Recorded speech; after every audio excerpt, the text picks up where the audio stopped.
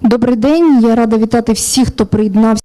Good afternoon. I want to thank everybody who joins us in Ukraine Media Center Ukrinform. It's been 10 years of the war, and today's day 489 of the full-scale invasion of our homeland by a Russian aggressor. And today we have invited all of you to take part in this forum. Respect, experience, prospect, and on behalf of our platform, we want to thank the Ukrainian Veterans Foundation MinVet for choosing our platform, who systemically supports all the initiatives related to our veterans, both men and women. We want to thank for attending all the veterans here and the representatives of business and civil organizations who gathered here to talk about the pressing issues for us. Thank you for this, and I want to assure you that our platform will always support such initiatives, and it will continue being the permanent information partner. I would like to start and to invite a wife of a veteran, Oksana Makarova, to share her story with us, her story of decisiveness and strength. Please, Mr. Oksana, the floor is yours. Good afternoon. I'm a wife of a veteran who continues defending our homeland. My name is Oksana Makarova, and we are from Mariupol. It just happened so that I was leaving this city when it was occupied already. During the hottest combats, obviously the communication was off. There was no understanding of what was going on with the country, where was my husband, what was going on to him, whether the military will come to save us. So I put my kid in a car. I can't hear anything, and I just leave.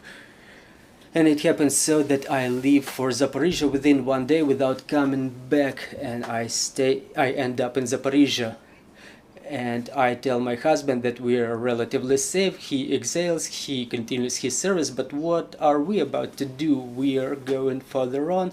We understand that Zaporizhzhia is a little bit too close, but in the social networks I just post that we left, but I don't know what to do next. Just kind people from Volyn text me, please come, we have a home. Before you come, we will set everything up and you will be able to stay there. So me and my kid and my French bulldog, we come to Volyn, and within a couple of days I understand that I have no home. I have no home.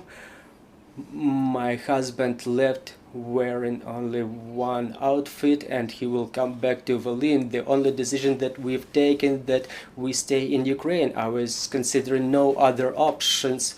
So I was thinking about that moment when we win the war, what we do next. So I thought we should me and my husband, we should create some space where we will work, and I hope he will retire someday, and we would have that space where we will try to do something. So I get this family workshop, I get this grant. When I apply for the program, I write the grant in the summer, and in January I get the grant. I get a request from my husband. He needs equipment. Everything's missing, so I start looking for the volunteers, some shops. There is nothing. It's summertime. The army grew, and I come to the Veteran Foundation. I buy the first sewing machine I was sewing in Mariupol, and I try to find other options. I buy everything. I send everything for him, and his brothers-in-laws need something too. I still have no grant, but I keep on sewing on and on. I see more needs, and I understand that I cannot make it by myself. And in November, I start knocking on all the doors. I don't have money so far, but I need a venue. I know how to sew, and I can do it. I try to find options, and in November I open a workshop. I hire 4 girls. I am a private entrepreneur, and we start making the equipment for the guys. We get the grant, the workshop grows, and we switched, or we readjusted our manufacturing capacities for this. What's important, I wanted to say why I made it, why I made it the way I did, because I was greeted in Berlin very warmly. I got support from the people. I received the support from the foundations on whose doors I was knocking. Everybody provided me with that opportunity way before I got any grant, any funding, any opportunities. And in February, understanding the needs, we make the backpacks for the snipers, we make the equipment, the small belt bags. And I realized that I do too little. We have more requirements and we can do more. And in February, I applied for another grant as a wife of a veteran. And so far, I'm still waiting for the response. I understand the needs from inside. I hear from my husband, I hear from the guys who are his brothers in arms, I hear from the front lines. It's been a year now that I came to the village of Milushiv from Mariupol. It's been 1 year, and now I'm a young entrepreneur who enjoys the support of the government and who hopes and thinks and knows that the day will come when we win. And today I hold the line that I can. My husband holds the front, the most important front, and we hope to get our lives back, to come back to Mariupol and win. Thank you for your attention.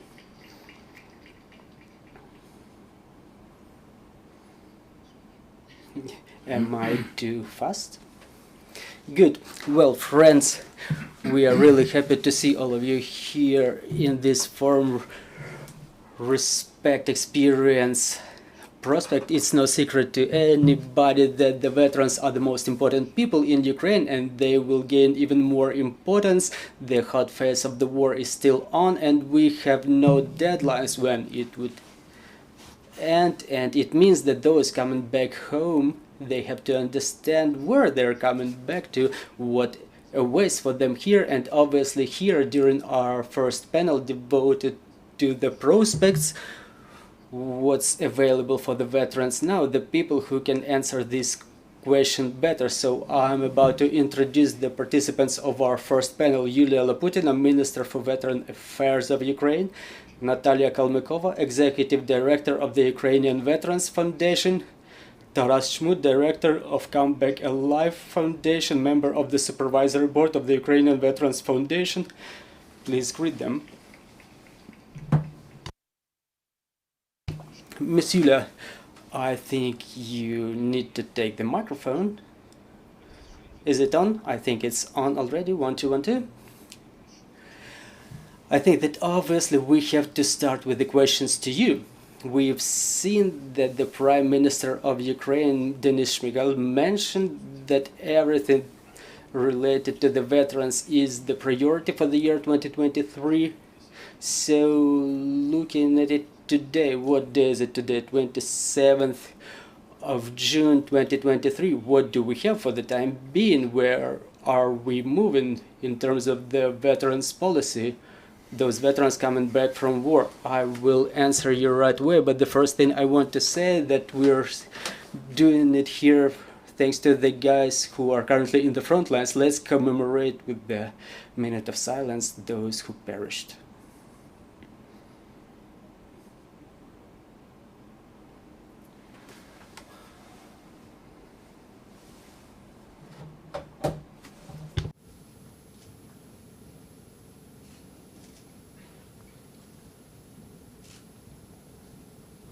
Дякую, прошу сідати. Так, звісно, серед 10 пріоритетів.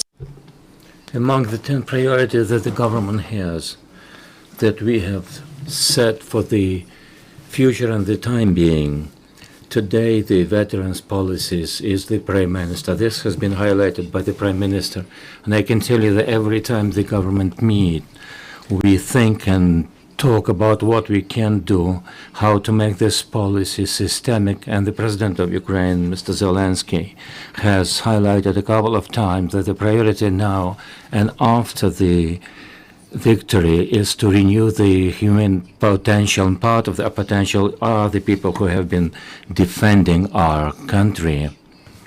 What can we say as of now? The examples that we have just heard from the families of our interests. These are many of these, and they are expiring experiences. And I thank you for being so strong. But while you have lost your houses, and the Mariupol is the tragedy of the great experience, and this amounts to the genocide, and the fact that you have met this challenge, that you have decided to move on, is the sign that our people, under any circumstances, get united and want to do and work for the future. The state can do everything to meet those needs. At the ministry, we analyzed our budgets, and I thought that the first thing was this: when the ministry was set up, it was set up in order not to work, because there was no systemic policy, no budget available. And I've got a lot of talks and discussions at the governmental level with the Prime Minister, with the presidential team. And we saw the tasks to make sure that, in the first place, this policy should be visible, and this policy should be oriented for the veterans, those who are primarily recipients. And every Ukrainian family virtually has veterans among their members. In today's register of veterans, we've got almost 500,000 persons. Our forecast is this, and we are receiving information, new documents from the Ministry of Defense and other law enforcement institutions. We are likely to have more than 4 million persons that will have to do with the veterans themselves, people who have perished, their families, and those who have died in the front lines. So these people will be relative to the combat actions. This is a unique situation in the world. Perhaps Croatia is the only country to be visible in this line. We talked to them, and the Croatian colleagues said that now, 30 years after the war, all the consequences have not been overcome yet, and they're still facing relative challenges, which is to say, the ministry, at the very beginning, we thought, how do we impact our capabilities? The budget, of course, was a problematic issue because the country is at war almost for a decade now. So we have decided that we should set up a government institution under the name of Ukrainian Veteran Foundation. In terms of documents, we did this prior to the full scale of war, but as an institution, it had become effective with its vision, its philosophy, its missions and capabilities right at the time of the full-scale invasion. Now we see that the foundation is growing in its capabilities, and we are strengthened as a ministry. At the first stages of the war, the foundation has set a program to back up the families of the people in the front, those who were made into the internally displaced persons, people who left their homes with their backpack and a telephone, no money available. First step was to provide 20,000 hryvnias if the member of their family is in the front line.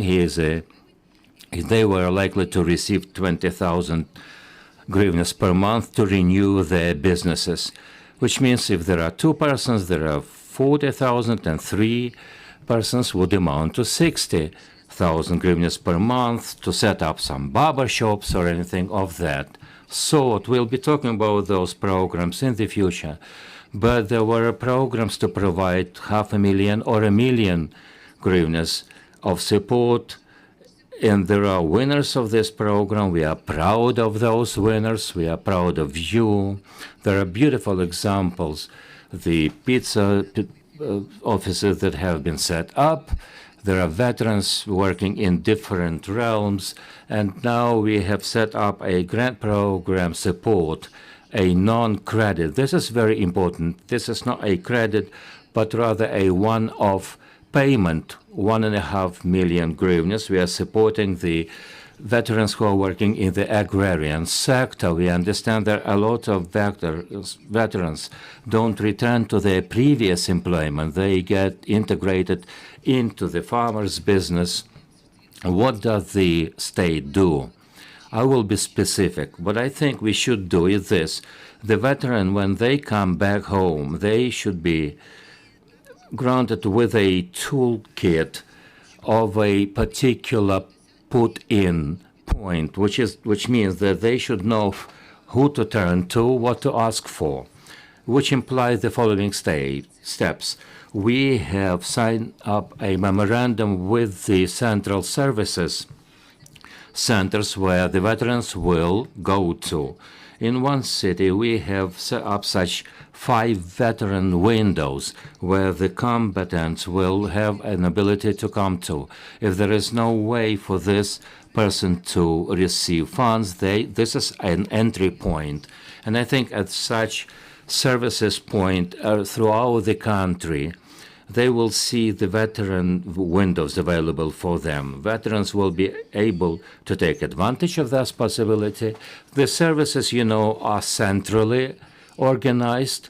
Then there are services that are provided at the level of region and at the community level.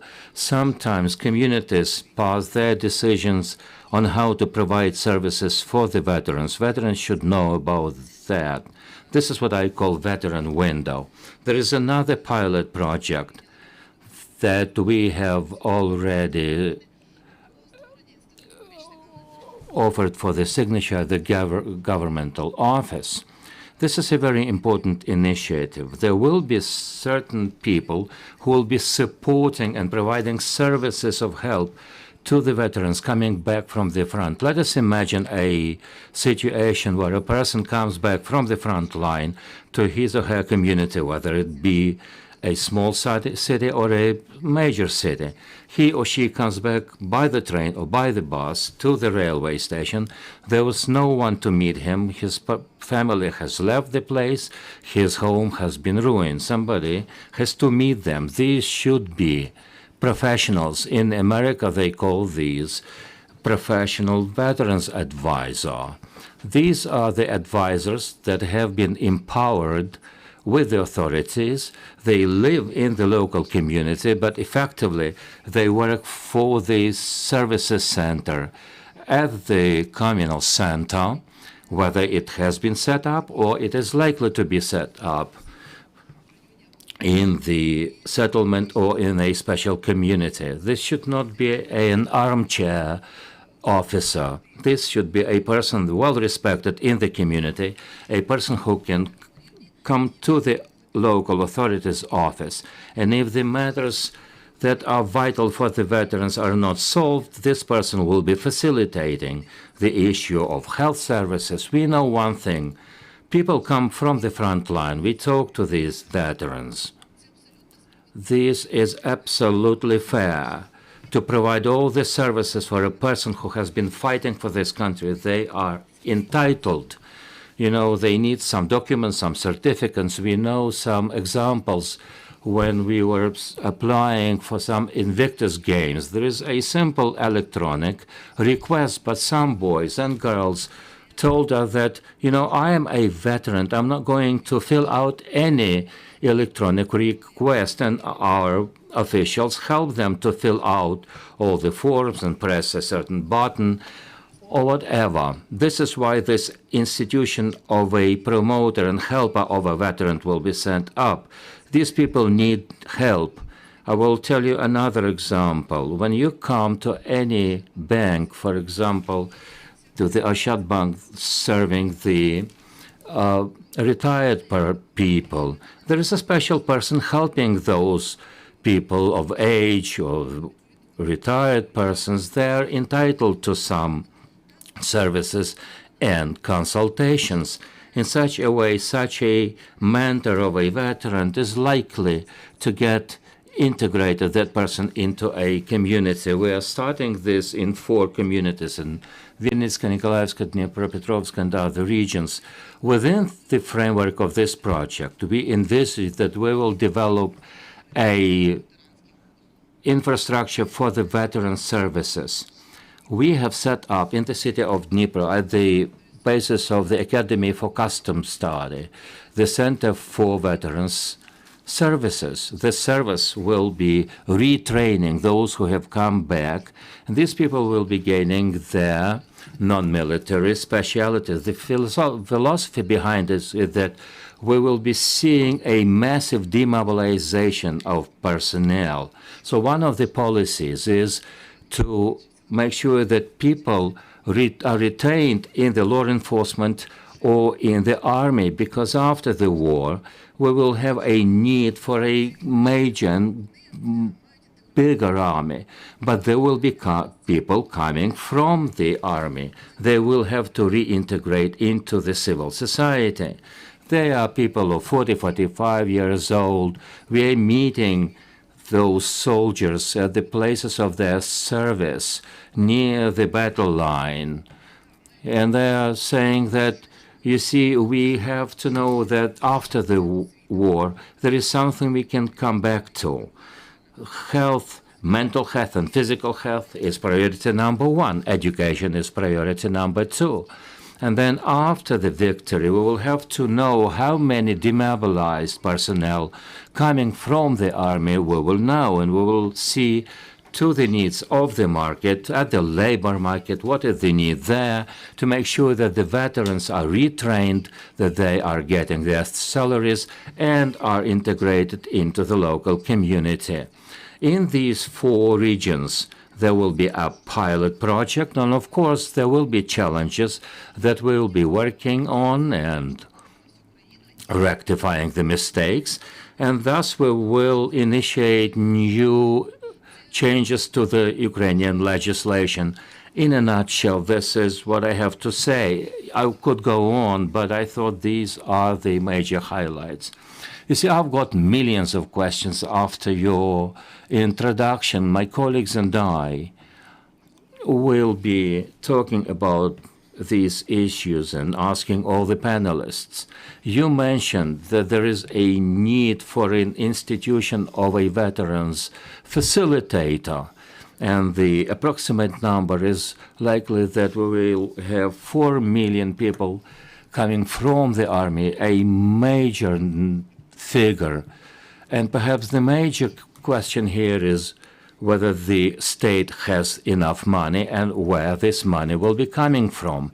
Why am I asking this? I know that we are dependent on the financial help from the West. I think it's about 80% of the state budget that has been covered by the Western money, and this money cannot be used for the needs of the armed forces. All that money must be coming from the revenues and taxation. To be short, where the money is coming from. Very specifically, a pilot project of the Veterans Helper. We have identified reserves in the budgets of our Ministry for Veterans Affairs. In other words, we have offered and suggested that there will be a redistribution of the money coming from the revenues and taxation, and the services granted and paid for these veterans helpers, which is effectively their salary. This will be coming from the subventions coming from the Ministry of Veterans Affairs. The money is available. When we scale up this project to the level of the whole country, the money that we are receiving from the West, there must be a special financial entry designed to serve the needs of the veterans. And our Western allies and backers should understand this. The matter of helping veterans is not a matter of social and a matter of financial issue. It's a matter of security of the country. Veterans will be coming back.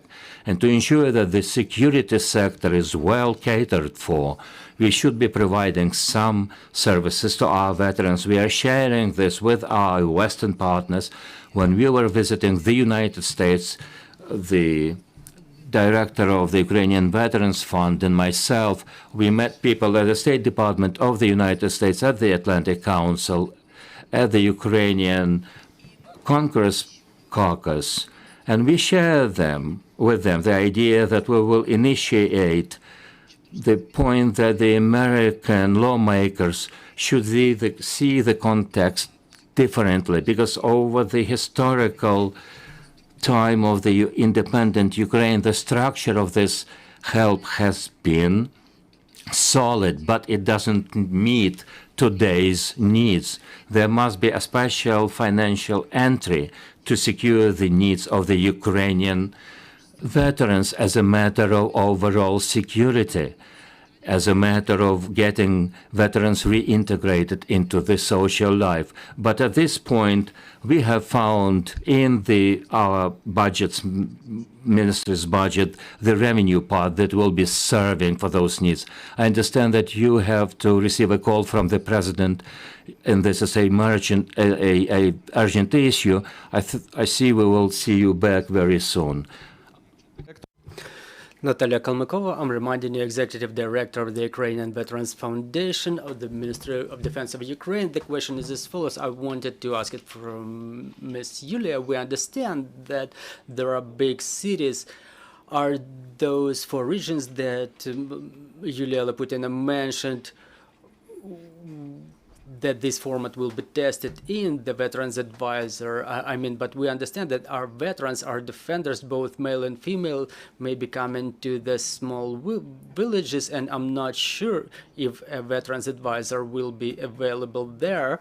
You may debunk it, but how we consider all those who don't come from the bigger cities, not even from the community capitals? Well, obviously the Veterans Advisor is a system that should go all the way down to the community. The ministry implements it on there, and we as a Veteran Fund, we want to thank our veterans and Miss Yulia, because they will tell you more about the activities of the foundation better than me. But this year we already had the first bid for the civil organizations, and there will be more bids for the civil organizations which provide the services to the veterans in the communities. And I urge the civil organizations which work on the level of the regions, districts and communities to take the projects, to create the projects, to create initiatives, to apply for funding, to take care of the veterans who live in the next building, next door to you. So it's a reinforcement of a kind, a government which goes to the level with the full understanding of the fact that a big part of the veterans will be and are already from the remote districts, from the places where even the medical and psychological aid is not so easily available. So those problems should be solved in all levels. I remember we were talking with you in the broadcast of Radio NV that we should understand the needs of the veterans. And we mentioned it here that the veterans don't need the exemptions or the discounts, they need the prospects. So how does the Ukrainian Veteran Fund research this and study the needs of the veterans, and what are the current needs of the veterans? Thank you for these questions. It's really one of the parts of what the foundation is doing. We don't only provide the financial support, we also have a separate area of our work. It's the analytics, and today during every panel we will present it in parts. The study which is dedicated to the employment of the veterans, we were studying it from the end of the veterans and the employers. We were studying it in coordination with Workia and LobbyX. I would like to ask you to put the first slide on the screen where the first graph is available. I don't have a clicker, or may I click with this thing? Can you please advise us what should we do to see the first slide? So I want to stress that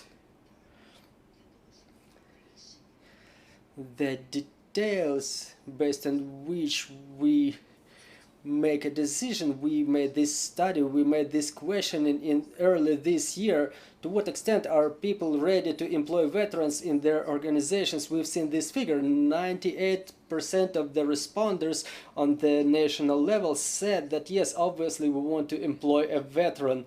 Do we believe in it? I have to ask about it because we remember this story back from 2014.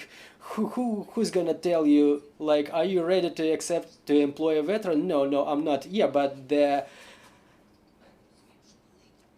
figures talk for themselves. We understand that the big part of veterans, about 70%, they came back to the front lines, those veterans from the 2014, and later on they know how to work in a team, but some part of them, they are still among the civilians, and the level of unemployment among them is 28%. So we decided to ask that question: are those companies, are those businesses really ready to employ the veterans? First thing is declaration, and yet another thing is the actions. Those are two different things, and based on that question we decided to make this study. The colleagues who were involved in this study are here with us, and we will ask all of them. And the question was, how is the government supposed to support the veterans? When we asked them how the veterans evaluate or assess the efficiency of the government in terms of employment, the responses are very different. 27% said that the support is not efficient, 31 said that it's not efficient, and 34 said it's efficient. So the majority thinks that the support is inefficient. What those figures tell us about that? There is 31 plus 29 is 60% of the veterans and active servicemen, they think that the government has not done enough. So this is the field where we still have to continue working in, continue moving on, continue developing the elements of government support for the veterans to reinforce, to enable their employment. And then we've asked the veterans, both male and female, what is government supposed to do to enable such employment? And I liked it a lot, the way the veterans responded. The biggest number of responses is the tax exemptions for the employers. Then the advantages in the government bids is the practice used in the United States, the government procurement.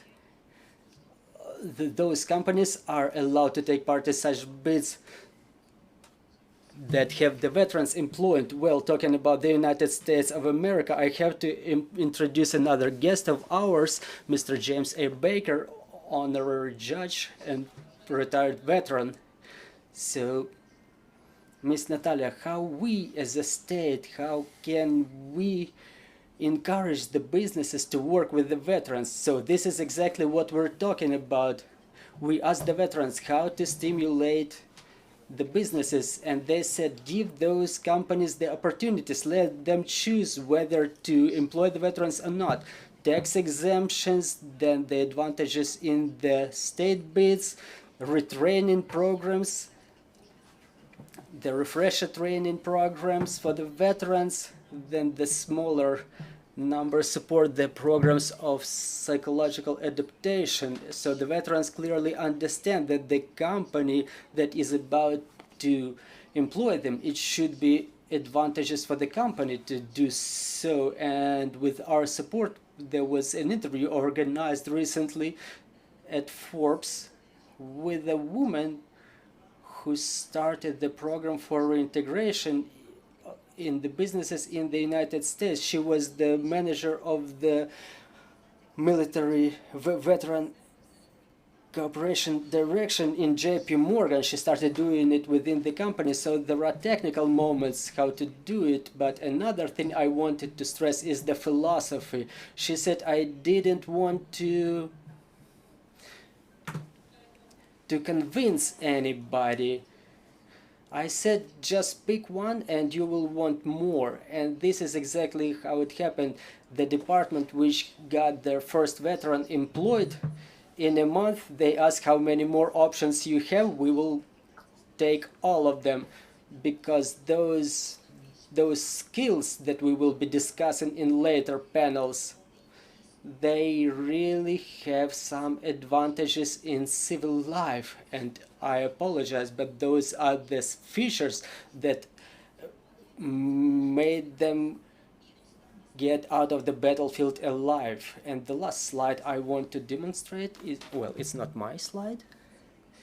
This slide is not mine either. Oh, right here it is. This is something that we were supposed to start with. So we asked the veterans whether they were going to come back to the job that they were leaving, those mobilized after the beginning of the full-scale aggression.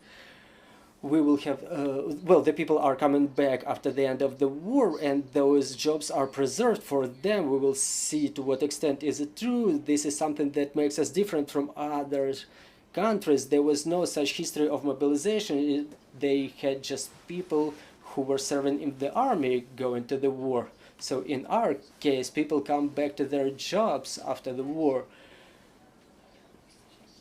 And the politicians in other countries, they were making it in a different way. People were coming back to some other jobs, and we know that people were successful in their civil lives, but they left everything and they took up the arms to go to the front lines.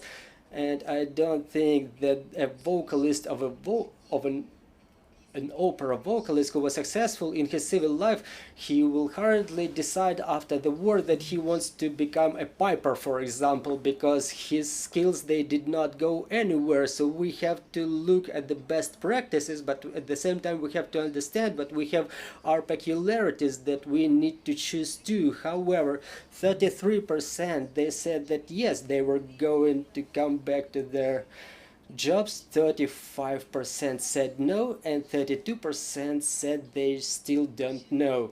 They don't yet know, don't yet understand. So when we look through those results, it's important to understand that people are having the experience of the battle operations coming back to their jobs.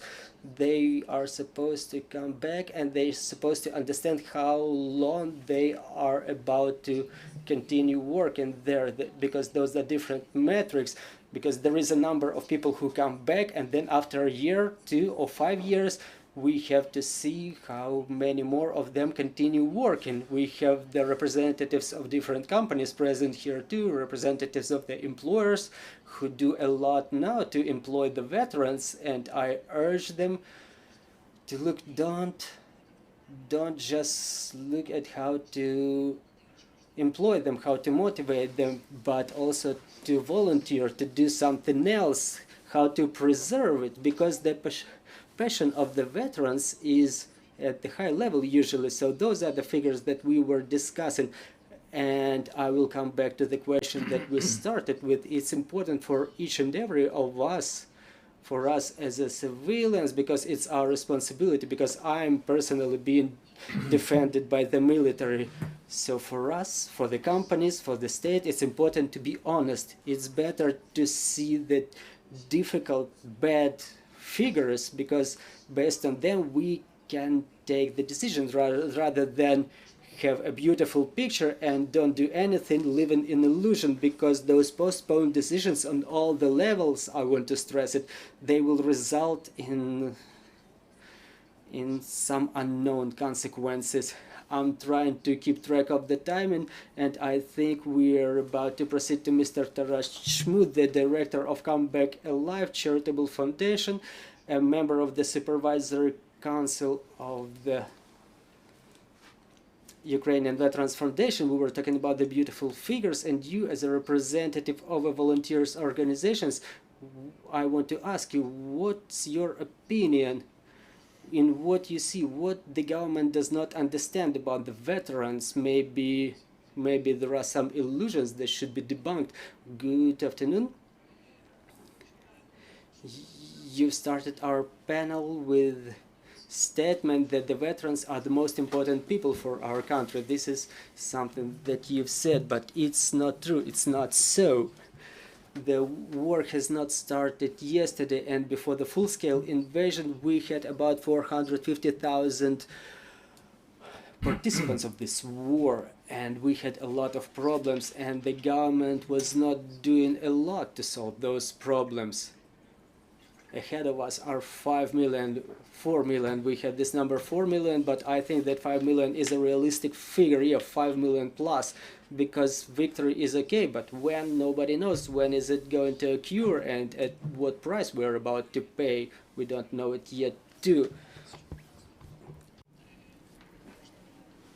The country that has failed to deliver for the people that have been in the front line before is very unlikely to manage the 5 million veterans that will be coming. We have people that have left their homes, left this country, that are unlikely to come back. This economy is dependent on the Western help. When we were talking about the 50% of the Western help to the budget of the country, we should understand that without that help, we'll not be able to secure a victory. Effectively, it means that the issue of the land, the fair benefits, the telecommunications, telephone communications, and sometimes what I call the Soviet or post-Soviet benefits, those traditions have to be reviewed.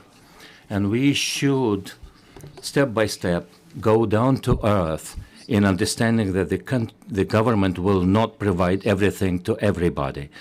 The state is not able and will not be able to solve everybody's issues. One format or the other, when we deliver what we call a inevitable victory, the country will focus on quite other priorities, and the veterans will not be the priority. They will be talking about geopolitics, about security, about economy. We have seen this back in 2015. When the active phase of war stops, the country tends to forget the veterans until and unless a next stage of war has begun. We should be mindful of this. We should be aware that this time, this opportunity is a great opportunity to work for the future. It is an important issue to make sure that this window of opportunity is taken advantage of, because later on we will not be able to solve these issues. If we are able to do what must be done at this window of opportunity. When I talk about veterans, I think we know how it should be working, but the window of opportunity is there. Let us imagine that the hot stage of war has been seized. Whether the conflict will be frozen, whether we'll secure a victory, we don't know. There will be different political issues on the agenda. But this window of opportunity, what do you mean should be done within this time? Rehabilitation, the medical, the fitness, the health issues for those who have been affected by this war. This is the minimum that we should be delivering on. Second point, which is relatively connected to this, are the families of the deceased. Their loved ones have died. There is no one to help the family, and the civil society and the government should be there to help them. Later on, we will be looking into how the economy is doing, how the budget is doing, what is more important, to pay the pavement here in this particular slot, or to help the veterans or those who have died for the country. So you're saying that without the pressure by the civil society, nothing will be achieved. In this country, nothing is achieved without the pressure from the civil society. Another important issue is this. Since what we have been seeing since 2014 and the Crimea annexation and the war in the Donbass, what we have seen is this. The veterans coming back from the war, they said that no one understands the priority of this war. The war is elsewhere. Now the scale is different. The lion's share of the Ukrainian population have felt the effects by themselves, either bombings or the internally displaced persons. What do you see the first priority is? I think the way to solving the issue is natural. Before the full-scale invasion, we have been working with the issue of how the veterans are received and how they are viewed in the society. Sometimes, the former member of the anti-terrorist operation has committed some misdemeanor, and people would cry hell about, what you want of this. He's a veteran. Now the war is part of everybody's life. This war has changed, or is likely to change, the perception of the veterans. Sometimes people will never change their mindset, but we know now how important armed forces are, how important security sector is, why the people who are defending this country deserve to be served better. From time to time, we see the reports on different issues to the effect that veterans are not enjoying the respect they deserve. But what should we do here? I need to keep track of our timing after this cold shower intervention. I think we should give the floor to our American guest. He is a veteran. Mr. Baker is a veteran and a judge. Mr. Baker, with the expertise that you have, that the American society has shown in terms of supporting the veterans, in your take, the experiences that the United States has, what can be how Ukraine can take advantage of such experiences? Thank you for the question. I appreciate, and I apologize for being late. I am Oh, it's okay. just off the train. Will you forgive me if I just make one opening comment? No problem. No, we're happy to It's hear hard it. to walk into a room like this and jump immediately into a veterans structure without telling you the extent to which I'm at a loss for words to express my sense, my nation's sense, my university's sense of the respect we have for what you all are doing. In a United States context, you look for the words of Abraham Lincoln. You want to be as eloquent as Abraham Lincoln was at the Gettysburg Address. That's not possible. So I thought what I would say is what I was really thinking. I have a friend who had a miserable job in government, and he worked for the security side of the United States government, and we would ask him, why do you do this? It's such a miserable job. And he said, because every day I get to walk the halls with heroes. And I leapt at the opportunity when my dear friend Nataliya invited me to come over to be able to be in a room with heroes and in a nation of heroes. So why are you heroes? We tend in the United States, people say, thank you for your service. And that's sort of, veterans are like, meh. If you want to thank me, please provide some support, please provide opportunity of the sort that you're talking about. But I would like to say, why heroes? When there's little room in a trench for idealism, but this is a fight that you are carrying on not just for the protection of your nation, as you well know, against a war of aggression, but a fight for all of democracy, a fight for freedom. These are not casual words. This is how we perceive what you are doing here. So that's the first thing I wanted to say. I'll answer your question. Yeah, okay. We're very grateful for your words. You give me a microphone, I have to say that. I can't say, Sure. I need Take your to say, time. I need to say thank you. I need to say thank you. And we're here to say thank you to veterans, but we thank anybody who's on the front line of democracy, the front line of freedom. And that can be a school teacher who continues to teach, that can be a nurse, and so on. You have U.S. support for the most part. One of my jobs is to make sure that I go around the United States and continue to remind people how important this fight is for you but for all of us. And you deserve our support, and you've honored our support. You have my university's support. You can thank our friend here, but my university, Syracuse University, has the leading institute probably in the world that studies veterans families. And here's an important point. They study the full life cycle of the veteran's life and family, from the date service started to the date they retire from their civilian job, and track the health of the families, the health of the veteran, and so on. That's one important lesson. And we now are fully supportive of the work of the Ministry of Veterans Affairs, and will continue to do that. But who else do you have the support of? You have the support of the American veterans community.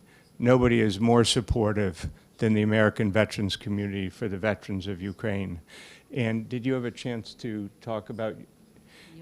Okay, I don't want to steal your thunder, as they say, but why do I know that? Because we've been working with Nataliya, Dr. Nataliya, in the United States to build something called the U.S.-Ukraine Veterans Bridge. And this is it's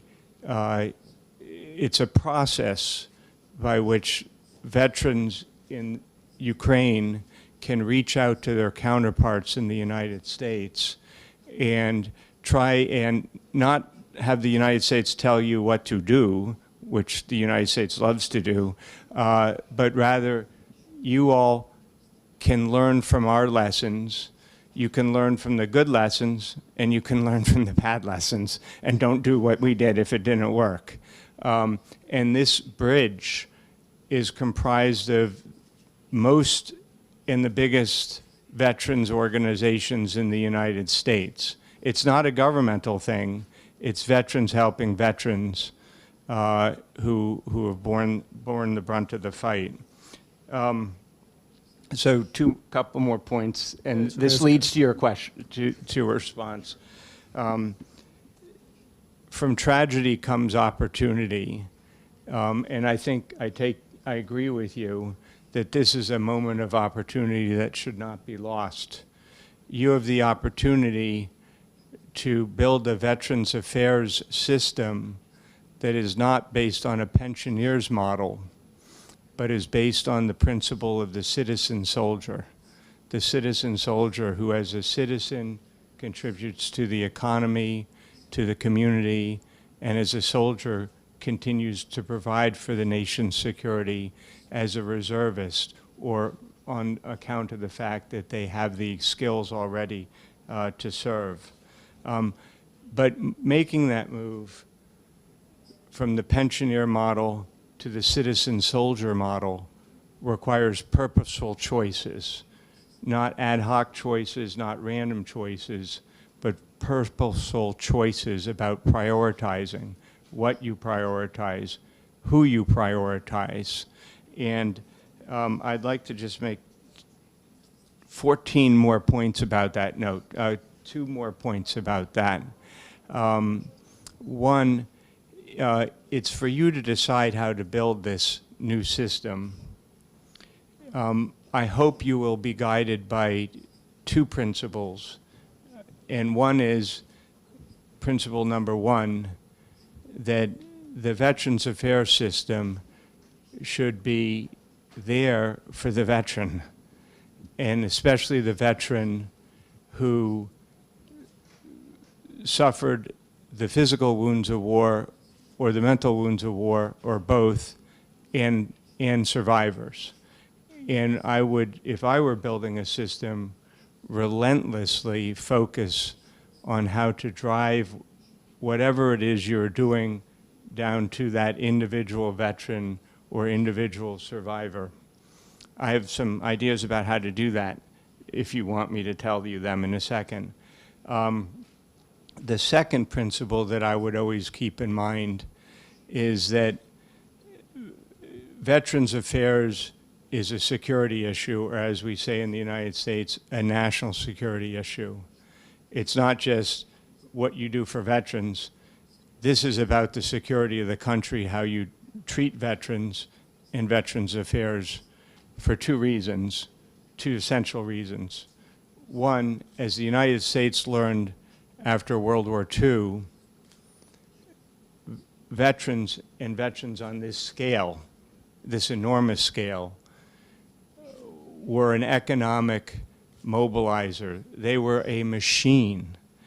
You have free education, you don't need a GI Bill, but what people tend to forget about the World War II veterans in the United States is that they transformed the economy and turned it into the powerhouse economy of the 20th century.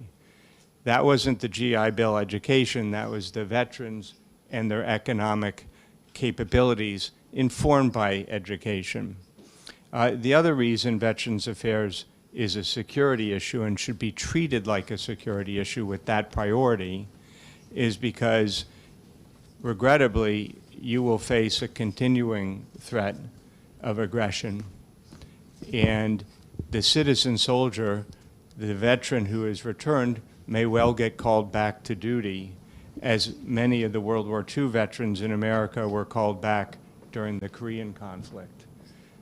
So how you treat them makes all the difference in terms of how they will be able to provide for the security of the country and the security of Europe and the security of the United States. Thank you very much, all of you.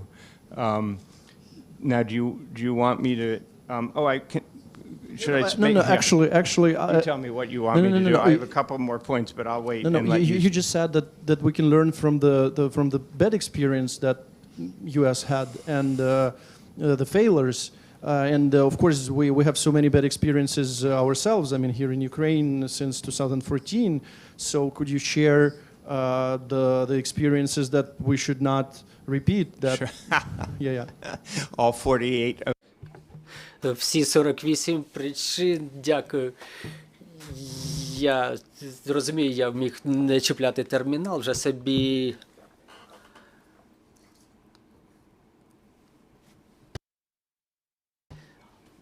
Давайте я спробую перетворити ці моменти на позитивні моменти, намагаючись відповісти на ваше питання. І я буду давати вам свій погляд. Observer. But one of the things, when the U.S. system has worked well and when it has worked poorly, oftentimes it's when there's a failure to have good process. And process is boring. Nobody wants to talk about process. But good process always results in better outcomes. And what do I mean by good process? In U.S. experience, a lot goes back to just record keeping. If I were on your side of the table, I would be doing everything, and this is one of the most digital countries, digital literate countries in the world, more so than the United States.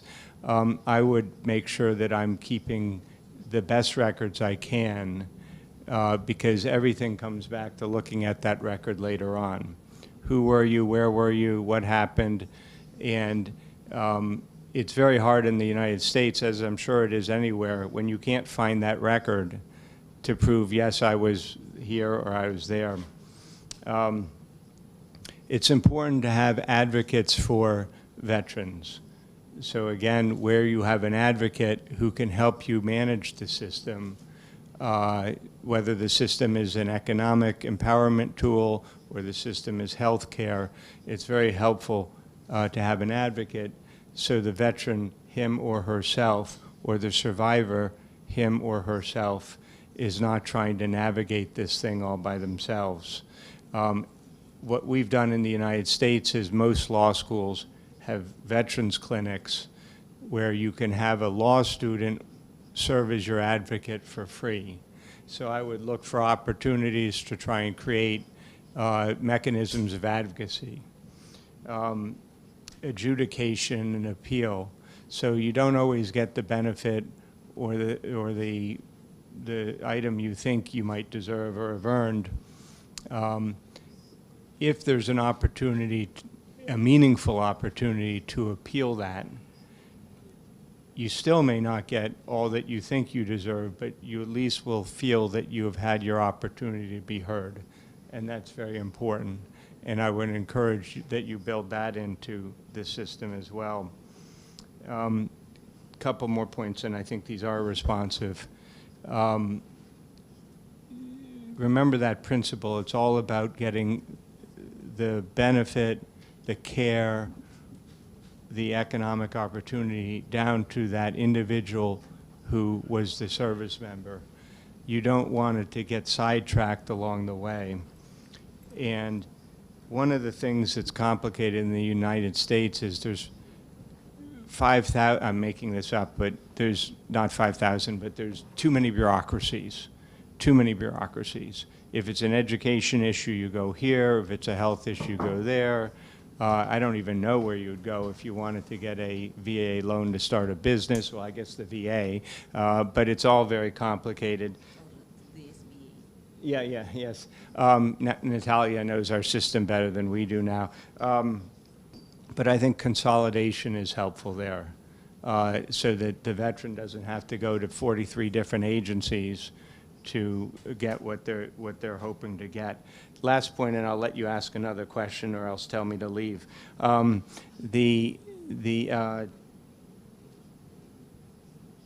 Caring for veterans, drawing from veterans all that they have to give to society, is a whole of society effort. Sometimes I worry, and I think in the United States, the veterans have come home and they say, oh, that's the Veterans Affairs. That's their problem. They'll deal with it.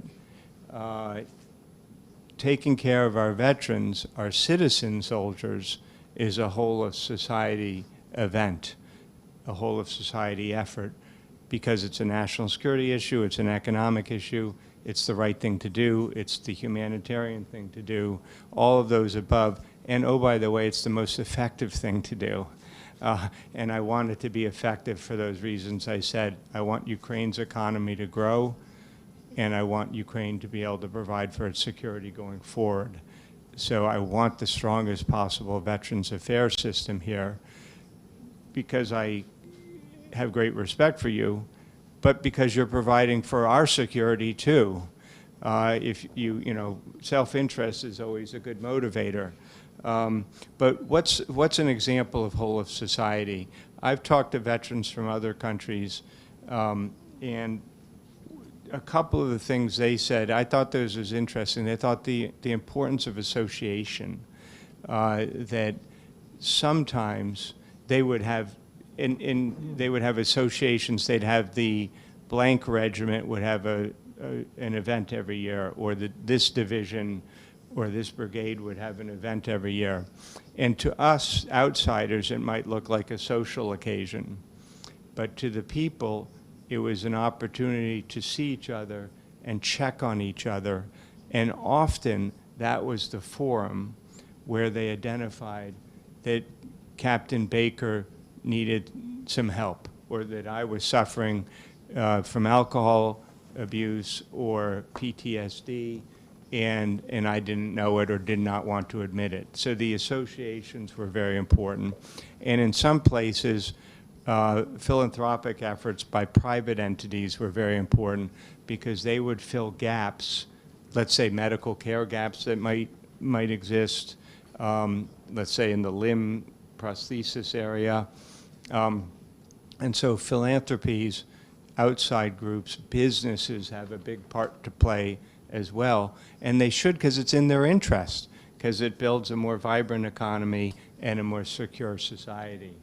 On an earlier point about veterans and jobs, I always, as a judge, I always hired veterans when I had the opportunity, and as a professor, my veterans will write their resumes, and they'll say things like, I'm making this up, but lead scout sniper platoon on, in combat. And I'd say, how many employers do you think know what that means, or would care? And they'd be like, well, that's what I did and I'm proud of it. And I would say, well, what do you think it is about leading a Scout Sniper platoon that is appealing to an employer? And I would sometimes coach, but the answer was they were entrusted with vital decisions, and they were given independent authority to do things for which they were held accountable. What employer doesn't want to have that? And the other thing I could always count on with veterans is I didn't have to, instead of asking them to stay late to work on a vital matter, I would have to request that they go home to care for their families. The work ethic is tremendous. So thank you for the opportunity to be here. I'm happy to help any way I can with background, but we have this wonderful U.S.-Ukrainian Veterans Bridge. It's led and driven by Ukrainian veterans. The United States veterans are there to assist when asked and how asked, not to tell anybody what to do or how to do it. Anyway, thank you, sir. No, thank you, sir. And I mean, now we're gonna give the mic to the audience, because now we have the time for the audience to ask questions. Зараз у нас якраз є час для того, щоб ви могли Yeah. Now we have this time when you can ask questions from our speakers. So if you have any questions, please raise your hand. You will be given a microphone. Please introduce yourself. Tell us whom you're asking. Good afternoon. The microphone is working. The Shinkarenko Marina, Ukrinform. My question was to Miss Yulia, but she is absent, so maybe I hope that this call to the president's office is real. Well, maybe someone else may be able to answer a question. My question, I'm sorry. We were talking about the Institute of Veteran Advisors. It's about to be launched. Do we have information about the number of applications submitted for participation in this project? What are the phases of selection for those candidates? This question is addressed to Ms. Nataliya, I guess. Well, this project and the function of the Ministry for Veteran Affairs, but the applications are just being submitted. The process is underway. To understand the phases, all the phases are explained in the website of the Ministry for Veterans Affairs and in the social media. Once again, the fund fulfills their functions, and I can comment where this information may be found. Well, as you understand, those people, who are they? Are they paid workers, paid employees? We have 4 million veterans now. This number is about to grow. So let's assume, what is the number of those advisors that should exist? 500,000. What should be their capabilities? What should be their skills? Do you understand it to the full extent? Because I don't understand it in full. All the veteran advisors that will be selected now, they will be trained on how to work, what will be the exemptions, the opportunities. I don't like the word exemptions, really. The opportunities, what are the opportunities existing for the veterans on a legislative level? People will know it. The correlation between the veterans and the mentors, the veteran aides, I don't know what will be the correlation, but let's say a village with the population of 500 people. Maybe there will be 20 veterans coming back to that village. For a veterans advisor, it's the full-time employment. If they do it on a quality level, they can do it on a volunteer basis, but that experience is from 2014.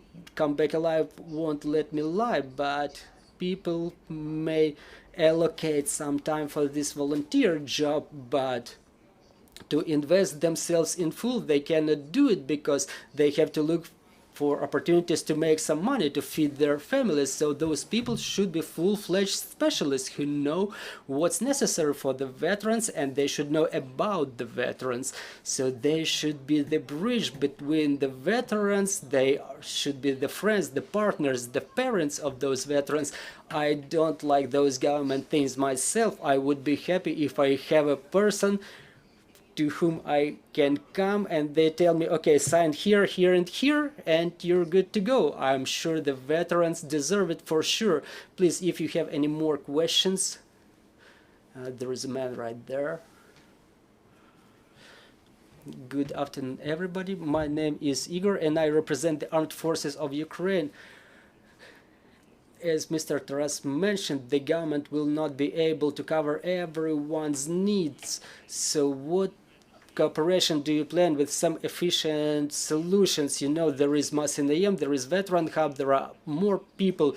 Do you work in this area? If you do, with whom? If anybody is about to cooperate with you, whom should we address? Because now I've heard a lot of things that you're planning, but the efficient solutions, we cannot lose time to look for something. We know that if anything works, it's a political.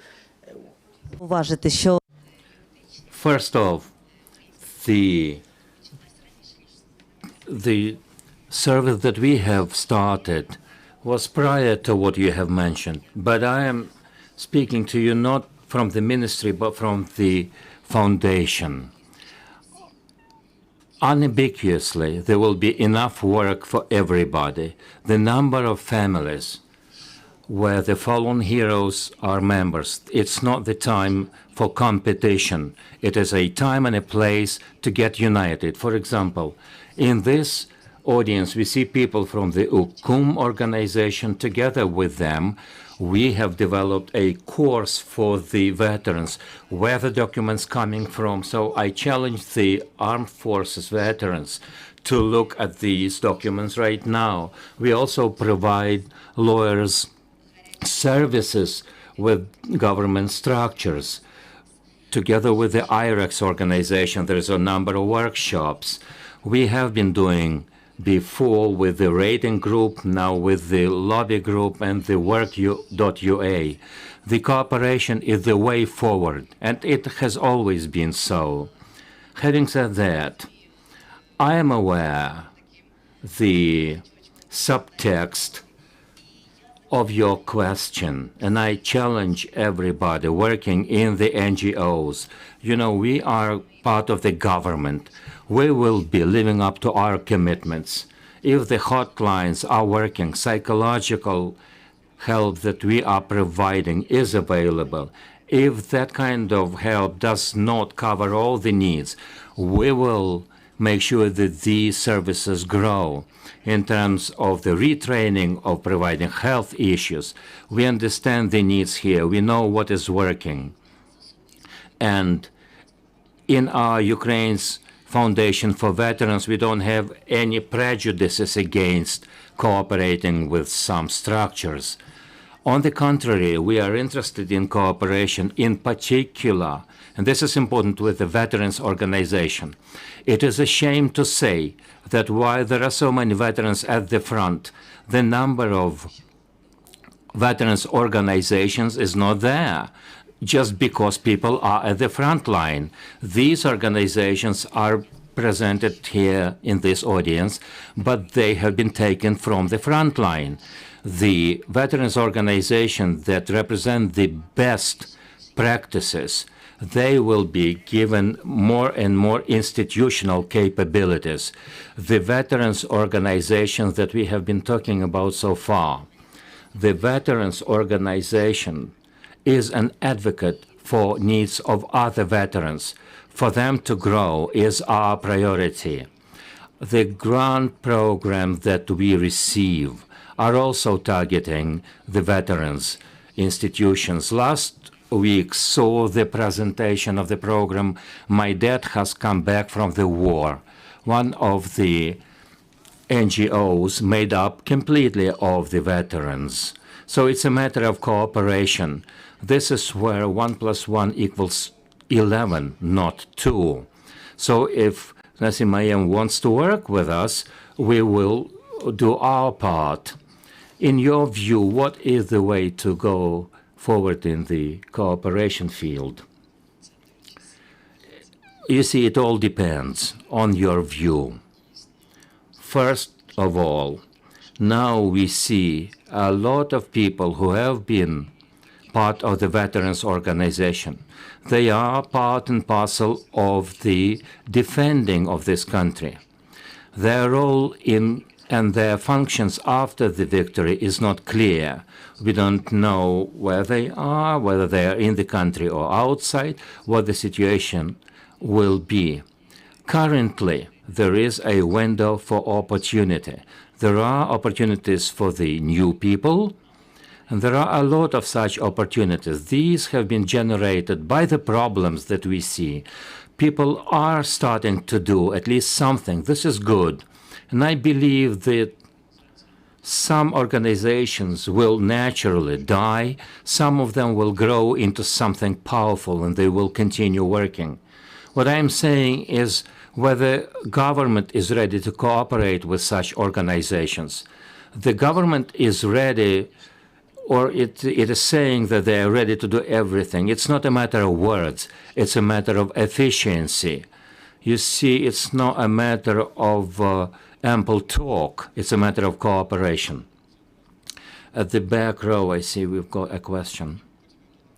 And you will go next. My name is Haba Shubina from Ukrinform.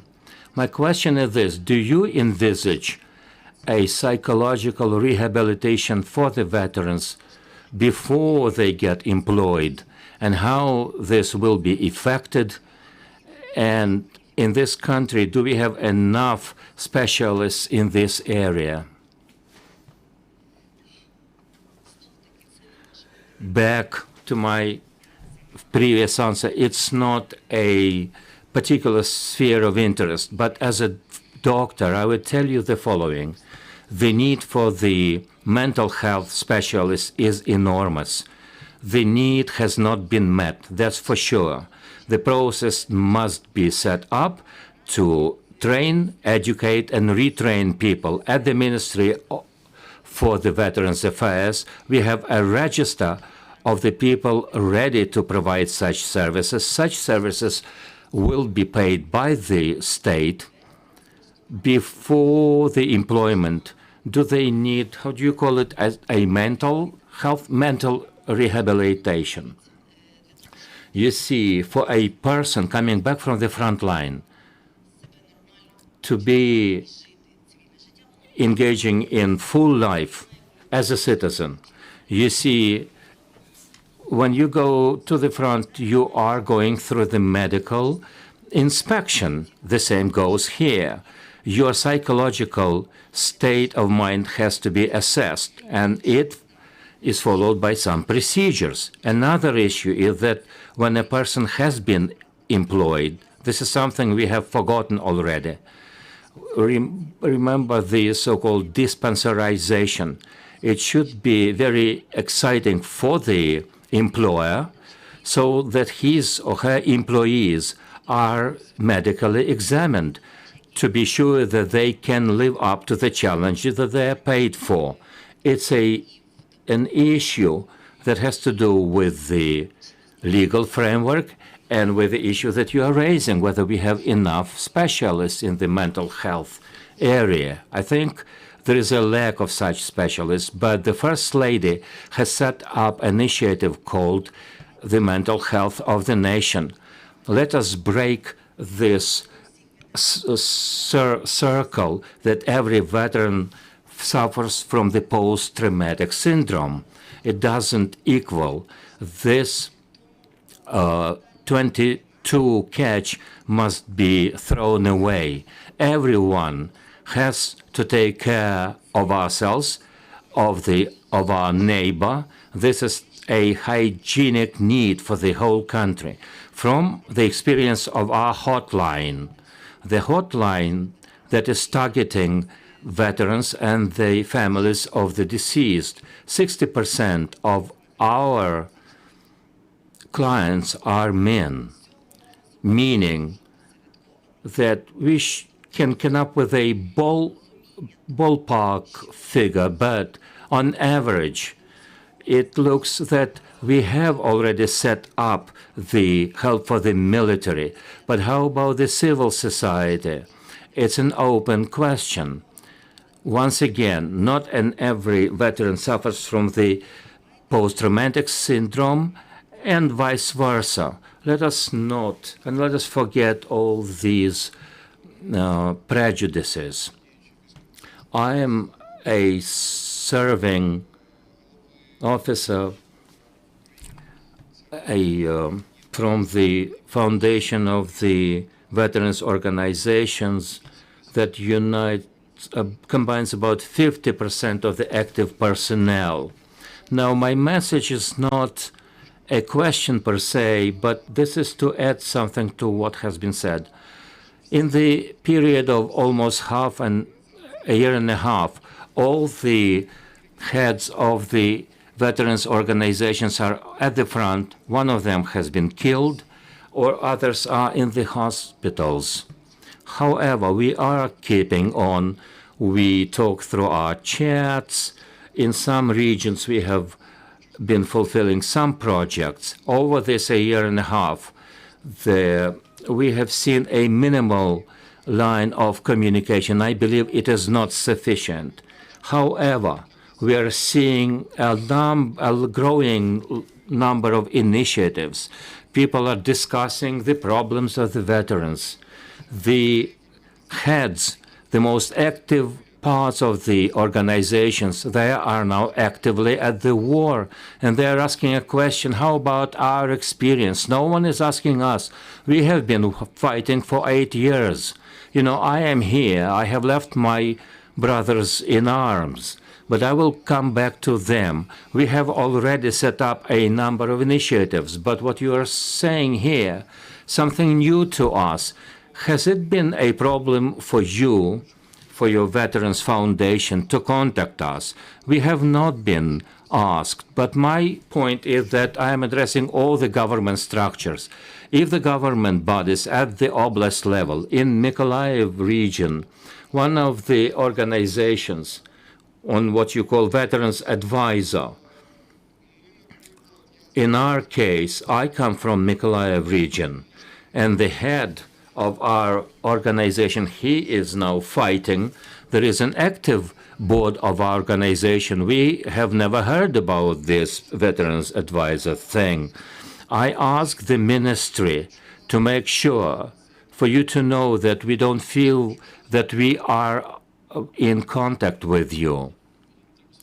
This is, I think, we should word a question. It's not a matter of lack of communication. Perhaps there is not publicity in this communication. Perhaps you might take on board the social networks to make it more efficient. Of course, we are talking about an organization that is effective since 2014, and they're saying that they don't have enough information, in particular about the issues we are discussing at this point in time. You see, there is a communication with us. What I think is happening here, and I will be answering your question later on, social network is an interesting kit in itself. It tells you what you want to see. When you are at war, you are following the side that depict the war and the veterans' affairs. Sometimes they just don't know enough information about these initiatives. We have been in close contact with the organizations to make sure that there are new channels of communications. And unequivocally, this is an important issue for us. The veterans somewhere in the hinterland, veterans that are not using the social networks. Today's event, it is broadcast online, on television. It will be in the major media, print. You see, we are fighting and competing for the information space, and it's important and difficult to fight during the wartime. This is what we've witnessed last year. We are talking about Bayraktar UAVs. You know, they take the priorities in the mass media. It's a matter of what matters for people. People read what they want to read. AI also is inducive in this process. Our ministry is working on this, and we know what the challenges are. The ministry is presented here today. The ministry is developing the Veterans Advisor Program. I hope that people will see this event, that this will trigger enough applications to be part of the Veterans Advisor scheme. This is an opportunity for us to communicate about this initiative. Join us, become Veterans Advisor. You see, we can argue with each other for as long as it takes. It's easy to criticize the state, but it is a matter of practical steps. You see, you're right in saying that there are veterans organizations. They should be taken on board. They should be engaged. Taras, in your take, how do you solve the issue of communicating the information about what you're doing as far as the government is concerned? Well, it depends on the way you're asking. Well, it's about different things. Those are completely different things. All right, given the fact that we see, well, talking about television, it's more or less under control of the government. I mean, the narrative is controlled by the government. Anything can be promoted there, but the question is how many people watch it. Well, I'll tell you one thing. If we have already started, just like good news, we have good news. We have the veterans who win the contest of Varta. You cannot imagine how many effort should be taken to have that event covered on TV. The more news will be shown on the TV about a veteran who detonated something. So I urge all the mass media, tell us more about the success of our defenders, because the attitude of the society shapes everything else. It shapes the fund, what the government will allocate the funds to. But when our defenders, oh God help them, when people take the uniform off and they become a veteran who is not allowed on a bus because he is exempt of the payment for this bus, it's very mercantile. The defender gives something to me. They actually save our lives. But veteran is a different person. It's somebody for whom I should pay taxes at least.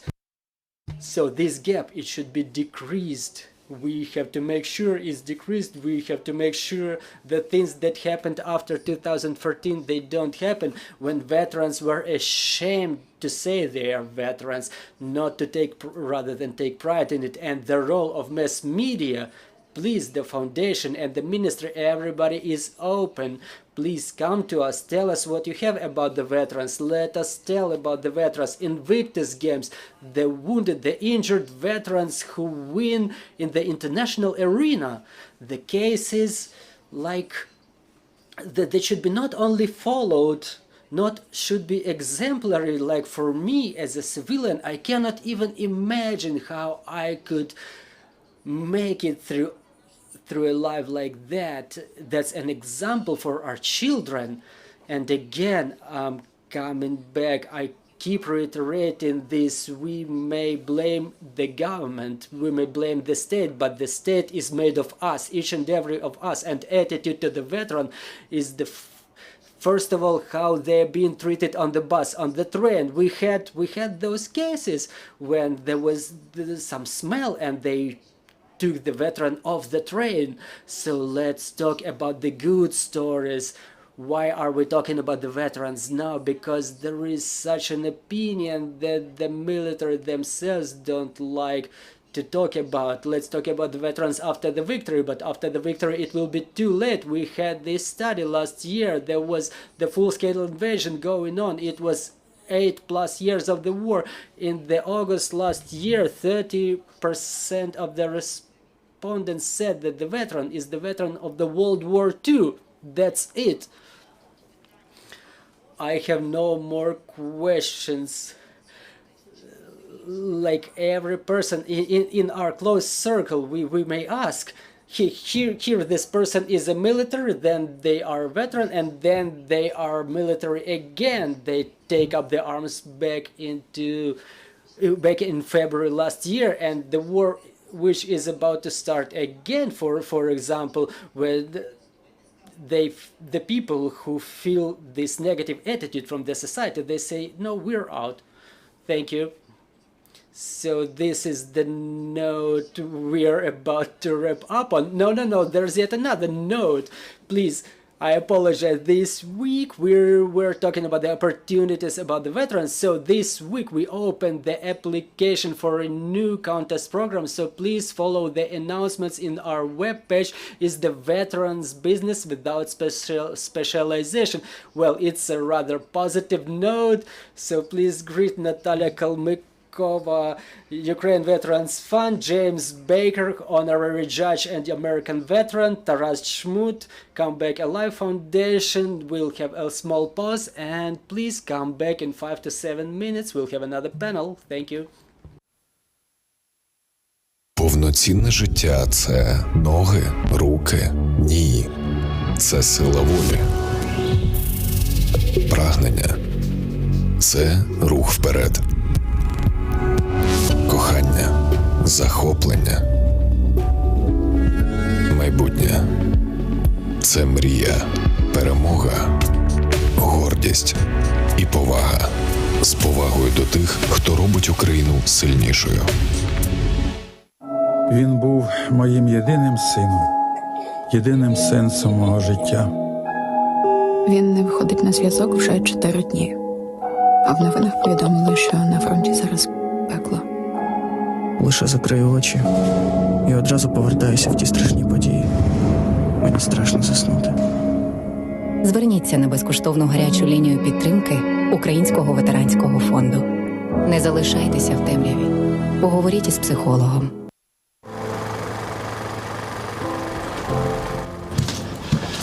Ледь знайшов працюючий магазин. В 3 був, закрито, світла немає. Мені, будь ласка, ось цей букет. Так вам пощастило, в нас воно і не зникає. Як так? Так он генератор на вулиці гудить. Український ветеранський фонд гроші дав. А що, так можна було? А чому б ні? Фонд допомагає ветеранським підприємствам. Цікаво. І що для цього потрібно? Лише ФОП і ОБД. Ось, наприклад, як у нас з чоловіком сімейний бізнес. До 20 тисяч гривень дають. Оце я розумію. Чудово! Дякую за букет. Підтримка українського ветеранського бізнесу вже зараз. Деталі дізнавайтеся на сайті або за номером телефону. Ми разом. Ті, хто поруч. І ті, хто далеко. Хто мужно тримає нашу оборону. І ті, хто лагідно тримає нашу руку. Хто дочекався, хто ще чекає, і ті, кого чекають, хто мріє, хто рятує, усі, хто є заради тих, хто буде. Ми разом. Ми робимо сильних сильнішими.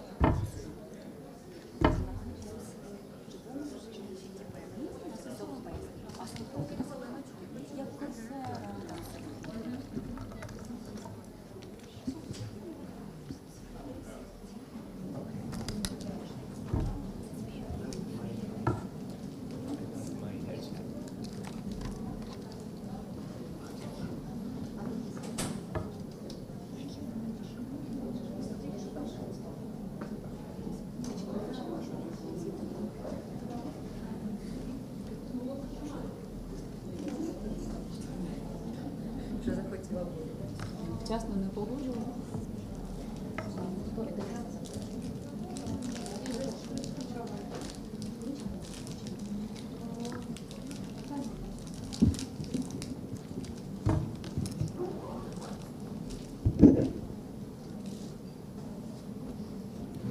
Друзі, доброго дня. Ми вже готові починати. Ladies and gentlemen, we are welcome to kick off our second panel. Welcome to our friends, journalists, media. This panel is called Retraining and Education. I think what we are in for is an inspiring speech by Denis Dudnik, who is the entrepreneur and a veteran. He'll be talking about his expertise in getting retrained. Welcome. I'm from the city of Irpin. My name is Denis Dudnik. I am the head of the psychological hub called Tento. The mental health hub Tento has been set up due to the efforts of the Ukrainian Veterans Foundation. This is a civil space that embraces people in need of psychological help and support. This is where they can meet the specialists in mental health, hypno specialists, and receive some kind of support or assistance. My personal story perhaps started when I entered the military school after the secondary school. After graduating,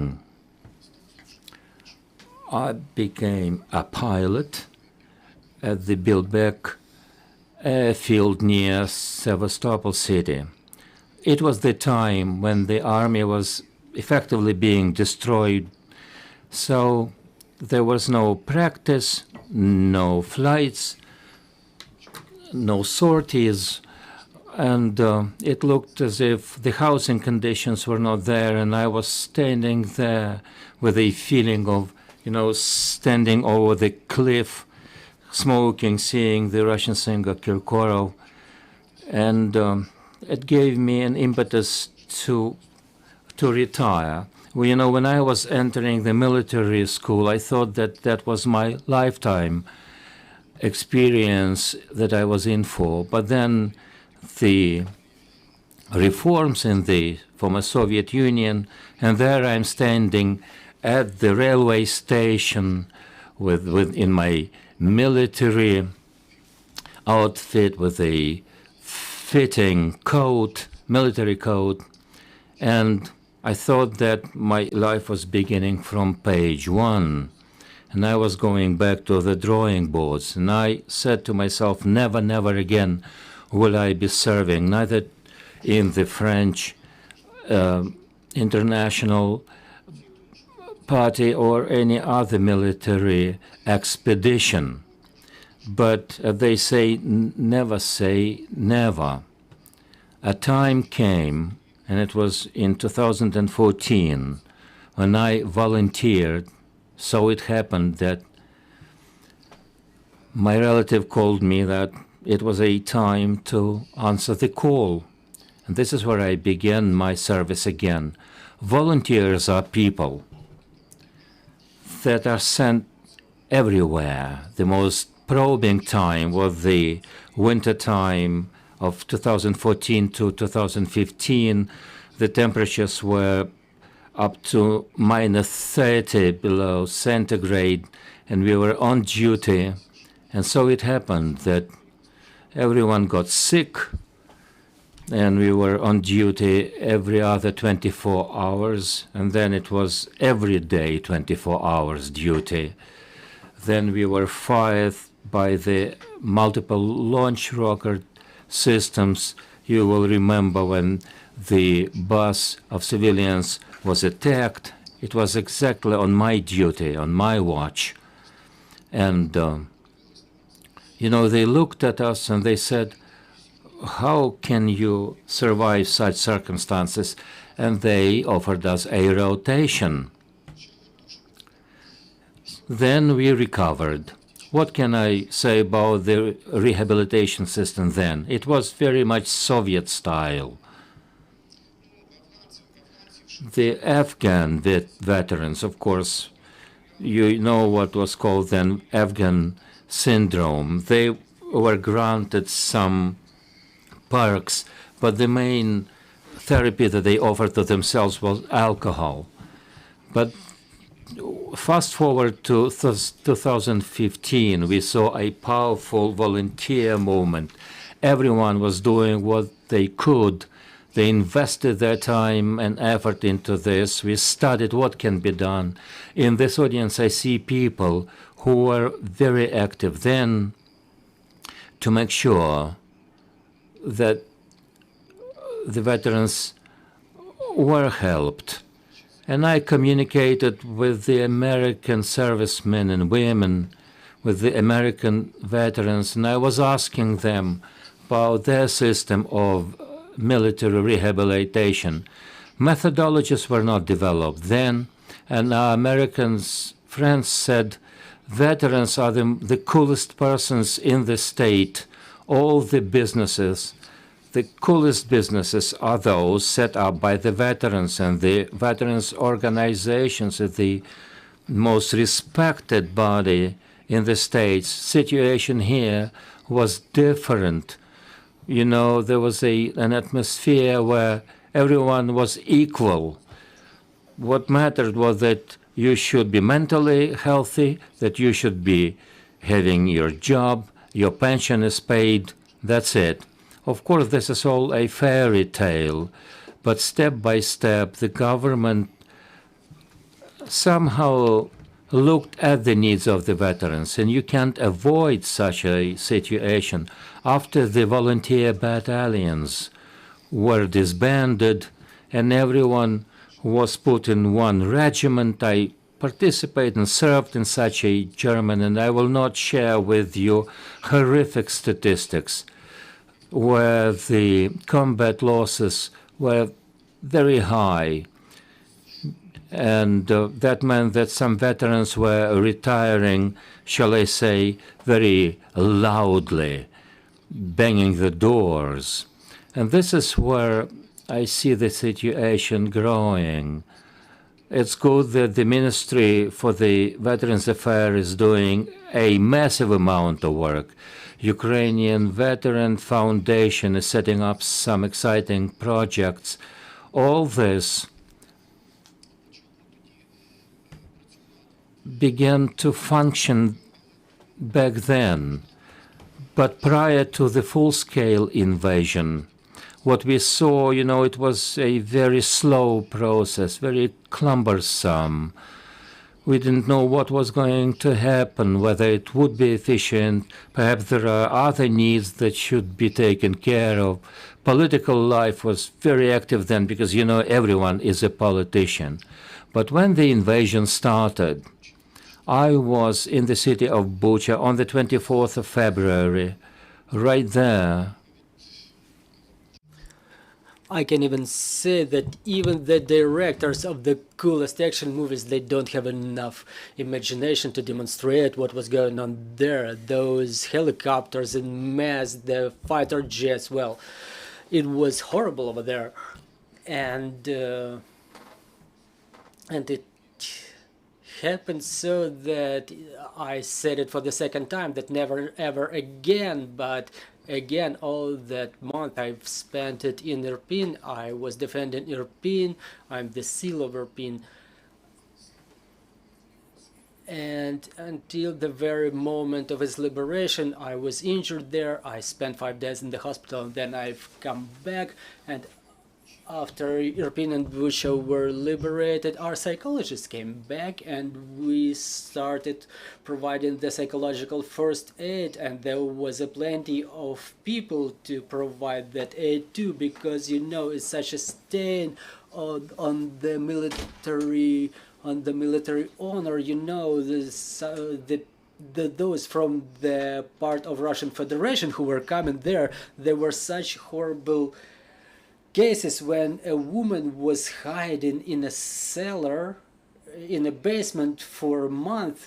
She didn't even know that the city was liberated, and now we've already proceeded to that point where we provide psychological first aid during the war. We realized the scale of this process, and we've started to set up the training courses for psychological first aid for the businesses and organizations. This is what was dictated by our experience, because there is a stigma in many people, specifically in civilians, that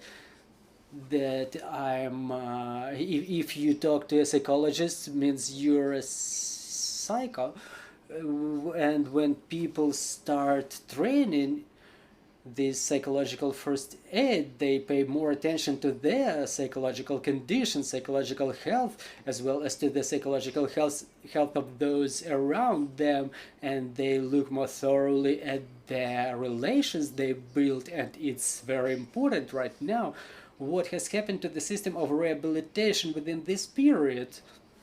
Well, yeah, I can see a very good progress here. The First Lady, Olena Zelenska, she implemented this psychological health program, the program for psychological health support, and it's very good.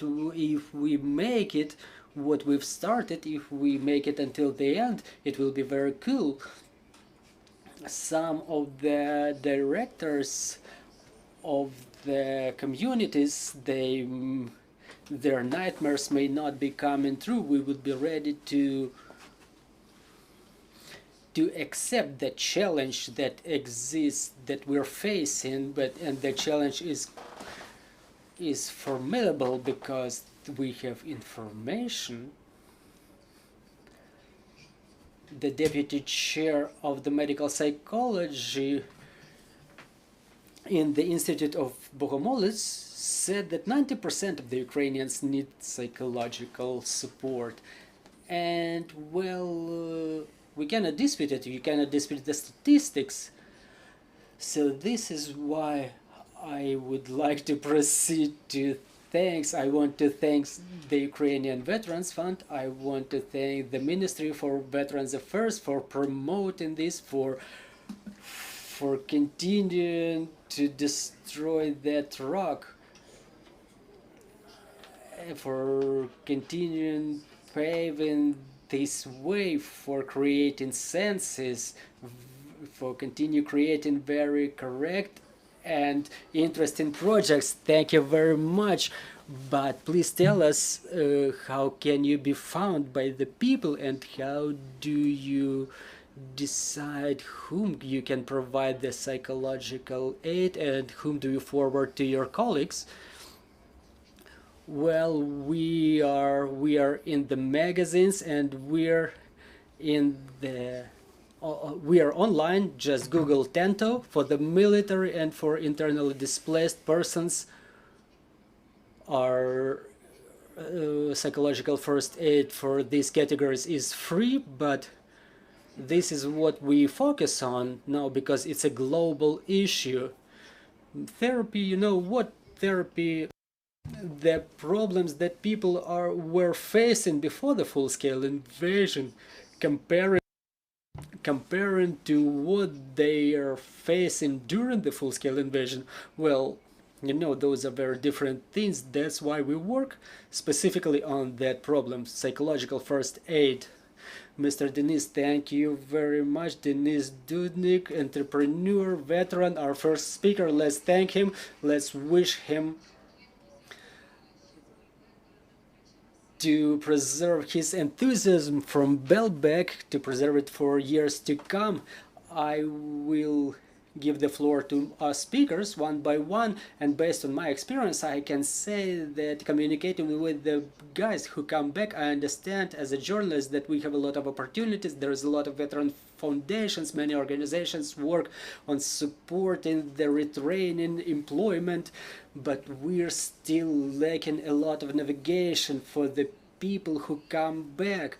Where should they go, where to find the information, what to start with, and all those good resources, initiatives, how can they be united in one resource so that those who look for help for navigation, I think that this is one of the principal tasks, how to engage the resources of civil organizations and the government resources, whom to start with, whom to help first thing in Ukraine, who needs maybe some support from abroad. So now I want to give the floor to Ruslana Velychko, First Deputy Executive Director of the Ukrainian Veterans Foundation, and I think that we are about to hear a lot of answers to the questions that are frequently asked.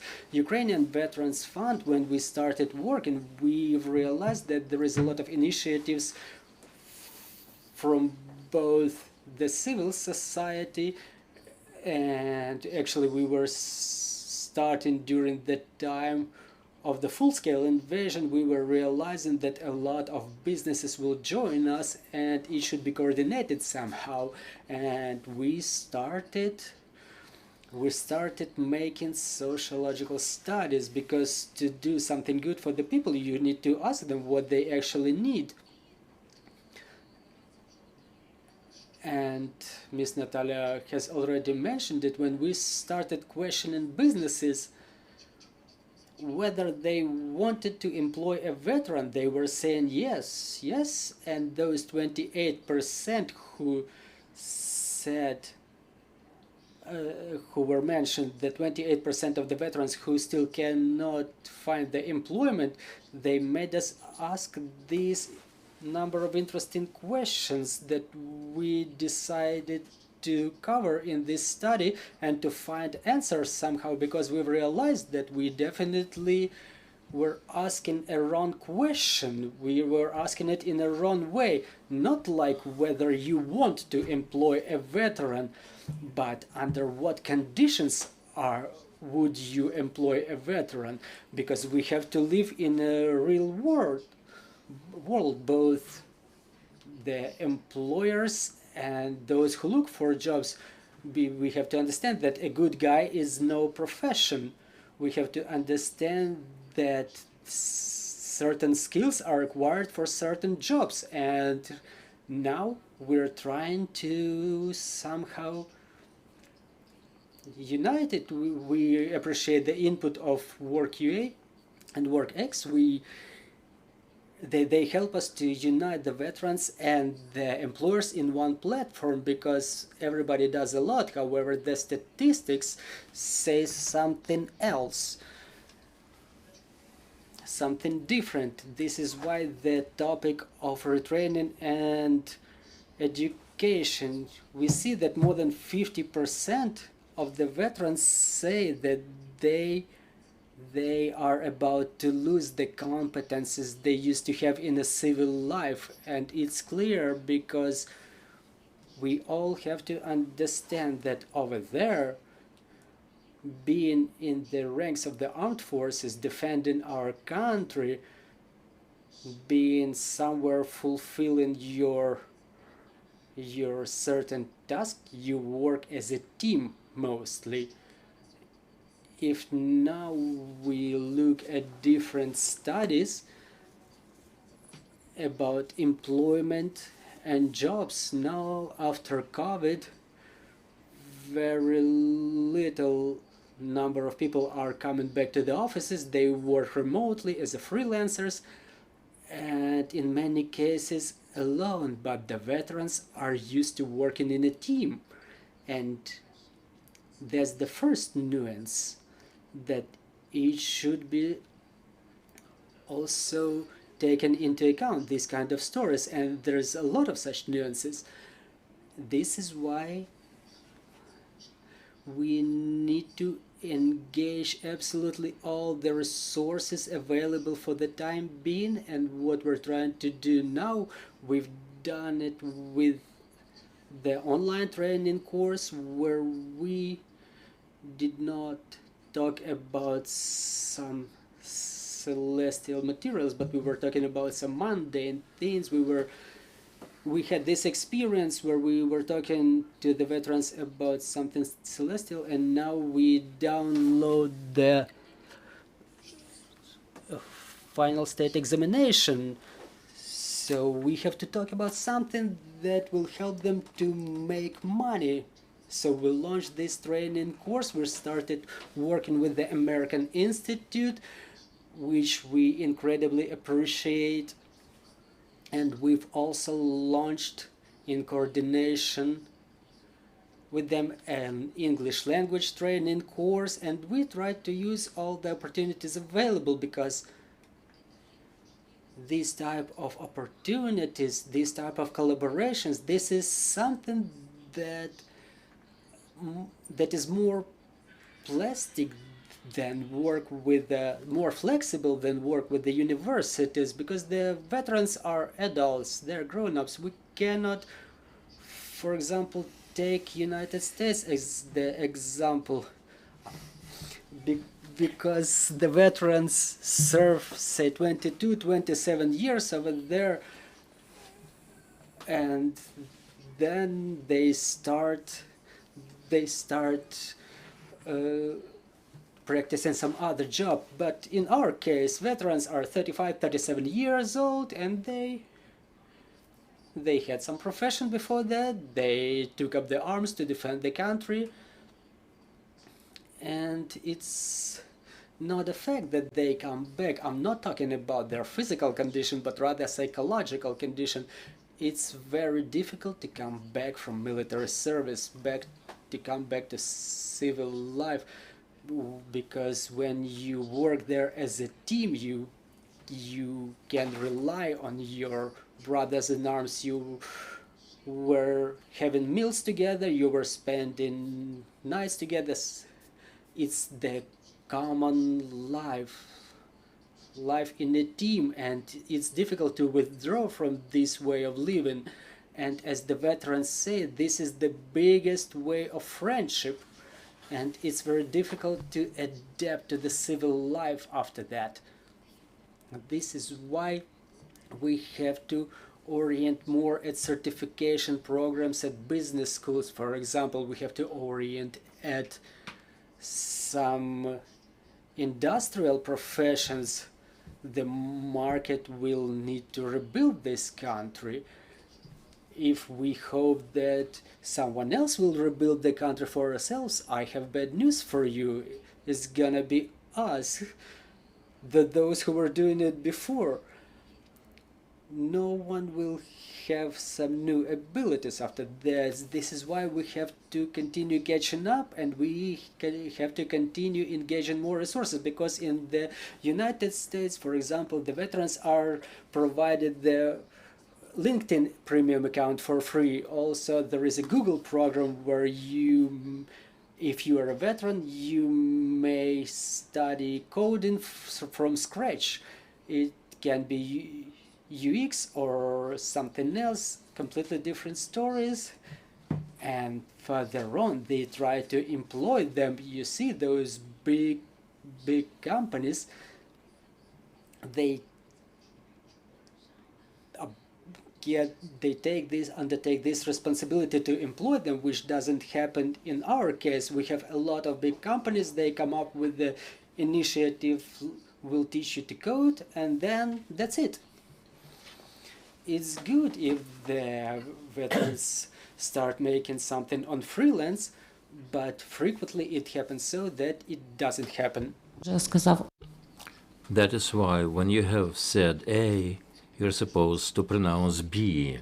Once you have started to work with these kinds of stories, they should be brought to fruition. Thank you.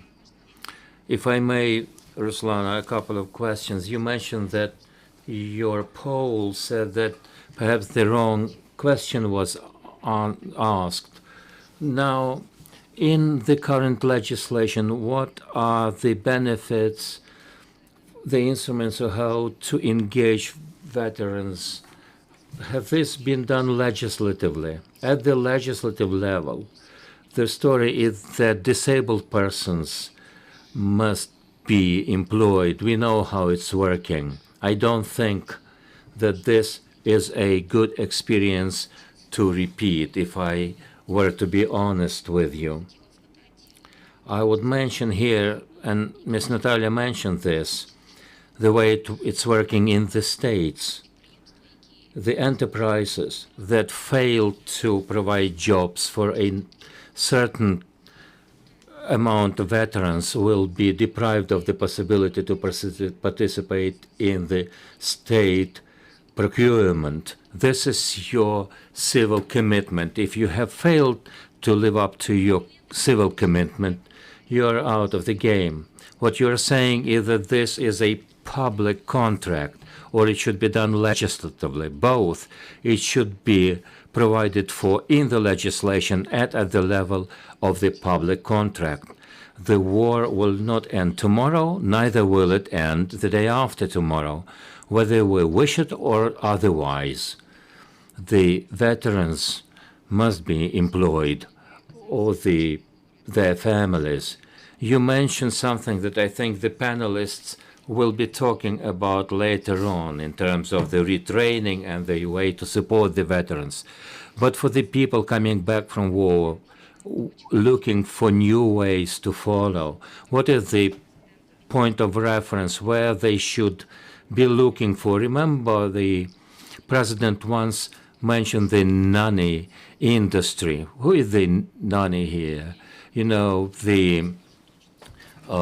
this is a good phrasing that the best way to follow is to follow what the Ukrainian Veterans Fund is publishing.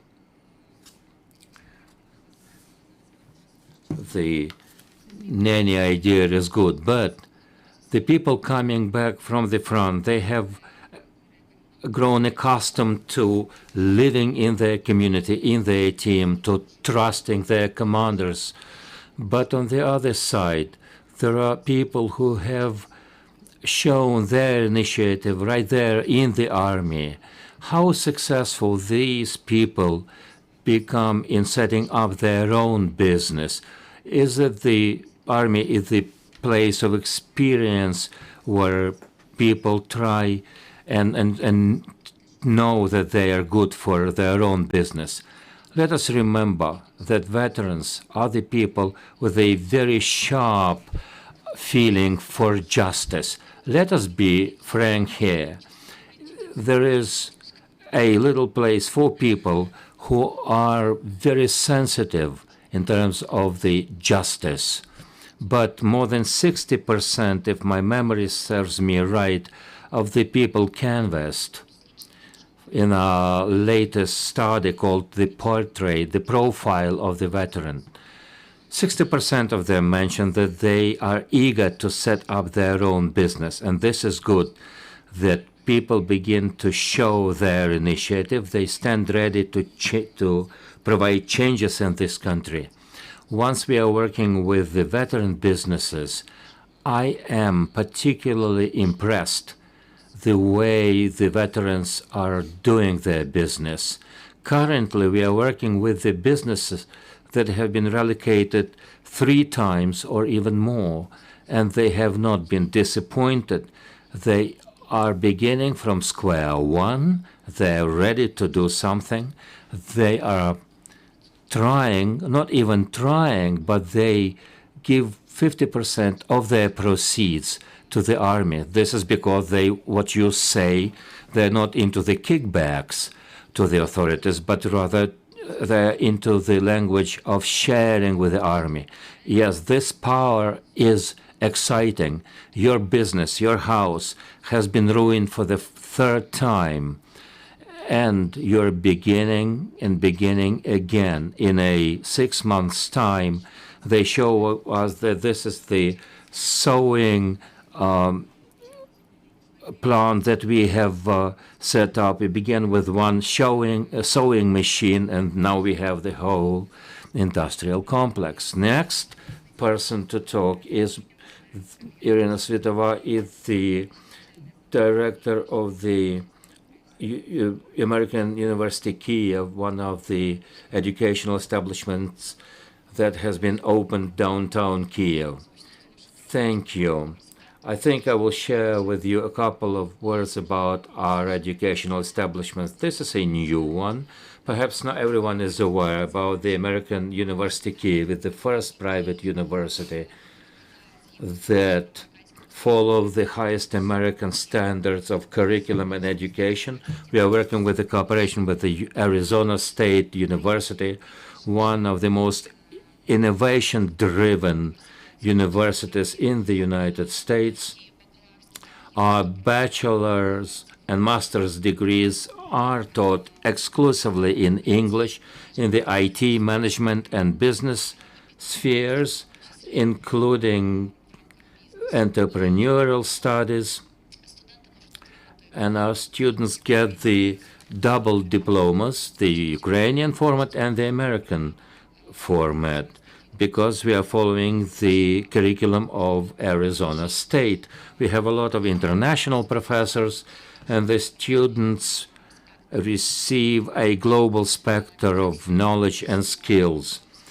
Our university launched its activities right on the eve of the full-scale war in February of 2024. It was quite a challenge to us, as you will imagine. As an investor of the university and the team of the university has stayed the course, and in September 2024, we saw the first enrollment, 122 students, 89 of those master's level, and the rest 60 bachelors. You know, our student population is made up of ambitious people, people with a global vision, full of wish to study, to get trained, to grow professionally here in Ukraine, something that we encourage them to do. We don't want them to go abroad. What we want to do is to provide a highest quality education for the Ukrainian students, for them to work for the good of this country and for the recovery of this country. American University is an education providing freedom. This is our slogan that we invented before the war, but it has acquired a new meaning because freedom is a DNA of the Ukrainian nation. American University Kyiv is student-focused. The student is the center of all the decisions of the academic decisions. They're equal with the faculty. The office door is open of our rector is open to every student. Students are enjoying the possibility to grow. They enjoy the freedom of speech, of choice, the freedom to grow the way they see it most fitting. Our mission is to educate future leaders of Ukraine in order to help this country to meet the societal challenges and to encourage the transformation of this country to be more flexible, to be student-oriented, and to be career and experience-focused. In order to implement such a vision, we began to provide the fellowship of the wartime, half and half for the masters and for the bachelors. And in 2023, we have begun the cooperation with the Ukrainian Veterans Fund, and we appreciate their participation and their engagement and readiness to help the future of the warriors and the children of the soldiers. Currently, this year has seen a launching of the fellowship that is called Need-Based Scholarship, a fellowship that is granted. This is a full coverage, 99.9% granted to the servicemen of the Ukrainian armed forces, their siblings and their families, when and if the veteran joins the master's degree. And also we grant this to the children affected by the war, children of the servicemen and children who have lost their parents if they join the bachelor's course. When we talk about the possibilities, an adult veteran and the possibilities offered to them. These people used to have their professions. They have had a serious experience. They are mature people who have joined the war. Our master's courses offer a wide spectrum of opportunities. For example, our master's programs include people whose average age is 35 years old with the 5-year experience. These are not young generation. These are the people who seek for some professional upgrade, perhaps looking for other avenues in their professional development to receive some high-quality skills. Our president, Daniel Rice, is very active in fundraising. He's been talking to business communities in the United States, including American charities. So we have a special foundation for this, for covering this 99.9 fellowships for the people with the military experience or those affected by the war. We have also taken on board to administer and manage this program the International Institute of Education, a body that has seen more than a century-old experience. They are active in 180 countries of the world, providing fellowships of high quality, such as Fulbright Fellowship, and with the cooperation with them, the money mobilized in the United States, we provide a high quality education here in Ukraine. And I'm sharing this information about our projects and the possibilities for the veterans and their children. And we encourage you to apply for such a fellowship at our site of American University Kyiv. We have prolonged the deadline for this particular fellowship for the bachelor until the end of July and till the end of August for the masters. So we are open-hearted in this endeavor of ours to make sure that we are not looking at this whole process from a side. We want to provide a possibility of professional growth and to make sure that these people, the veterans, are integrated into the society and into the professional life.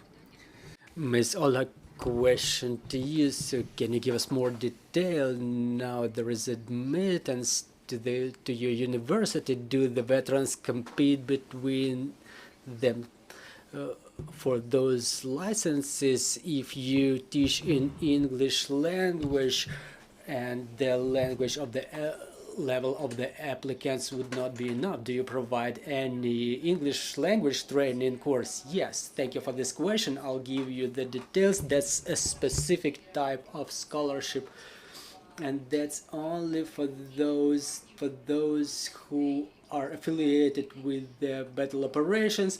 The veterans and children of the veterans, bachelor and master degree, they don't compete with anyone else.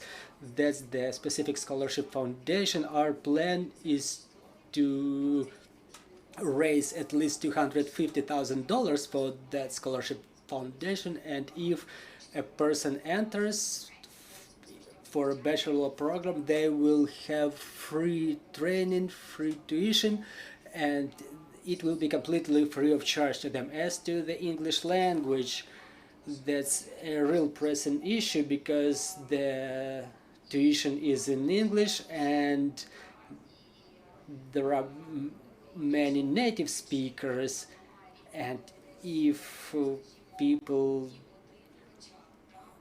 don't have a language level at least B1 according to the international certificates, it will be very difficult to study because they will need to read, to write, to communicate in English. They have to have a full range of English language skills, but this year we don't establish any English language training courses to improve English language skills. So in this case, we urge those who speak English at least at B1 level, and in fact we have a sufficient number of applicants for this scholarship, and we were really surprised with what professional background people come to us after coming back from war, and we were impressed by their level of English too. So yes, such people really exist, and they are exactly those ones whom we invite to integrate in global businesses. Is there an opportunity for inclusive study? I mean, if people are non-military, yes, absolutely. We were building the university keeping in mind that the inclusivity should be established for all the categories, for those categories who have some types of disability, some types of impairment. So in May we've opened the campus of the university. It's a building of the river port. We have elevators there for people using wheelchairs. We have braille script for the people who have impaired vision. Yes, we understand their needs, we understand the current situation, so we've taken everything into account. Thank you. I will give the floor to another colleague of yours who represents the education sphere. If I may add a couple of words. I'm a deputy head of the Ukrainian Veterans Movement. I'm the active serviceman. I'm a veteran since 2014. And when we talk about retraining, education, I would like to mention the program of the Ministry for Veteran Affairs for professional retraining, which is in effect now, and to tell the people who obviously don't know how it functions. Well, but to tell you that from the beginning, I would like to bring our level a little bit down. Now we're in the capital. We have big regional capitals then, and then we go down to the level of the smaller district centers, and then we go to the communities level. So now the percentage of the men, objectively, men make 80–85% of the armed forces, and the percentage of the veterans, you see, the lower it goes, the bigger the percentage of the veterans. That's obvious. I don't have exact data, but I know for sure that when I come to a small, say, district center, and there are 400 men on service, which make 30% of the male population of the same age. So I understand the redistribution in this district center, and what's important is the quality of services there. It's not only about this retraining and education services, but it's the level of services on all levels. I would like to show you how it happens. Maybe you don't know how it happens. Probably you don't know what's going on in the veterans' heads this time. Sergey, can you please help me a little bit, bring that small desk over there? And I will need a person who would help me. You will just have to sit on that end of the desk. Imagine I am a veteran, I'm clad in civil clothing, I'm coming to a social protection institution, social protection department. So you have a volunteer right there. Oh, okay, so you're the volunteer. So look, there is a chair. So social protection office in a district center. That's a 100% horrible building, 100% horrible office, and this desk looks 100% horrible too, and that person in front of the veteran may be burnt out, most likely very burnt out, and that person, you know, the topic of veterans is important for them, but they have a pile of papers on their desk and the workload is colossal. And the veteran, does anybody have dark glasses. It's very important. I forgot why a veteran comes wearing dark glasses. Have you noticed it? The veterans wear dark glasses frequently because previous evening a veteran was having a party with another friend of his, probably a veteran too. They decided to become an IT specialist to master a new profession. That's a very realistic situation. And they discussed it in the evening that they would want to enter the computer academy step because there's a lot of advertising, a lot of commercials of that academy. Well, maybe with water, with a bottle of water in his hand. So the veteran knows such program exists. So I know this situation in very profound details. I will talk for the specialist too. So, because this is how the veteran comes, and he says, I want to enter the computer academy. The specialist takes his papers. Well, most likely they go elsewhere to look for the papers. I don't remember the number of the decree. It's the first veteran who comes today. He says, well, I need to sort things out right here. So he starts looking through the papers and like, okay, well, we can do it, I guess. They call the lawyer comes, they look through the papers again, and they say like, you need to go to the computer academy step, and they need to submit the training plan according to our form, have it approved, then write a letter, sign an agreement. I'm telling you this because I was a head of Veterans Union, and I thought one of the very little number in Ukraine that those idiotic programs, it's a non-efficient, non-working program which was only used to obtain driver's license.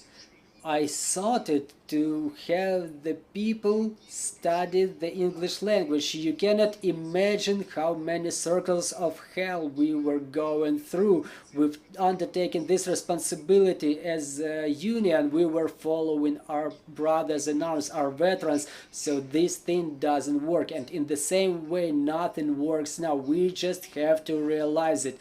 We have to recognize it, and when we talk about it, like, you know, we do the war with the military. You know, the military are at the war. Well, the performance is over. I hope you've sensed this atmosphere. What I wanted to communicate to you, I don't understand who's that idiot. I would like to see him. Maybe they still work with the Ministry of Veterans Affairs. So who is that person who created that program? I would like to see them, to ask them, have you ever even tried to go there and to ask somebody how this program works? But those programs are not so numerous, but that program is specifically for the veterans. I mean, apart from the employment service programs, what it should be looking like. You see, the veterans like Sergei, and if there are more servicemen, they will not let me lie. In the army, you are perceived as anybody other than a human being. You're a slave, you're an animal, anybody other than a human. And then you retire from the army, and then you think, why do I need this step academy? Go get the driver's license. But I got it already. I will summarize it. The way I would like to see this working, the way I've seen it, I was trying to communicate this to the local administration, but then the war has started. But in my opinion, first, the veterans are entitled to get retrained for any profession, any number of times, because people have the right to study. Well, they start to study and it just didn't go the right way. It's more advantageous for the society to give the veteran that opportunity to study 4 times rather than to sort out the consequences. and this service should be available for everybody, because frequently it happens so when people try to master the new profession, they are not in a condition in which they can walk around and fill piles of paper. And the third thing, in my opinion, there should, I'll give you this idea, so some material for reflections.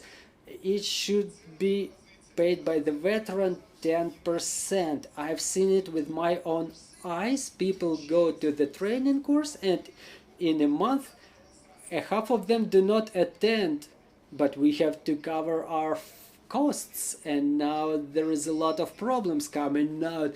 It's like those who were providing the service, they were taking 30 people, and now it's only 15 people attending, so it's not right to close that course. And it turns out, like in our case, they were making the counterfeit certificates of graduation.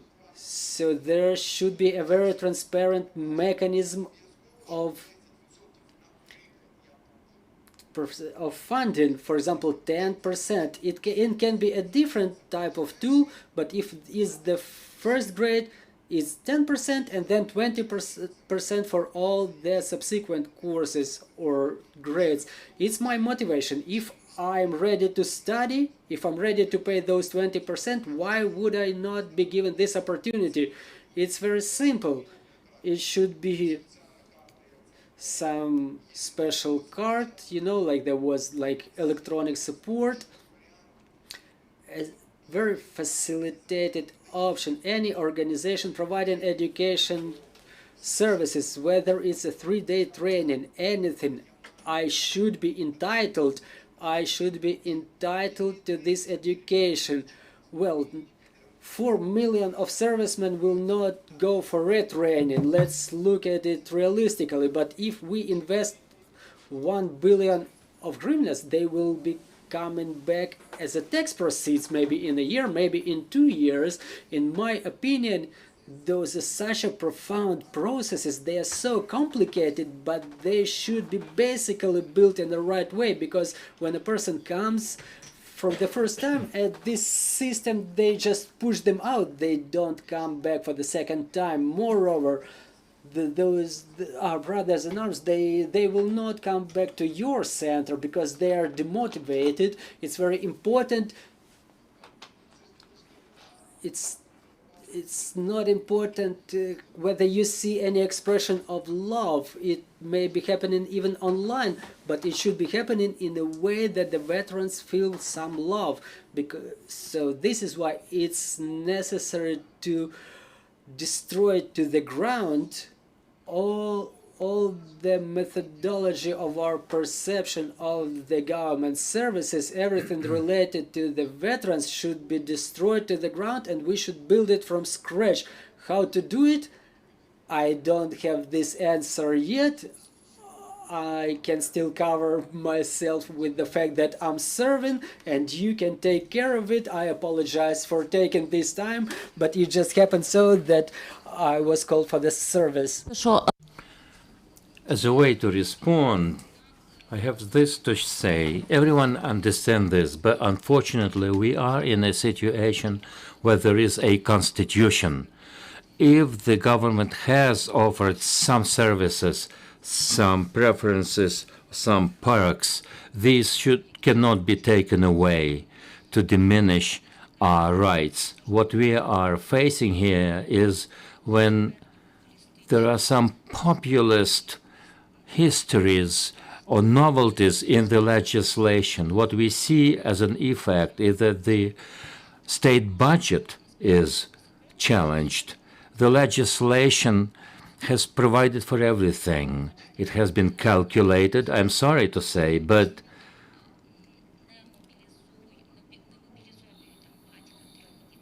the fact that if you are a father of 3 kids, you are not mobilized. You shall not be called up to the army. It's not, this norm is not lived up to because it's too expensive for the government. But the populist cries where we see the situation when some bills or some services are doubled in their scope. Another thing to understand is that when did you set up your ministry?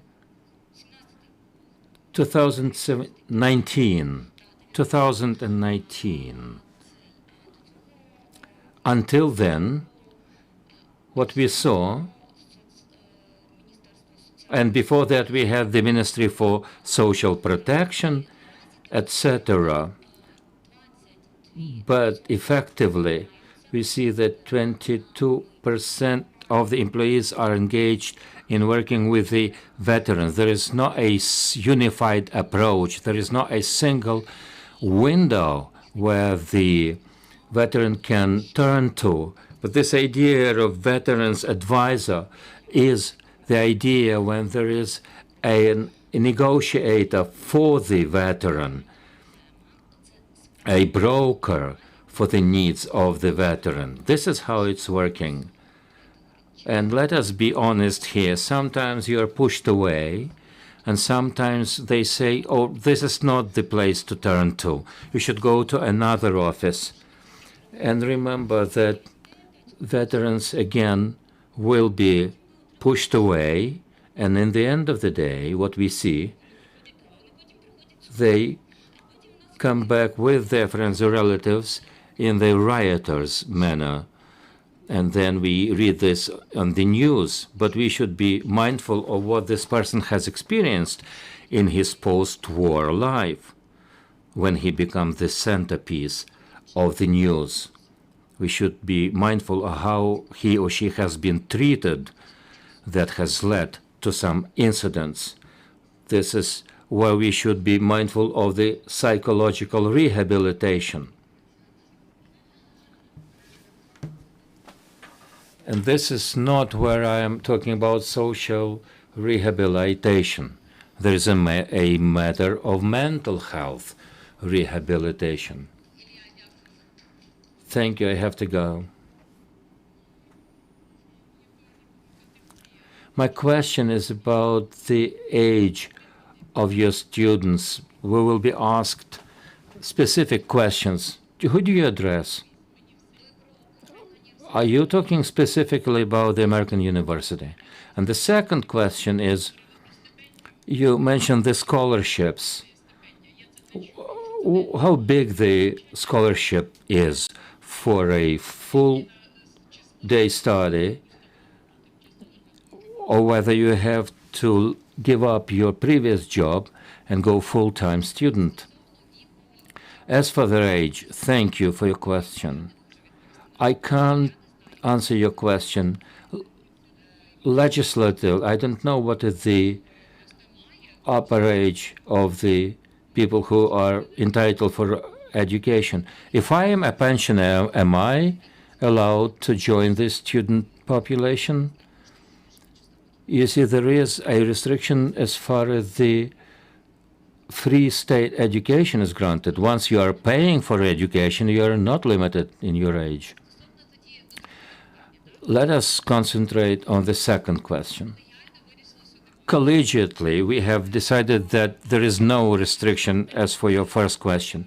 Our oldest student, to the best of my knowledge, is somewhere in the ballpark of 45 or 46 years old. As for the full-time study at the American University Kyiv, these are not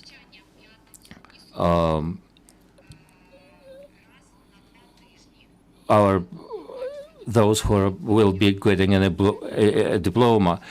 We are providing studies at the weekend, so for the weekend you have to give up on your job. And there is another way of proceeding, is the online education. This fall we have launched a so-called hybrid education. You can go offline into the auditorium where the professors are reading lectures.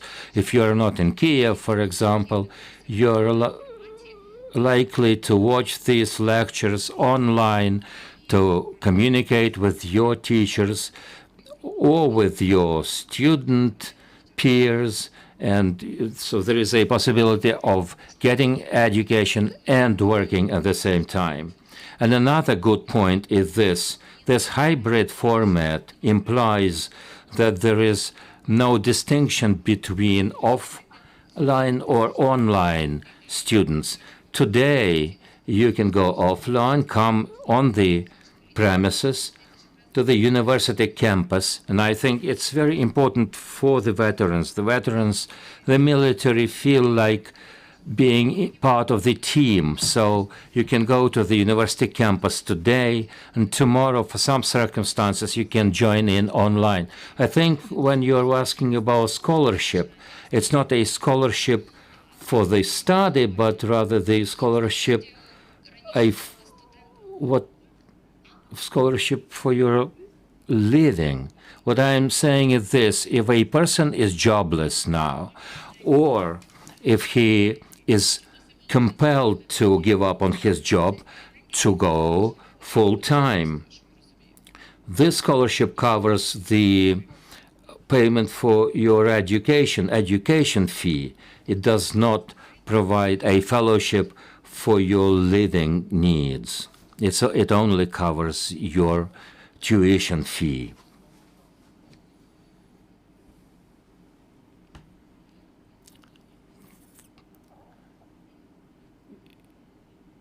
You see, there is an idea that if you receive a scholarship, you are supposed to pay back once you get employed.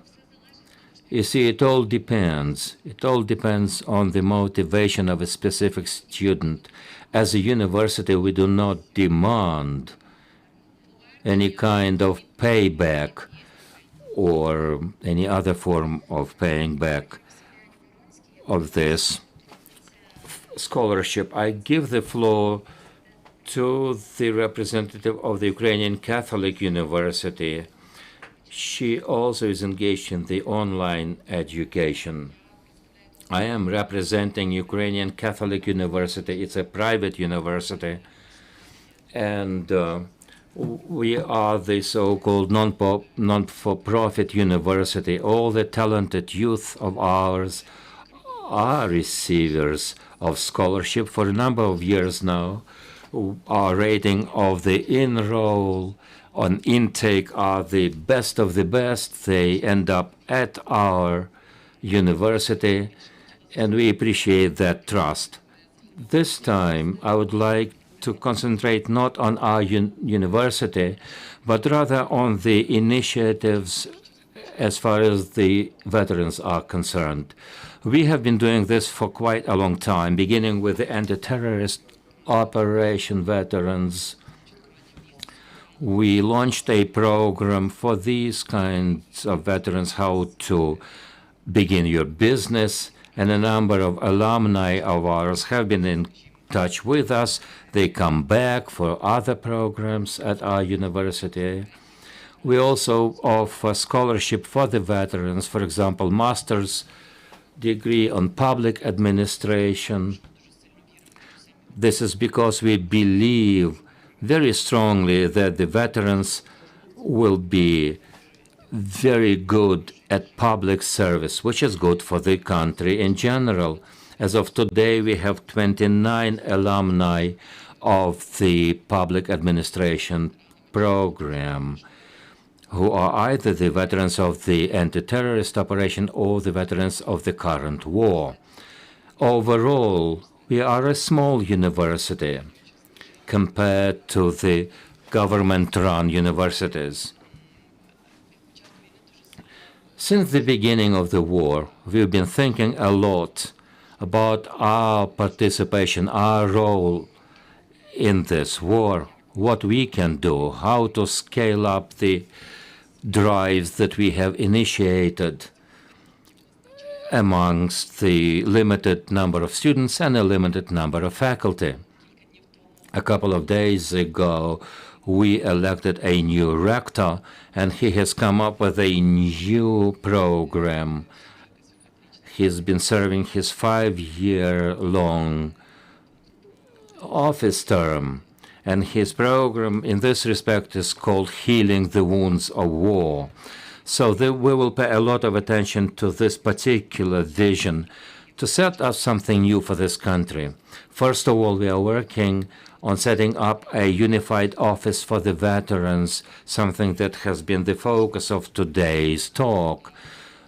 This program will perhaps not cover all the challenges. It's not of that scope.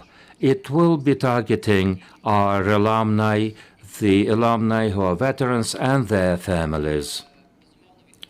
And of course, this program will focus on all the educational possibilities that we can grant and offer to the veterans or to their families. This is one point. In other words, we are taking on board the American experience as a Catholic university. We are part of the network of the European Catholic universities. Notre Dame University is a well-known American university. We've been talking and staying in touch with them on this issue in particular. As for the scaling up, both Nataliya and Ruslana mentioned our joint initiative for the veterans. We believe in partnership. We believe that separately we can do much less compared to what we can do together. This is a basic course for a person who comes back from the front line. This program answers the first needs of a male or female veteran, people who are looking for new ways of their lives. We offer information at the university website, so I encourage you to respond to our initiatives, and of course it's free of charge. This is a newly born program. Up to 350 participants are there, but Nataliya has mentioned that you can not compete with other discourses. You know, social networks pay special attention to the word war. So it's a good opportunity for me to share this information about our programs and curricula. What are other things that we are thinking about? There are a lot of members of our university community who are at the front, or those who have been killed in action. We are trying to support them financially, psychologically, and socially. As a university, we have come to understanding that the best contribution to our fallen heroes is to honor their memory and to preserve their memory. I think we have set up 5 specific scholarships named after the heroes who have fallen in the war, our alumni. What we do is this: we set up a stable foundation for the next generation of the Ukrainian youth to be receiving a scholarship named after a Ukrainian hero. And in the same way, we were working recently with MBA students from Stark Business School, one of the reputed American business schools, and they were helping us to develop a project related to the work with the veterans. There's a lot of good developments. We want to continue making a new course for the veterans, and I think the next thing we are about to do is to make it in a hybrid format, partially online, but at least for a week or for a couple of days, to have those people come to the campus to know each other, to meet each other. And we believe in building communities. We continue building communities. Our community is very powerful. It's very important for the veterans. We mentioned it today already. We know that the veterans have better trust to each other, and they're more inclined to hire each other or have each other as business partners. So we want to create those conditions where veterans meet each other during the study, so they meet their new employees or the new business partners, and to support each other that way. Another project that we are currently submitting. We want to work with the wives of the military and the veterans, because they are a little bit so, you know, we talk a lot about the veterans, but their families, they stay at home. We know such women, they are usually very active, they become volunteers whether they want it or not. They arrange for help for their husbands, they establish some smaller businesses, and they need communication with each other too, because, you know, not everyone can understand them in a way that they can understand each other, because they're going through similar things. So we want to establish this training for the wives or widows of the servicemen, so they can develop their entrepreneurship potential, to scale up their businesses, to look and find new ideas. So I think that's it. If I may, a small question. It originates from this conversation with you, the observation of the higher educational institutions, that it's mostly girls who enter higher educational institutions, not the boys. Don't you think, aren't we afraid that we are about to lose this passion in the education environment, in the students' environment? How to preserve this passion in the higher educational institutions like yours? Well, you know, probably it may sound like a joke, but the girls have their chance in this country too, so it's not so bad, you know. But talking seriously, I don't really think, you know, I still believe, well, there is a small number of boys in bachelor's programs, they prevail in master's programs, so they compensate for it in a way. So I believe that those who go abroad, they get good education, they meet new people, they study foreign languages, they will be able to develop the international network, to have new business partners they find abroad. We just have our mission to preserve those contacts, to make sure they don't forget their roots. But where they study is not so important. It may be even of advantage to us. Thank you, Ms. Roksolyana. Thank you. And I want to give the floor to Tetyana Zhukova, All Ukrainian Youth Non-Government Organizations, Social Sector. Thank you very much for the invitation. I appreciate the invitation by the Ukrainian Veterans Fund. We are one of the organizations which is a winner of the program Varta plus GO. I want to tell you about our program. It's over now, but I hope it would continue. So our program is specifically for the women. It's the program called From Idea to Your Own Business, and the essence of this program is to support our girls. They are combatants, also the mothers, the wives of those who served, those who perished, and a part of them were internally displaced persons who were affected by the war too, and they have their they have military in their families. It turned out that the family is quite interesting, so I'm not ashamed of it. It's my pleasure to introduce this program. So we planned three classes, 25 persons each. And in March, April, and May we had training, and all the classes were full. It took us a long time to admit the first class, but in case of second and the third class, you know, the number of applications was twice bigger than we could afford. Well, you know, the women are wonderful. While training, they were already united in some communities in collaboration. You know, the one woman She was residing in the Donetsk region and she lost her business there. And right there was another girl who had a plot inherited from her grandmother, and they were already organizing an agrarian enterprise, an agrarian business there.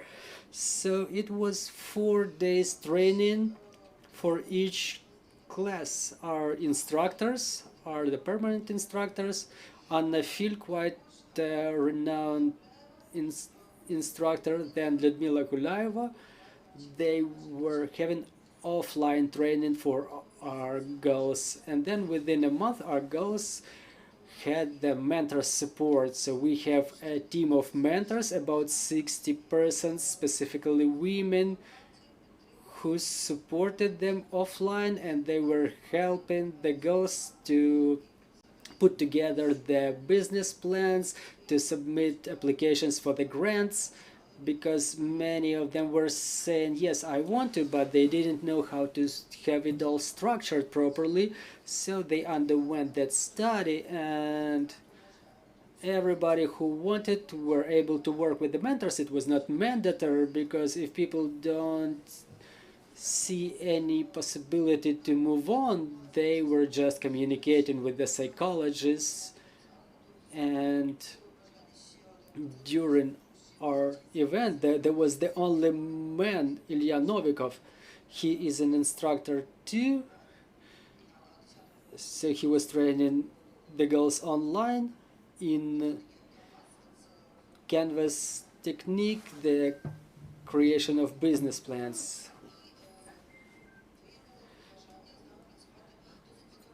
And a famous psychologist, Olena Rychalska, also expressed her intention and desire to work with us. She has a classes online which helped the girls to better know each other and to understand whether people have proclivity to business generally. And we also had even the astrologist addressing us, who who was going to help the girls.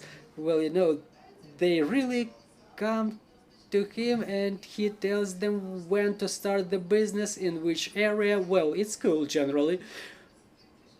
We still get the requests for study, for admittance, but our grant expired. Hopefully we will submit another application and we win. But another thing we're planning, if anybody is interested, on the 15th of July at 11 o'clock, we will have a presentation of the best cases. Our girls will present their best cases, what they've learned, and someone was even able to start their business already. Some may have started a coffee shop, some may have won some grants, but some are still planning to start their businesses. But you will be able to hear to their stories in Ukrainian Crisis Media Center, to Hreshatek Street. If you hear from the girls directly, maybe it will be more interesting to you. Ms. Tetyana, but what were the most popular areas of business where the girls were studying their businesses? Well, the girls will be girls. We were baking, the girls were making their uniforms or their military underwear. For the women, they think it's not sexy enough. They should not look terrible for each other wearing that underwear. And what's interesting? The psychological support centers are a very popular area of work. The girls from different regions, they started cooperating and they wanted to establish a system, not open one single psychological support center, but open a network of centers in different regions, so they get united in one organization. So they want to support the other women, the other females, both military and the wives and mothers of the military. So it's very interesting to observe the way that the girls support each other. We had 3 classes and they were all different. You see, the first one, they were hugging each other and whimpering. In the end, they were seeing their future and they got united. Another class who was very, very active with that they will be the ones who will establish the businesses and we will solve all the problems in the country. But for the time being, they turn out to be the most passive. And the third class was the most recent. They seem to be more experienced and they seem to know what to do. So we expect from them that shortly they are about to change the country. So please come on the 15th of July at 11 o'clock to see us. Thank you, Ms. Tetyana. So please tell us, to summarize it, what was the most incredible business idea you were impressed with? Well, not incredible, but they're all interesting. You know, the girls, they are cool generally, but I've loved the idea of children's rehabilitation through theater. A famous actor, Victoria Bila Andrashuk, she's a volunteer and she sees herself in this business. She wants to support the children, those children who lost their parents. And she's a famous actor and a director, quite experienced, so she wants to create this theater to help those kids. Volodya Rashuk, by the way, he's in the front lines too. He's an actor too, so he's ready to come back after the victory when we drive the enemy back. And then he's ready to come back and to get involved in this initiative. So she motivates it with the statement that they're kids and she wants to move in that direction. Thank you, and I'm giving the floor to Svyatoslav Nikolaychuk, Podilskyi Agency for Regional Development, NGO. It's the organization based in Vinnytsia that from the beginning of the full-scale invasion switched to support of those who were affected by the war. It's a relocated business. There is a lot of businesses who were relocated to Vinnytsia region. They are the vulnerable categories of population, of local population who were affected by the consequences of war. We understand the life is getting more expensive and so on and so forth. Yet another area we work in is, and where Ukrainian Veterans Foundation supports us, is the creation of Genesis Rehabilitation Center that we have already established. In fact, we have two venues, one in the private property and another one was a property of the municipality. We convinced them to allocate funds for the capital repair, capital overhaul, and the Ukrainian Veterans Foundation helped us with the equipment for the training and the medical equipment, specialized computers and VR technologies, augmented reality. We have a famous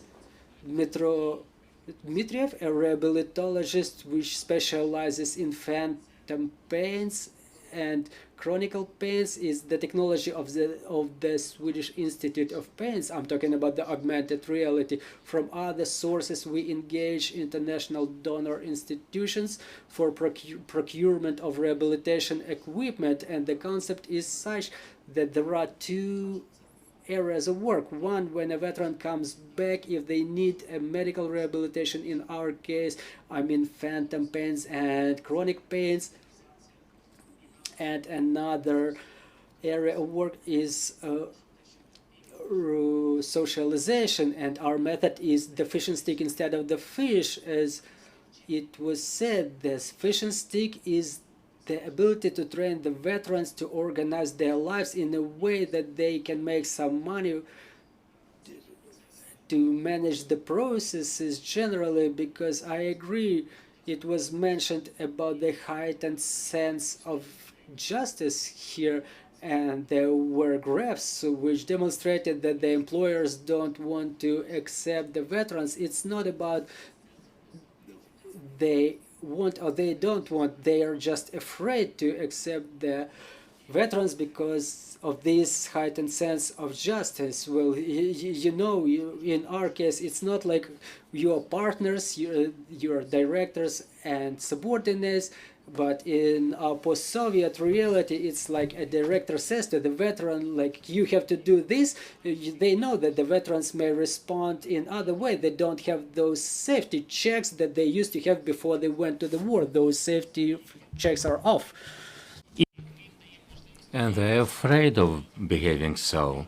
But what we do is to provide them with the possibility and skills to set up their business. And together with the Ukrainian Veterans Fund, we are renovating this building and we are offering the possibilities now. We will also initiate a mentoring course. First, we thought that we will hire some managerial level of employees, but then we thought that the principal under it should be equal to the equal. We are looking for the people from the veteran community, because veterans are likely to believe the veterans. And we are communicating with the veterans who are at the front now to see when they're ready to begin that course. And bridging over to the next panel, when we talk about the veterans, about the possibilities of getting a job, this is not a representative poll. We are talking about the veterans who have been disabled or who have been wounded at the front. The rest of them, of course, are at the front.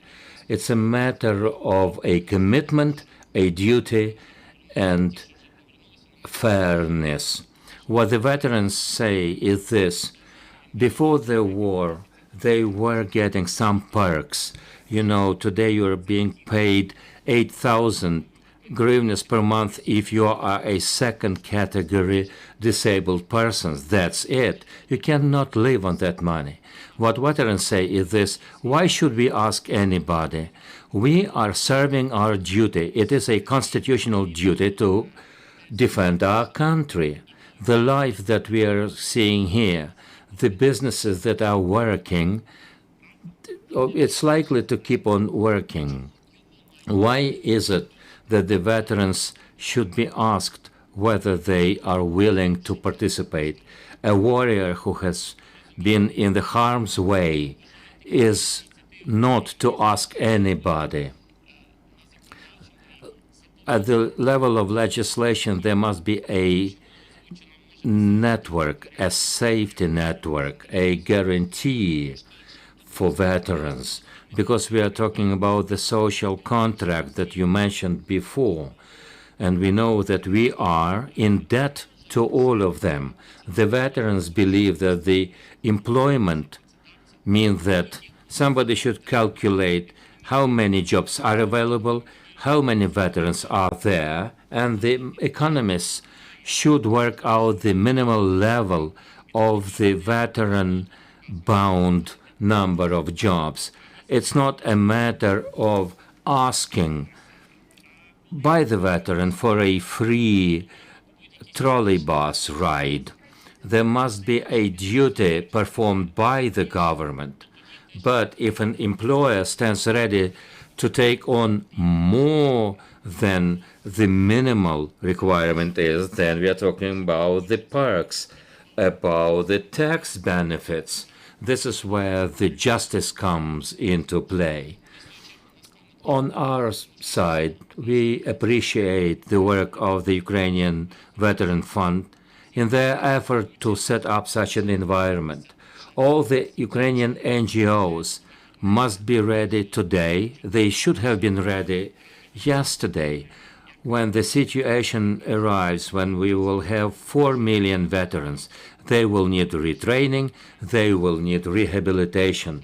And I agree with Taras that budget is unlikely to provide for such needs. You know, the currently available rehabilitation services, then the red tape will always be an impediment.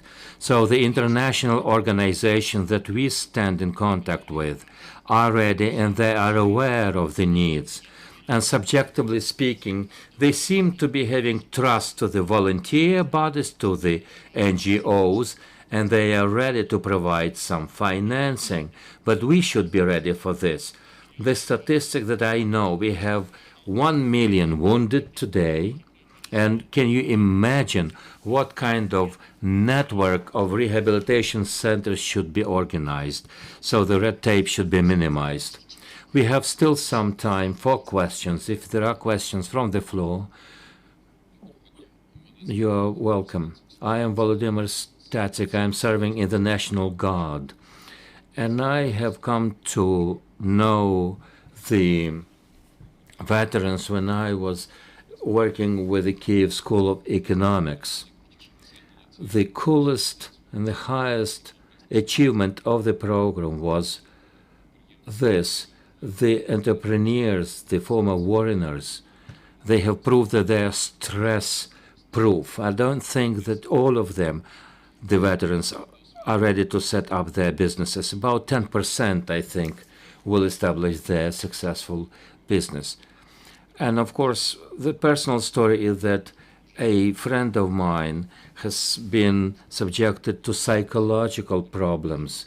He didn't feel like going back to work. He had been working, and the opportunity was not there. And I didn't hear anything about retraining. The problem here is that not only the employers must be encouraged to do so, there must be no avoiding of empowering and employing veterans.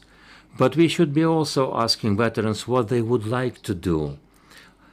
Such personal stories should be their customer decision treatment. The people who are fighting at the front are saying that all I'm thinking about is tomorrow. But we here in the rear must be thinking of how to give them a toolkit of decision-making when the combat is over. Then we will be standing ready to provide such an instrument. The question is whether there are people who know what to do here. Let us talk about this. Perhaps I will come closer to Roksolyana, will be talking about that. But I think it's very important. As for the retraining, I think we've spoken about this, but we talked about training not in a Soviet style. It has proven to be a failure. We talked about retraining. We mentioned a number of workshops. This is an area where we are very active. As for the Kyiv School of Economics, we are having a dialogue with them on the particular issue.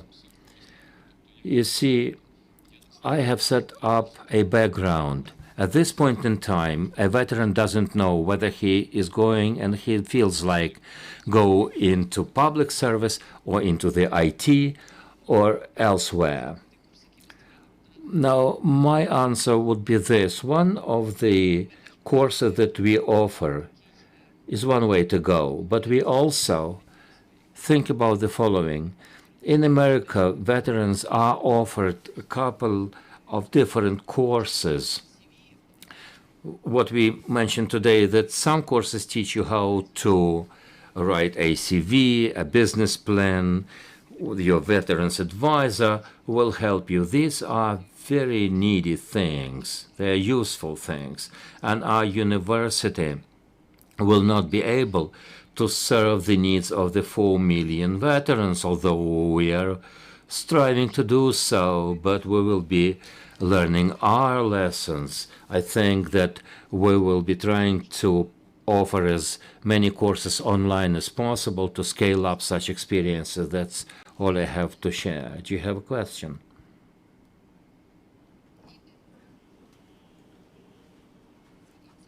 My name is Oksana. I am a wife of a veteran, and I am an entrepreneur. And you will understand that veterans will understand the veterans the best way. This is what my husband says. But my question is this. I see a lot of entrepreneurs in the audience. Do we have in this country a platform where a veteran interpreter can come to know other veterans, where he can post a requirement, a request that I need new employers, but they should be veterans. That will be my question. Our next panel will concentrate exactly on that point. Friends, do we have questions in the realm of this panel? My name is Yuliana. I am one of the coordinators of the veteran space at the Poltava Pedagogical University. You know that there is a voucher program that implies that the veterans can be enrolled into the master's degree. But this program has failed to mention the wives of family members of the veterans. Do you know any of the panelists or the Veteran Ukrainian Fund will be the nanny guidance here? I think that our moderator knows how difficult it is to be a wife of a veteran. You know personally how challenging this problem is. Perhaps when you have to care for your family, you have to work, there is a challenge. In our veteran space, you should be thinking about the reintegration of the veteran through a number of projects. We have developments here. Perhaps we will need some help. But in general, I think it's not the idea that we have, but we should consolidate the forum for such ideas. So my question is, wives, the wives, and the wives. Let us keep a focus on them. Indeed, the Ukrainian Veterans Fund is a nanny for the wives of the veterans. The same goes for your tradition, right? You mentioned this drive of yours.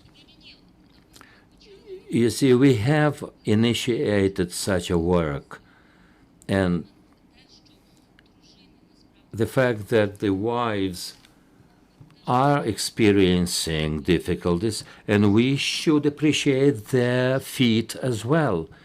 It's not up to anybody to go through this experience when you wait for your husband's text from the front line and all the stress that you are going through. It should be appreciated. We should treat this with respect. We are aware of this, and we include the wives of the veterans into the scope of our programs. This is being done. We are here. Thank you, friends. There are no more questions.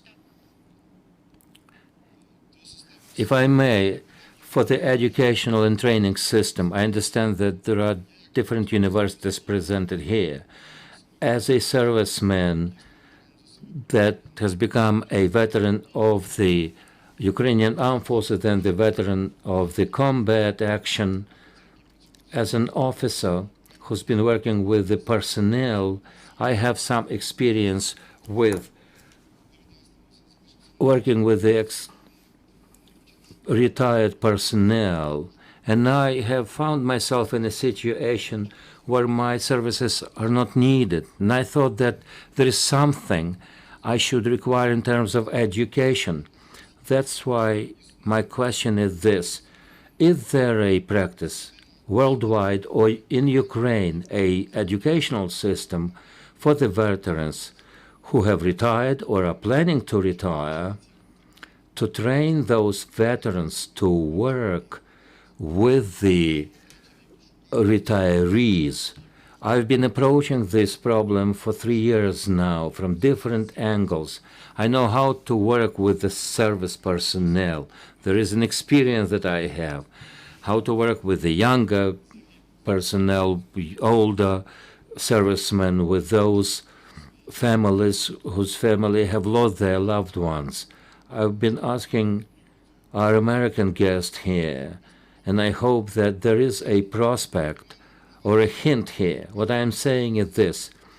A veteran from the Ukrainian Armed Forces perhaps should go on a perhaps bachelor's degree program or a year-long or a year-and-a-half long program. It's not a matter of veterans advisor as set up by the ministry, but perhaps there may be a psychologist, a social worker, a entertainer that would not allow these retirees not to become a passive member of society.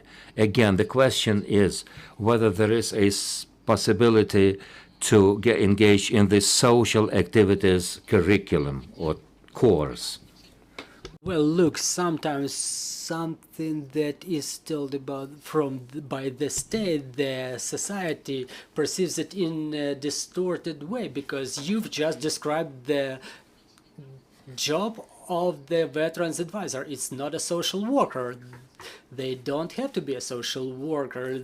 I also want to stress that there is a veteran, and in e-veteran website there is a full list of their requirements, and such a person should be either a veteran or affiliated with the veterans, because such person should understand how all those things work. You've just described it, because the perception that it's a government thing, this is why it's distorted. So a question is, where can you train to become a veterans advisor? Well, look, there was a resolution adopted and it has become a profession. Respectively, the training will be, I remember it was mentioned during the first panel that it will be going on in Dnipropetrovsk, well, in four higher educational institutions in Vinnytsia, yes, the centers for veterans development, yes, Lviv region, right. The salary will be around 16,000 hryvnia, and yeah, right. And for those who have not listened to the first panel, whether it is a separate profession or it's another qualification, it's a vacancy being opened, then they go through a screening process and they get trained. This is the story that exists in reality in the United States of America, and it works quite well. And it's not about the veterans advisors, they are called a different way, but that function is fulfilled by both civil organizations and private lawyers. There is a voucher stamp granted, and within that voucher a veteran may use it for different purposes. Yeah, it's clear, thank you. The advisors are being perceived not as an equal, they are rather perceived as mentors. Please come closer to that lady and get creative.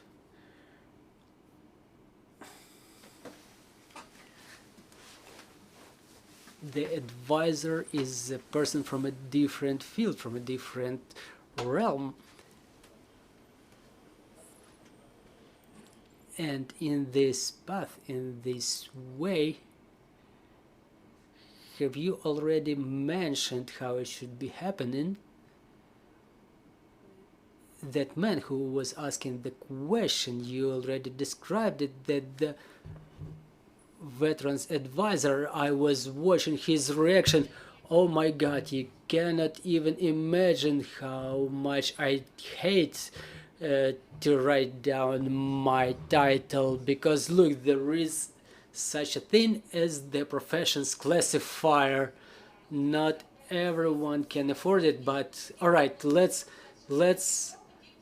extend this process for another half a year due to the professions classifier. There's a lot of bureaucratic stories around it. To adopt one resolution and to start something new in the state, it's not so easy. If someone thinks that it's easy, I'm inviting you we have vacancies open, please go to the website of the Ukrainian Veterans Foundation. So I invite the managers who will communicate with the veterans businesses. I urge you to come and see. They will check whether their reporting was submitted in their proper way. We are a government institution. Please come to us. So it's another way of service. Yes, it's another way of serving. So please express your civil initiatives. Mr. Sergei, let's talk separately because there's another panel coming. Look, I was talking to the Ministry of Veterans Affairs. Well, look, we're talking about the Ukrainian Veterans Foundation here. So come to us or listen. Why should you submit your application? I'm talking to you publicly. If you if you get away with it, I'll post it publicly. Thank you very much. I'm giving the floor to you, who's going to be the speakers on our next panel. We're having a break. Thank you very much.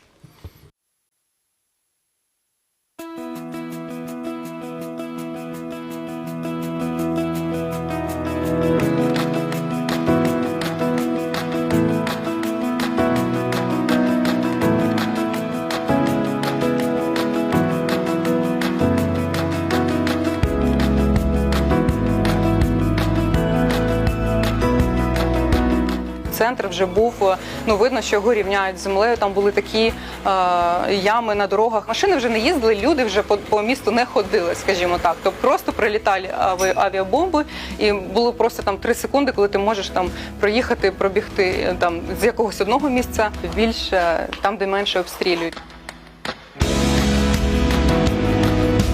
Я чула в новинах, що будуть шукати нацистів. Я все думала, боже, хто ці люди? Вияснилось, що дійсно жінки, діти, військовослужбовці – це і є нацисти. Військові російські, якщо їх так можна назвати, заходили, тобто все там розламали, подоставали, повикидали, щось позабирали. На чоловіка весь одяг вони забрали, навіть зимові ботинки. Квартира вигоріла, і те, що залишилось в ній, все викинуто у вікна, просто зачищено. Тобто не лишилось жодної фотографії, ніякої згадки про дім.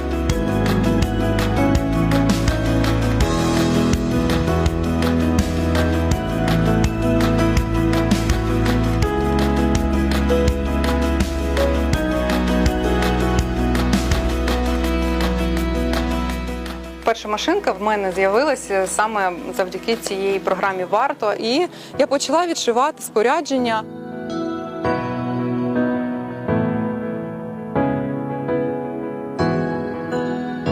Ми відшиваємо плитоноски чоловічі, жіночі, карімати, РПСи, повністю їх комплектуємо. Дощовики в нас є баули. Це останні наші вироби. Дуже ними пишаємося. Це медичний рюкзак, дуже зручна штука. Ми розмовляли з хлопцями, які ним користуються, вони нам носили всі правки необхідні. І тобто робили так, як їм зручно. В планах повернутися в Маріуполь. Дуже хочеться додому, дуже сумуємо. І так і буде обов'язково. Ми повернемось. Я не сумніваюся, що цей день настане. Я навіть не уявляю, в якому я буду стані, я думаю, я буду дуже щасливою.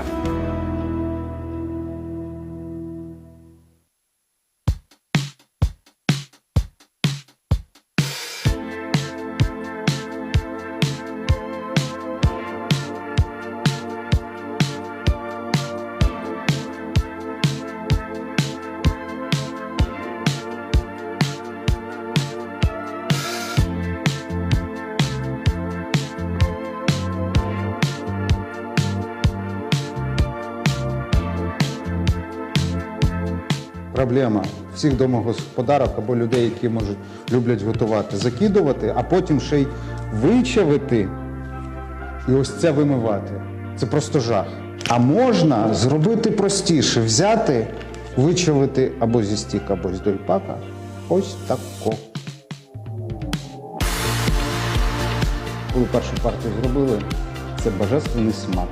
Я дійсно нічого подібного не їв. От Якщо ви шукаєте нові смаки, це якраз чорний чесник, тому що він не схожий ні на що.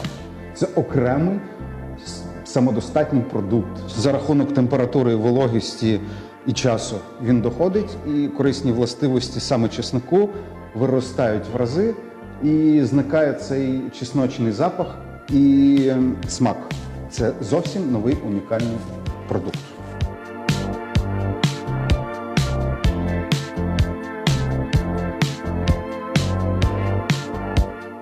Вони на різних напрямках воюють, і ми один одного підтримуємо. Від них бувають замовлення деякі. От крайній раз це була передача Старлінку. Періодично хлопцям передаємо чесник, і чорний, і пасту, тому що це зручно, швидко, і їм самим приємно, що вони захищають нас, а ми прикриваємо тил і далі працюємо.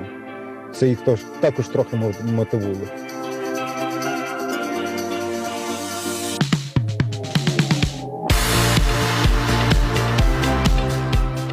Це наш великий ферментатор вже на 50 кг, який дозволить збільшити об'єми виробництва, і це закуплено за кошти варто.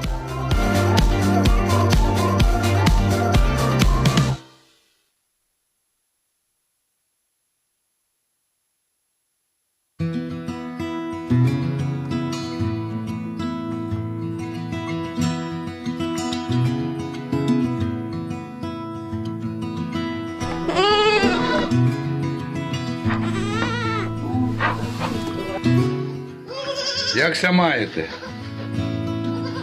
А ну, що ти їсти хочеш? Зараз тобі надоють. Зараз буде, зараз буде.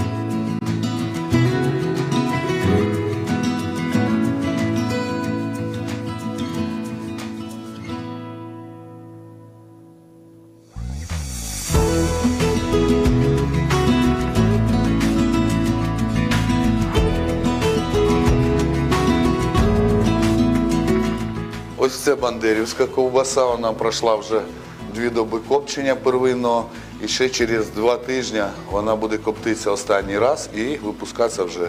Це махан кінський, вчора набили тільки.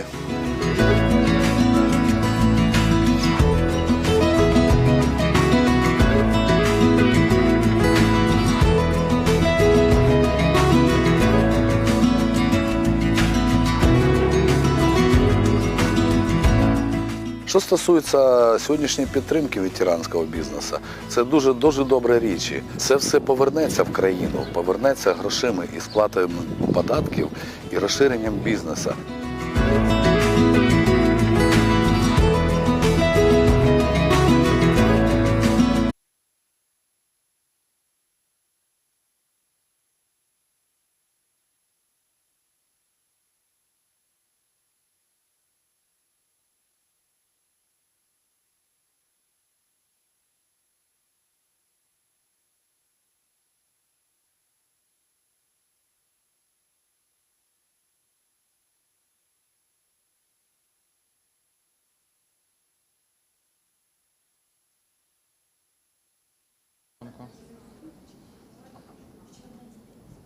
Добрий. О, є звук. Всім вітання. Супер. We are glad to kick off the last employment panelists here. I am Vladislav Gozin, CEO of Lady X. The panelists are available. We are very much restricted in time. I will introduce the panelists of today from left to the right. Dmytro Dubrovsky, the co-founder of the Uklon, ambassador of the Ukrainian Veterans Foundation. You know the Uklon company. Victoria Shinkarenko, is a veteran and representatives of the NGO Oblast Veterans Union of Participants in the ATO of Rivne region. Maxim Pilipenko is the PR director at work.ua. I'm sure you know that platform. Andrei Remezov is also the director of the Entrepreneurship and Expert Promotion Office, and Alexandra Vaidanik is the PR manager of the Ukrzaliznytsia. Well-known personalities, but before we proceed with our discussion, let me introduce to you two more persons, veteran entrepreneurs, Volodymyr Kosogorenko and Taras Yakubchuk.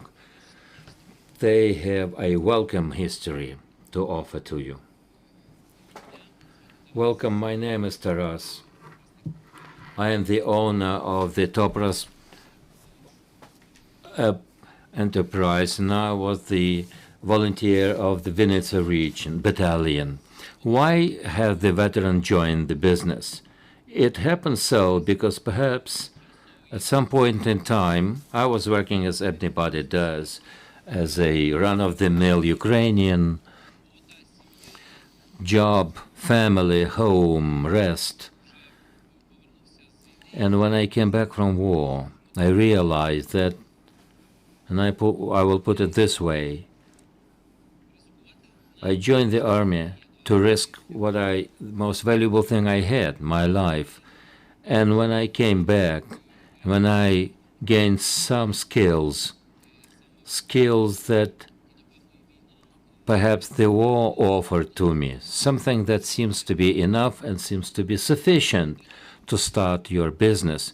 The main issue is that the risk that you are facing, sometimes you are afraid to take a risk with your money. You are ready to risk your life, but not your money. You know, money is something that you don't put on stake, but life, to lose your life and to put your finances at risk, you know, ladies and gentlemen, it's worth it. This is what the Veterans Foundation is all about. It is worth it. That's why I am an entrepreneur. My point is that military service, something that I heard long before, and I heard the wording that a bullet changes everything in your head, even if it has missed your head. All the shell that you hear above your head, and I was lucky not to be hurt, but there are a lot of things that have changed in my mind. You heard the figure that 10% of the people coming back will be ready to establish their businesses, something that I was missing when I was beginning with my business. What I missed first was knowledge. Yes, you are motivated. Yes, you have some experience of skills enough to establish your business, the skill that you had acquired during your service. Skills are there, but what you're missing is knowledge. Financial support, knowledge, seem to be the most important things to begin with. As a veteran, I participated in a number of grant programs. And this happened when I started my business. The business was growing. The start capital, you know, I was told at one workshop, 3 F's for friends, family, and funds. I had my family, but funds was something that I was searching for. At the beginning, the finances were very difficult to identify. That would be my question for the people from the Veterans Foundation. You know, there are programs for the running businesses, but there must be something for the startups. Guys will be coming back from war. They should be granted with some finances and, of course, knowledge, training. I was going through the SID program of the business development, a crash course, how to begin, what to do, what you are supposed to do, what the advertisement campaign is, the issues concerning the taxation, which taxation scheme should you use, what you are supposed to do. This volume of knowledge is something that is needed for the boys to be part of this team. As for our initiatives, we got together with Volodymyr, and we thought that, yes, we had some experience that we were ready to share with our comrades and brothers at arms. Now we are renewing the drive that was running them, the so-called veterans cause. We are ready to help our veterans. We are part of the business, but what we don't have is time. This is where we need help as well. So I think there is a lot of work to be done. Thank you. Good. Entrepreneurship is one way to go. Why did you particularly choose that path? What was your motivation? You see, business is a small war. It's like it. It's the adrenaline you get, especially when you start your business. You're deprived of your food, of your sleep. It looks as if you're in a warfare. It is a way to socialize. You have made up your mind, and the scope of emotions is that you feel at the front. Volodymyr, the mic is yours. The question goes to you as well. Let me start from the very beginning. It's a long story. I am also a veteran. My history goes back to 2015. We have found out that we were at the distance of 10 or 15 kilometers from each other. My history is different. When I retired, I couldn't walk. I had to use the crutches. And you know, as a disabled person, I hated the local authorities. It's not where I can say something good for the local authorities. And I was thinking about the profession that would make sense for me as a serviceman. IT didn't work out. And I thought psychology is good for me. Wars will be waged always. You see, this is the way you think. And those who have retired, psychology will be always there. To become a student, you need money. To get some money, you have to go abroad or do something at the backyard. And, you know, I have a lawyer's education, but I have no experience. So I was a student who used to work as a person who at the brickwork, and you see my left eyes doesn't work all right. So I was searching for myself. It was a long way. And it was a long road because I didn't know who I am, what do I want from this life. And to be honest with you, in 2019, it was a time when I killed a soldier in my mind. And this is what I did. I learned how to talk to myself. Why didn't I become a psychologist? It was because before the full-scale war, I thought that no one needed me. You heard today that you can go through the social network, but you will go all the circles of hell to become a psychologist paid by the government. And you will have to spend so much money for your education. I could not afford it. A number of supervisions and inspections, the requirements for your offices and so on. Where did I end up? I was talking to my brethren-in-law in war, and I was thinking how to transform my military experience into the civil experience. So what I've decided to do, if the mountain doesn't walk to Muhammad walks to the mountains, so you have to create business to help other ones, because it was not of interest for the state back then. Even now the attitude is a little bit different. It's a bit better. Back then you were taken, or you were begging for being taken, because you want to defend the country. You're something different, something weird, and then you get your military ID, and here you go. That was the attitude. Now, thanks God, more people are involved. Not thanks God that the war is on, but that the majority understands it better. But my question is to everybody: is everybody preparing for the veterans to be coming back? How many of you or the people you know have read the literature about the people, the veterans coming back, getting employed by you, how they better be woken, well, how to enter their room? Well, you've read it, yeah, but again, where the veterans spend their time: at work, at home, and in their unions. This is where their brothers in arms are. They can have a cup of a drink here. So in the majority of those three places, nobody knows how to talk to the veterans. When we don't know how to talk to those persons, we are afraid. You know, when we don't know any information, we are afraid of that phenomena. And it turns out that people learn to receive the veterans themselves, and they're afraid of them at the same time, because they don't train their HRs to organize a working place for the retired military.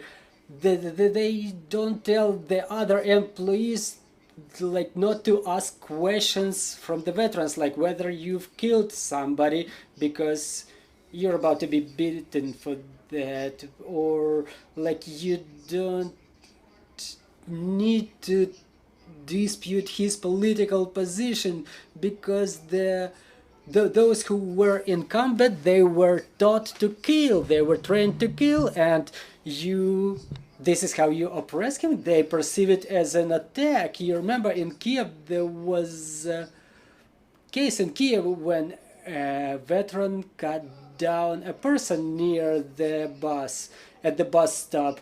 Well, it turned out like, who's to blame now? It's the veteran whom the government paid for to be able to defend himself and the people around him. And then there is a sportsman who tries to attack another person. So who's to blame, all right? Is it the one who didn't learn how to communicate with the veterans, or the veteran themselves? And again, the employment, where you work, do you create the conditions for the veterans who come back to feel all right, so that they come back and they are not being created any obstacles in their work? Because as a workers or as the employees, we're okay. For example, my brother in arms, he went to Czech Republic, so from the office of the international company, he got 3 visits from there to inspect how his workspace was organized, because he was the most efficient in his workspace.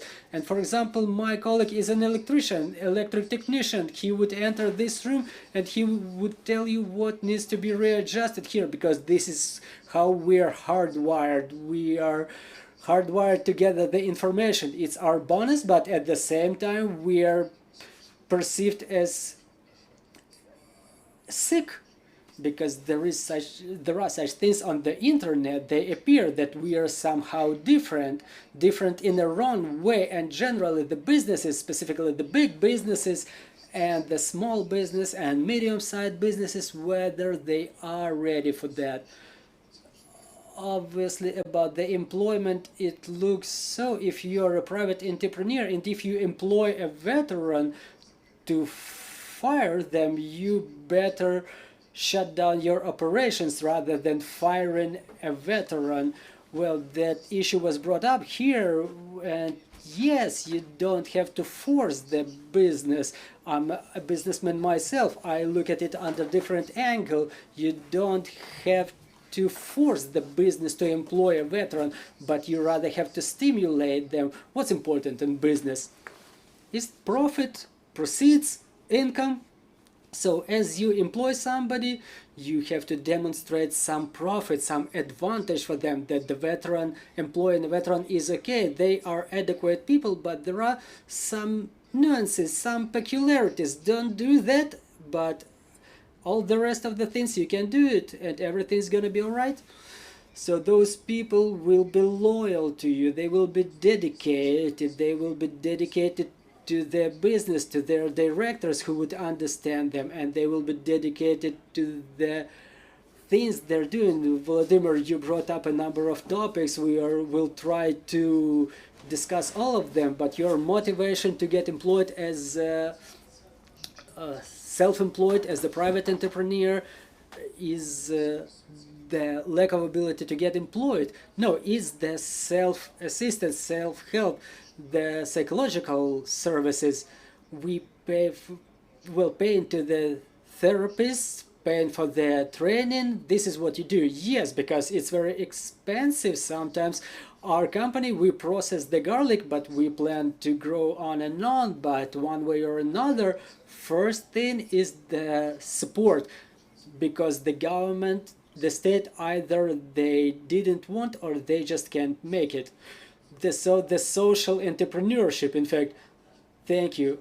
I appreciate your input to the maximum extent. Our platform is the social entrepreneurship too. So let's continue. We have a huge program here, and now we're about to present some results of our study, the study of the employers as to the employment of the veterans. We had this study in coordination with the Ministry of Veteran Affairs and Work.ua. It's the second time I'm seeing these graphs, so I will be commenting it. So the competences, okay, clicker. So the competences. So what will be the level of the competences of the veterans after demobilization? It was responded by the employers who employ veterans and use the services of Work.ua. The majority of the veterans will need retraining. This is what the half of the employers think. 19% think that the most of the veterans will get new competencies which will be useful in the job market. Another 4% think that nothing is about to change, and another 14% think that they still hesitated. And another graph shows us, what do you think, what will be the level of competences of the veterans after demobilization compared to the civilian employees. So it makes no difference, 29%, 22% hesitating, 25% comment that the majority of veterans will lose their qualification. Meanwhile, 23 think that the veterans will get better qualifications rather than the civilian ones. So the drawdown is as far as the status of the veteran, at what phase we will be able to find out. Oh, there is some run window right here. So how, at which phase of employment you will be ready to find out about the combat experience. 71% will think that they will find out about it during the interview. 18% think that the veterans will show their experience in the CVs. I don't think that's really good. The candidates don't really mention such experience. It's 4%,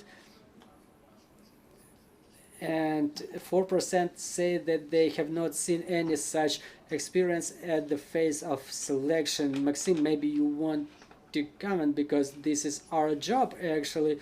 Is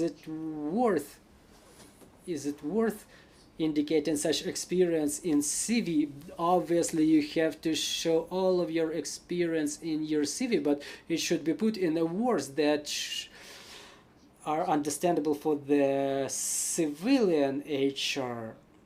But I would like to tell you about the bigger picture about the employment in Ukraine and what will be the share of the veterans. on the job market, where we will be getting back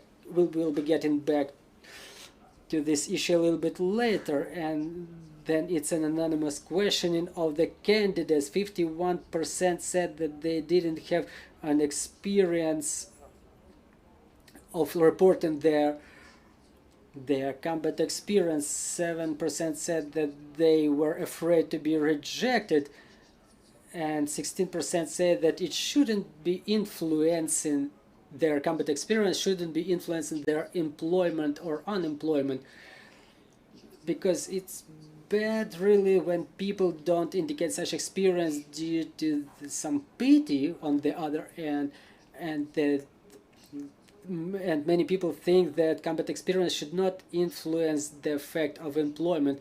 Our experience shows that it's a very significant and a valuable experience, and adequate employers, they have to take it into account and to get their advantages from there.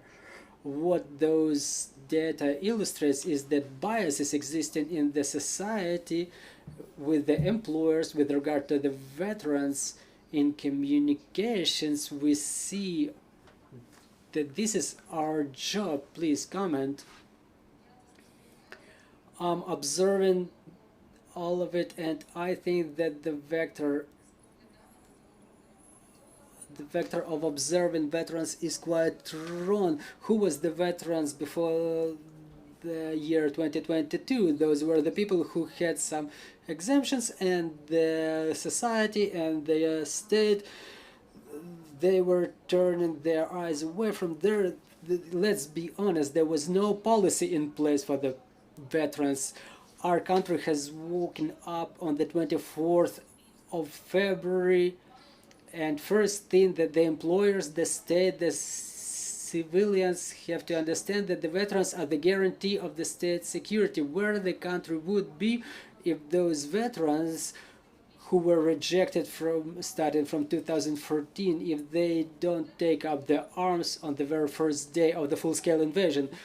Answer it yourself, and answer the following question. Living side by side with such a neighbor, are we sure that the war is not going to repeat in 5 or 10 years? So this is why the position of the government, of the society, should treat the veterans as the guarantee of national security, the security of every family, every apartment block, every community. What is veteran as they come back for the state? If a veteran is successful, they will be able to find employment, they will be able to find jobs, they will have happy family, and a happy family is the guarantee of the strong society. And so to say, a sustainable state, sustainable country, I'm not talking about the exemptions and subsidies. They say they cannot be cancelled, but I think they can be monetized. What is the support? Like 1,000 or 1,500 hryvnias.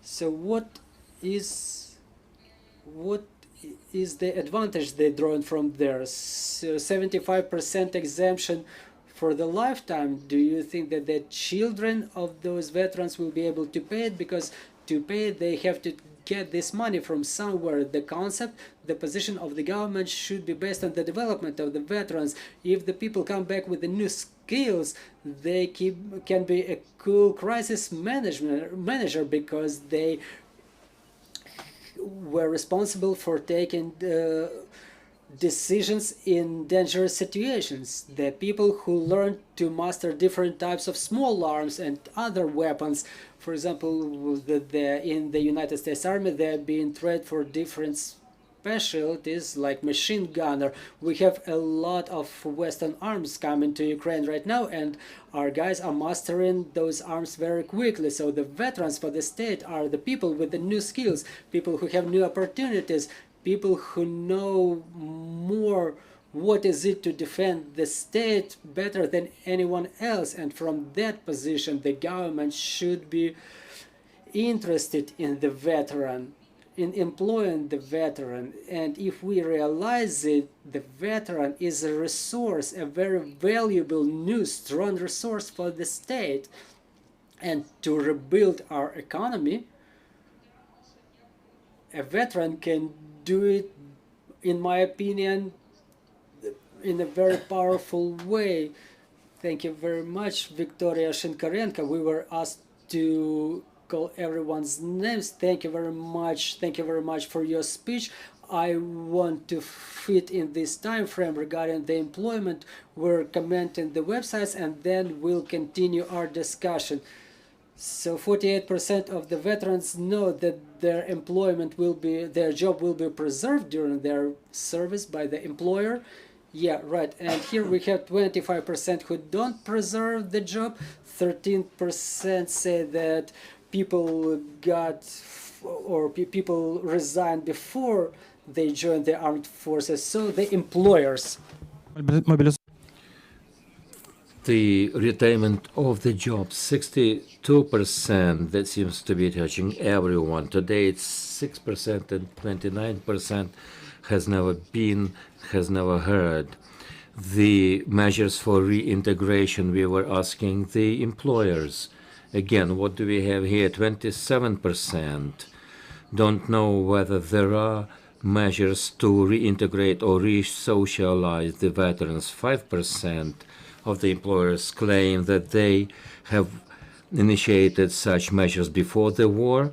39 of them will do something after the war. 32% don't have such measures in place, which is good, but 20% don't plan anything. If you hear us today, don't follow this example.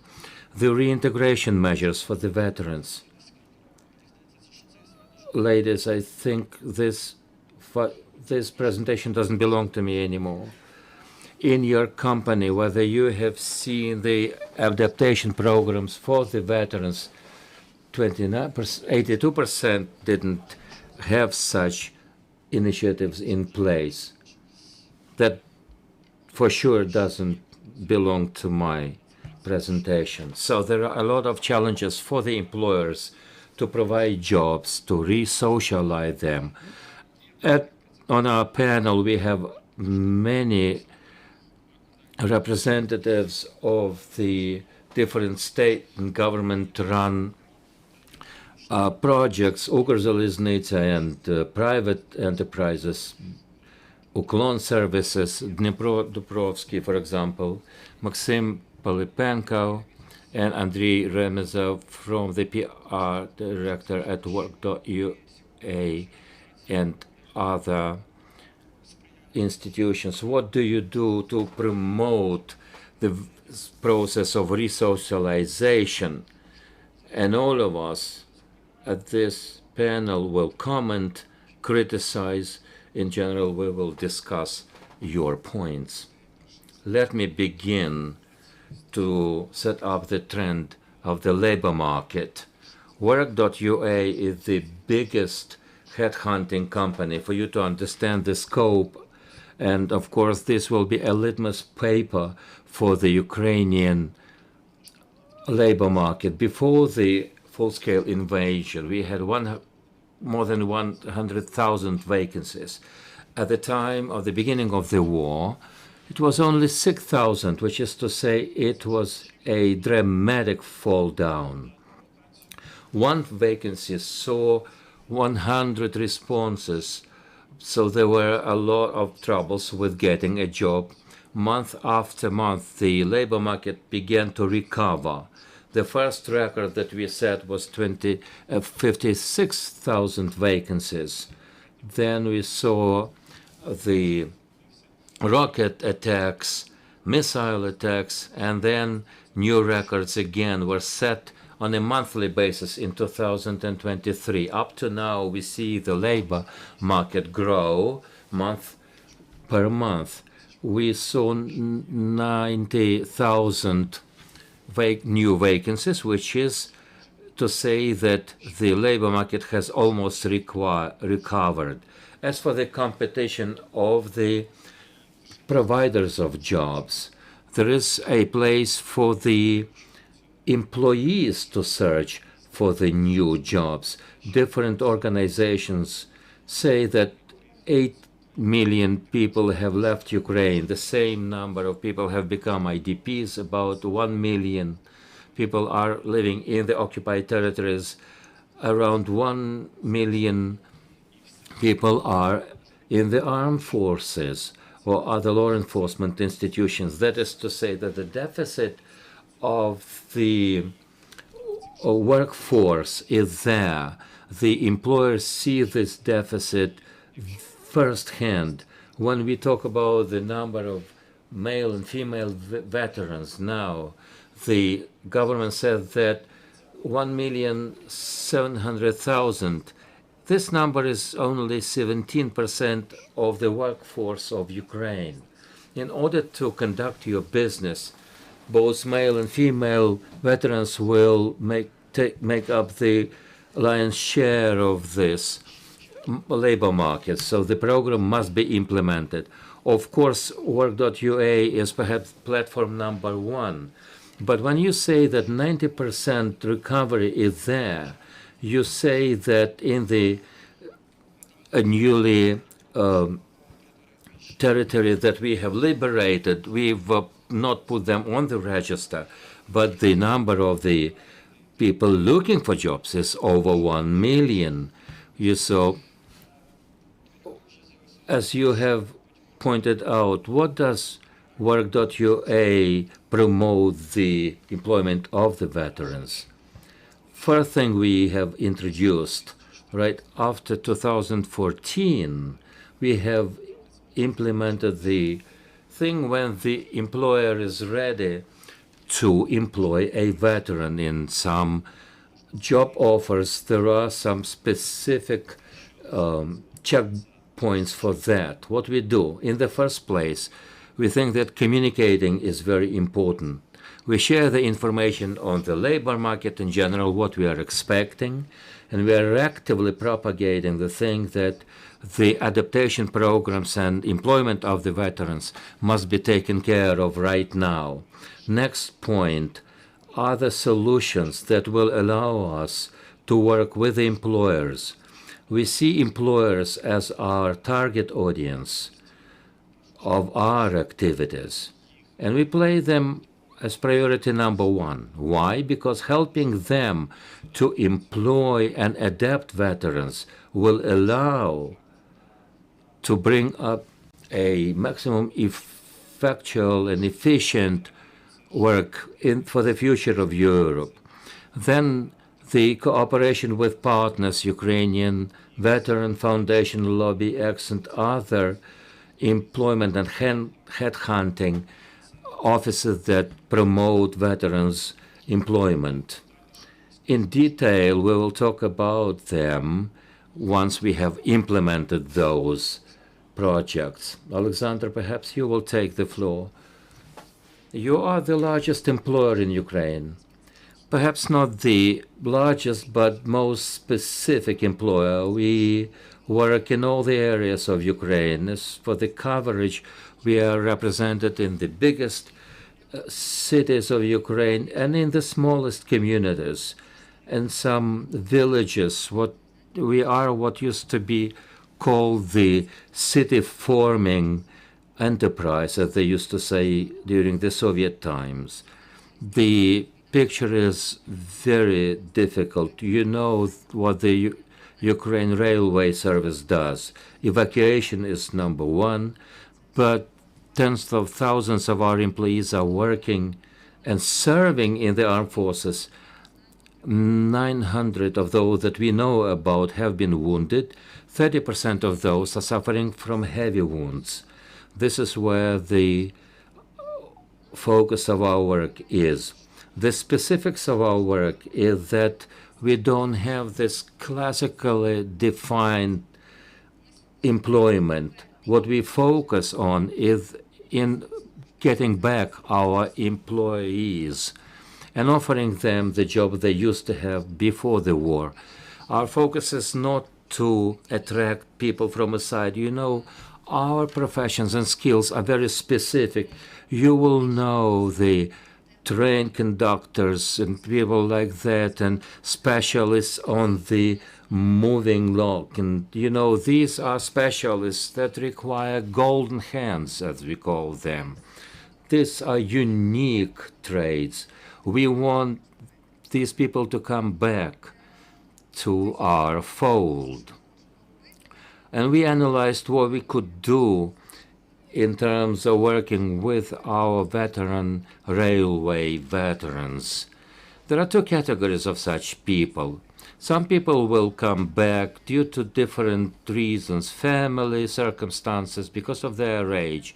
These people will go through some specific procedures. They will inform their former authorities saying that I am retiring and I'm ready to work with you. They will be working with the HR specialist or the head of their department, or in some cases both.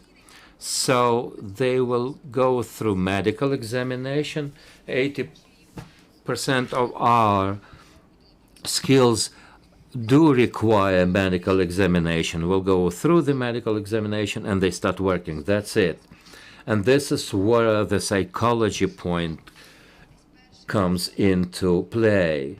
Because, this everyday work is very different. Railway work. And some of our people say that it feels like you're at war. The hard discipline, the command and control, and they don't have enough time to think, what has happened to me, what shall I do next? This is where we thought it makes sense to think about the psychological barrier, to get them trained. Some especially that came back from war, they say, everything was all right until I was accepted by my former team, and a month's time, something weird was going with me. Something was wrong. In some rare occasions, but they were there. People wouldn't answer phones, wouldn't show up for their duty work.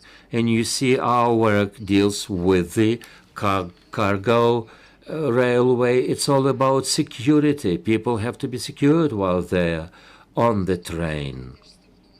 And this is where we face some red tape challenges. Of course, medical examination is a very good tool. A basic psychological screening is necessary. People must be hinted what to do, where to go. But some ministries were not cooperating with us. We hope that they will cooperate. They will help us. And there is another avenue. Boys and girls, but the male population is the majority of our employers. These will be the people that have been wounded hard. This is where the HR department are running into problems. This wounded personnel will not be able to come back to their routine work. They have to be offered something new, something different. First option we see is this. We have to get them back into the railway service. That's the first step. But we thought the first thing to do is to get united. In one center, we call that advocacy center, because this is where we take up the functions of the advocacy service. First thing, we will offer some jobs that somehow relates to what they had been doing before, or we will offer them the job in the area that they live in. This is the way we follow. The advocacy center specialists keep track and keep communicating to these people that are going through rehabilitation process now. We identify their needs and the areas where they need. We get the response that everything is all right. We are being treated here at the hospital. But psychological matter is very effective here. They thank us only for the fact that they are being contacted. Prosthetics. We understand that people that have the new limbs, the prosthetic limbs, they say, I will not come back. I cannot do that job. Other people say that psychologically I cannot go back. We know that we ask people whether you are likely to come back. They say, yes, I'm willing and wish to come back, it all comes down to communicating, retraining.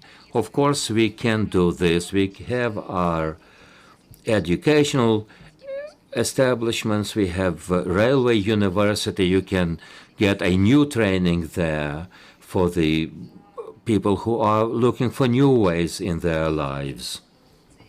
And this is how we try to test this algorithm, because it's new to us as well. And until they start coming back en masse, they start coming back homes, we have to walk this way. We have to understand this algorithm and continue working in compliance with it. In response to Volodymyr's question, he left really, since there is a first way of coming back for a veteran, there are HRs in his way, and he told the truth. They're afraid how to ask, what to ask, and to avoid it, we have this first group, first class, and 70 people already have undergone such training, the communication with the veterans.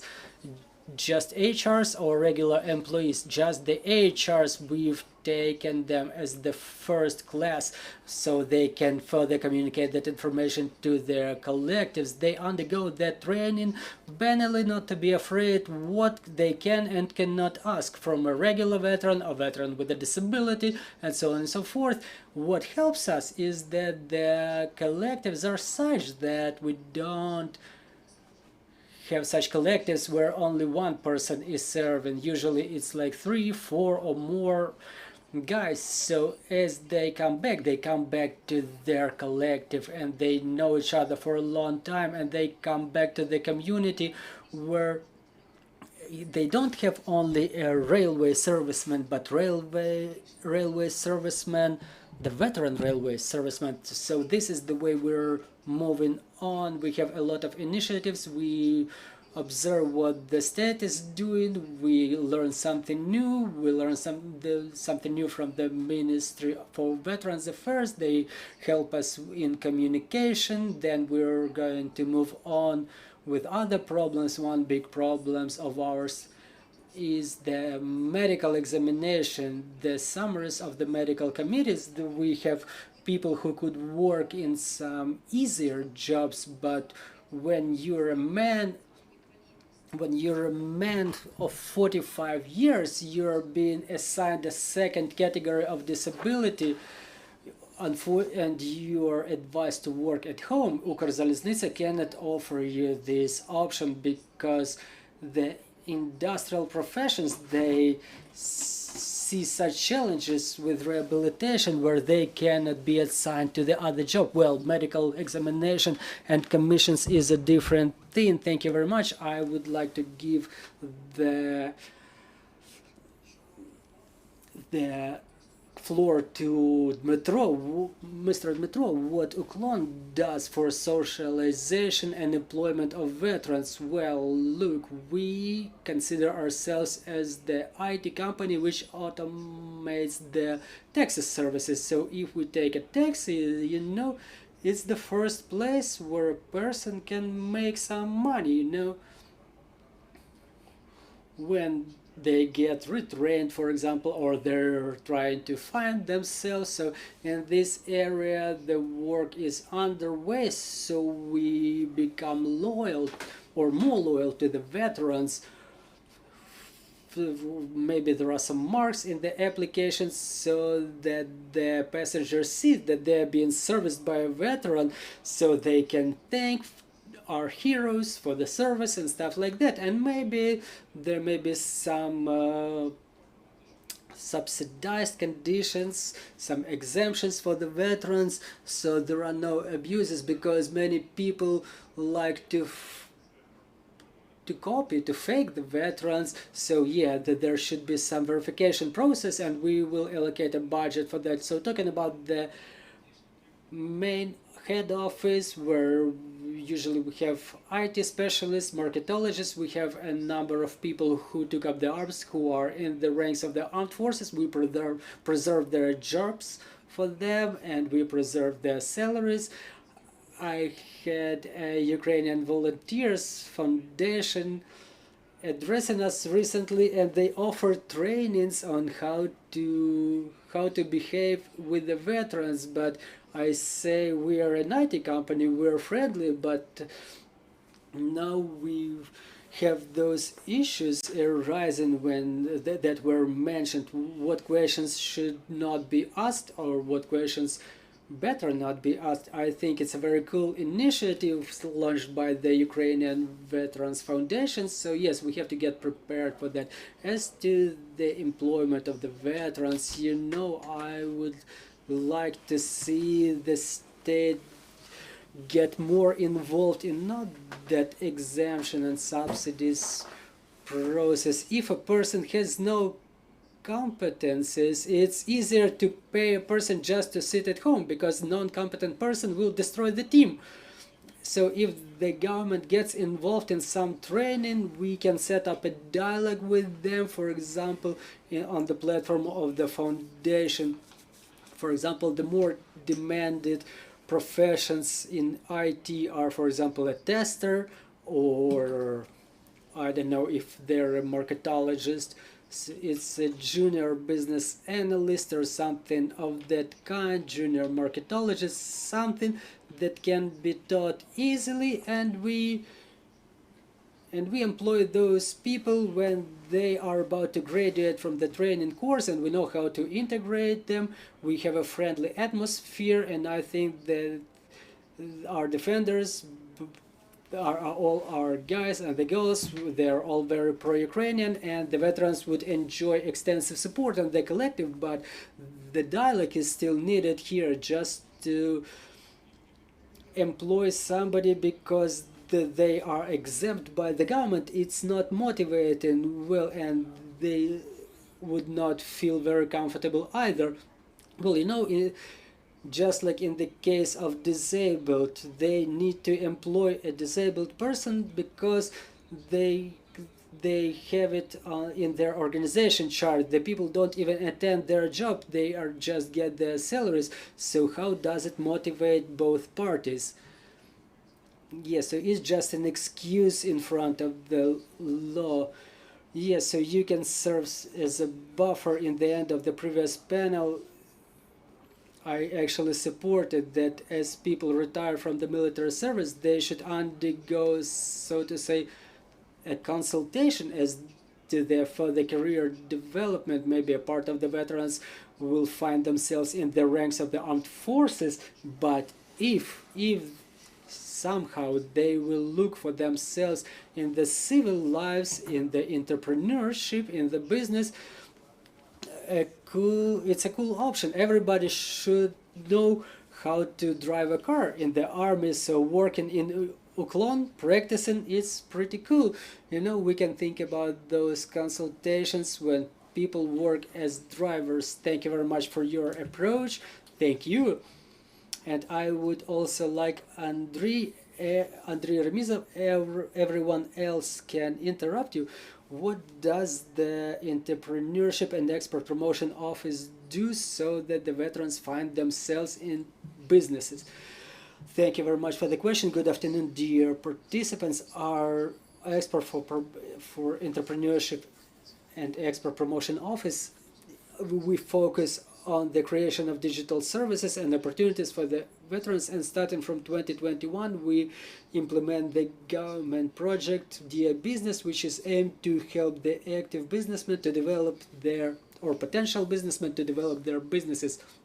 And to add to the words that were said by Mr. Taras and Mr. Volodymyr in the beginning, I can add that recently we've developed, in coordination with the Ukrainian Veterans Fund and the Ministry for Veteran Affairs, we developed a page, it's called Veterans Business, where we accumulated all the information for the veterans that exist on how to establish your business, what are the grants available, what are the training programs available, where they can study the stories of success that we continue gathering about the veterans, both male and female, who established their businesses. So if anybody can share their experience, share their story, we can share it in Dear Business.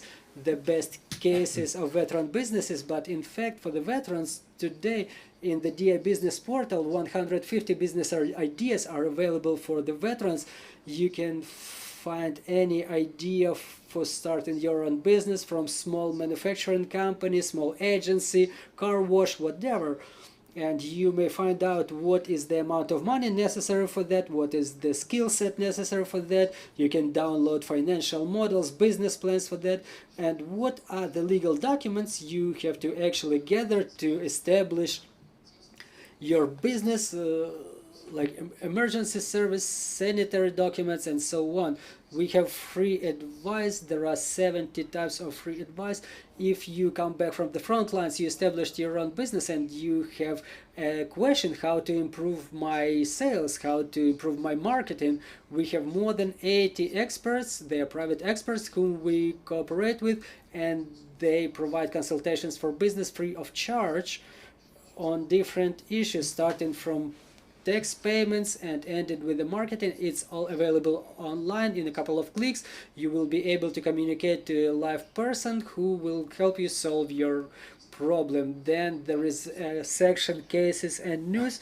Our team accumulates the news about all the grant opportunities available for the veterans, and for the entrepreneurs it can be monitored in the social media of DA Business, and if you enter the portal you will be able to find a lot of useful things for yourself from launching your business. And then we focus on export opportunities. If veterans establish their businesses, if it's a manufacturing facility, they probably think about scaling up and starting export sales. We have requests from the veterans about the export opportunities, and we have many analytics advice about the prospective markets, about the assessment of readiness to the export. And another tool that I would like to mention today, in the previous panel there was a question from the floor when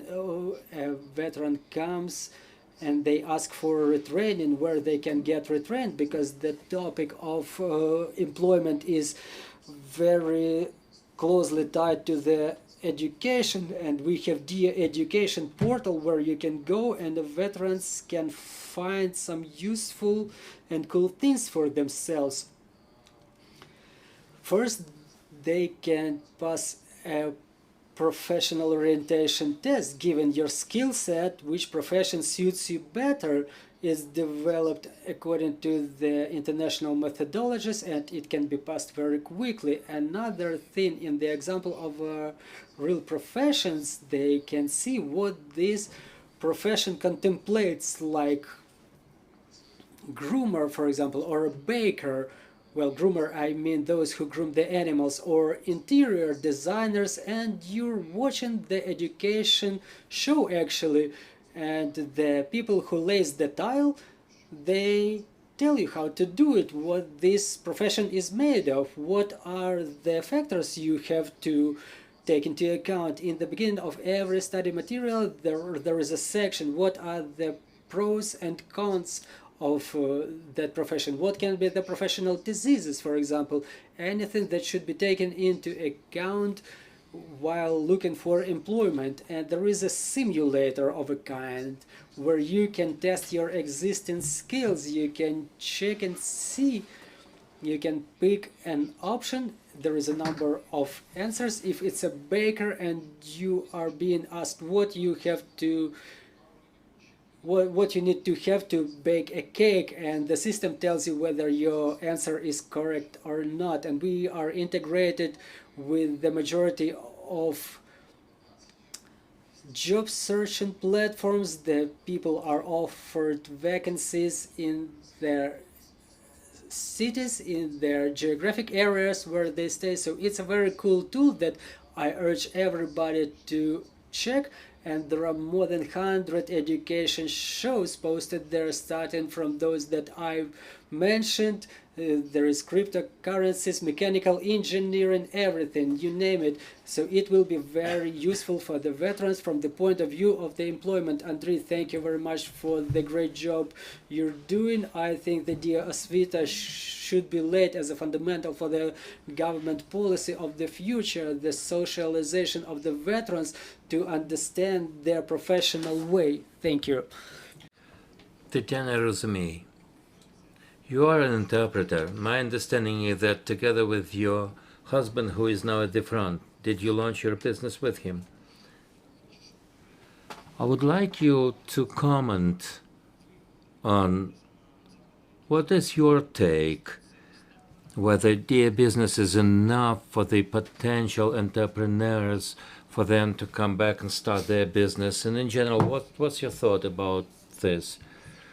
You know, I myself am planning to take advantage of the Dear Business project.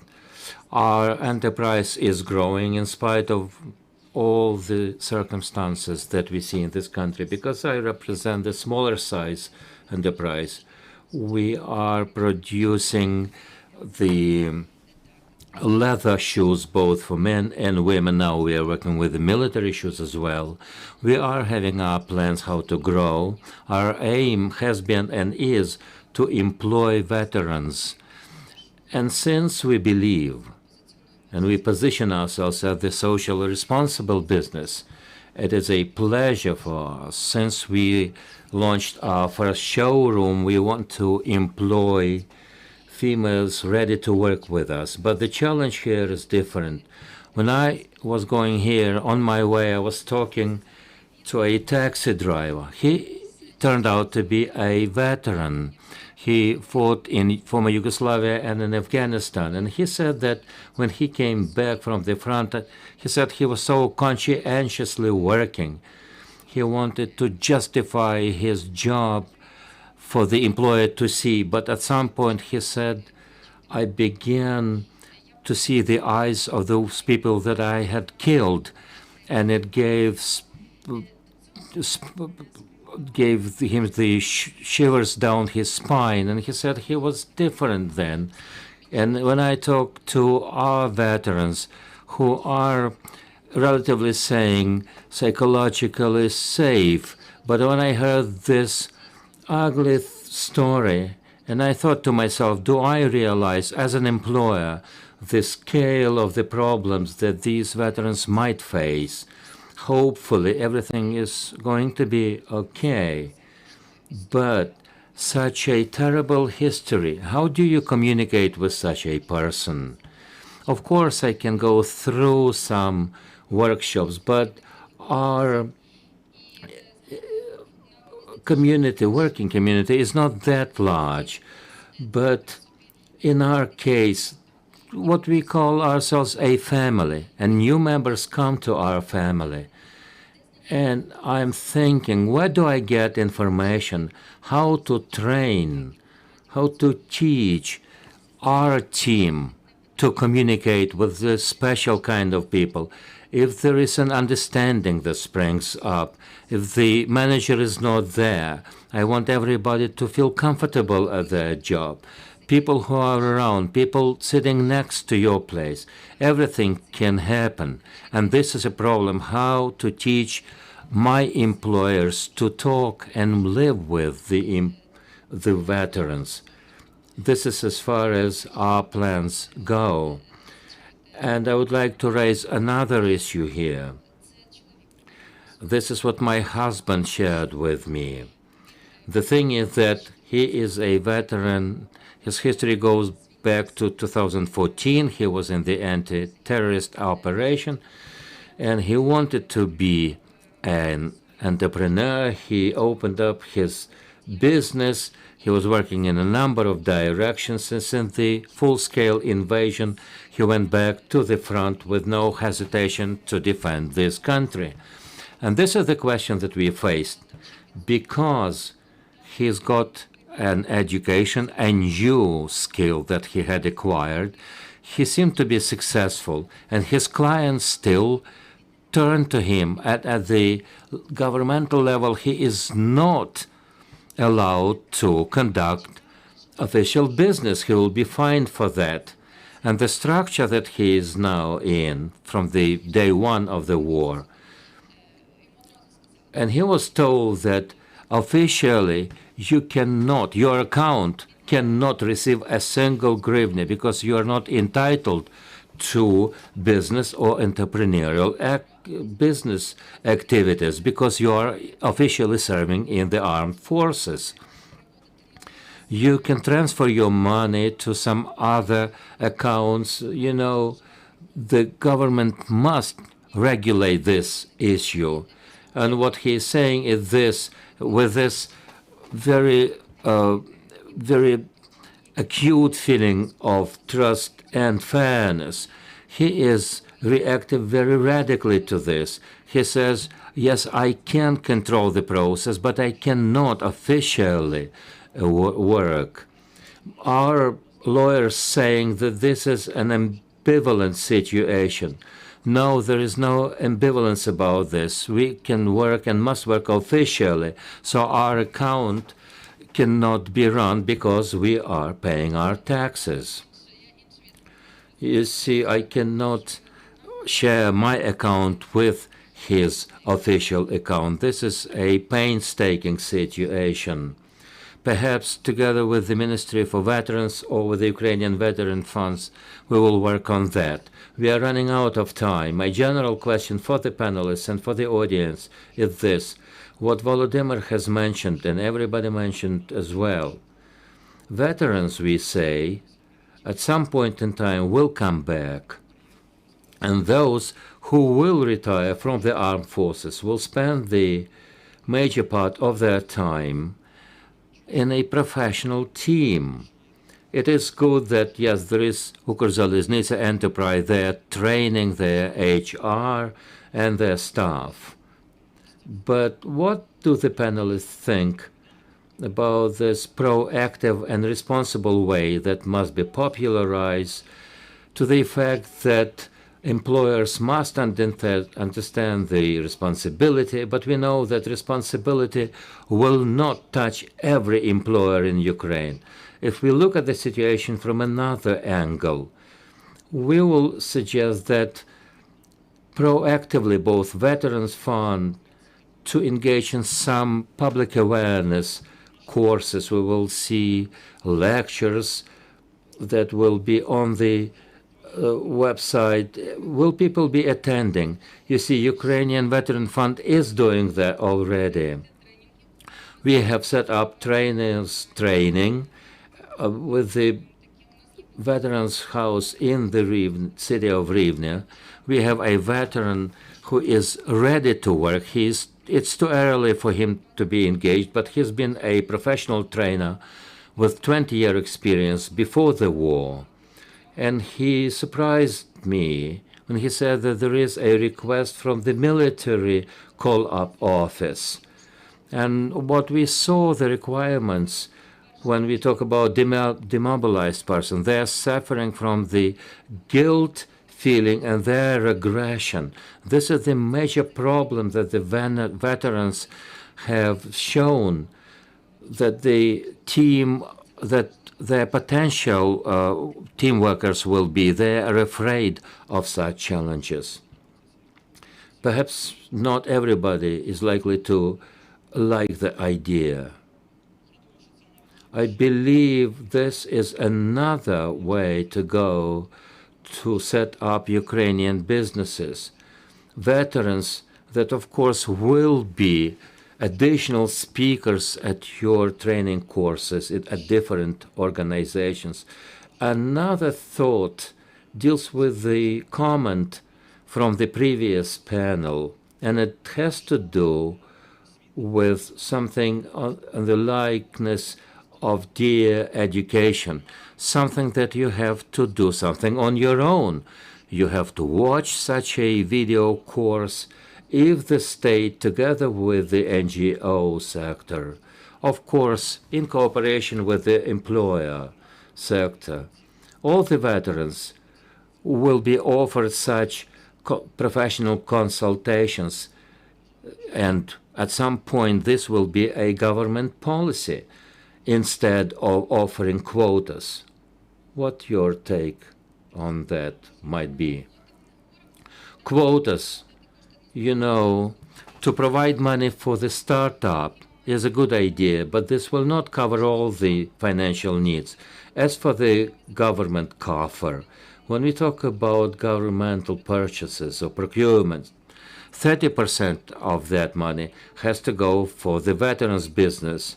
Veteran business should imply that there are 50% of the veterans on the staff. Licensing programs, benefits or perks, be it not 100%, but people must be responsible for the way they spend their money. Business is for the people who have that calling, but there are a lot of people who would like not to be the managers, but rather the employers. Yes, we are talking about the veteran business, not where the business is founded by the veteran, but about the team where 50% of those working are veterans. Comments? If there are people who are categorically disagreeing with this idea.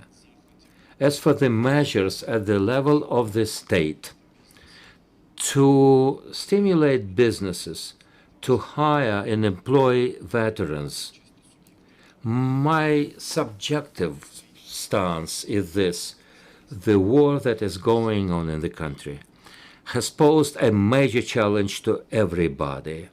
To help army, to donate for the armed forces has become something that we take for granted.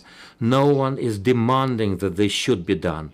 We know that we must overwhelm the enemy. We must do what we can. We have been talking to thousands of employers and to millions of possible employees.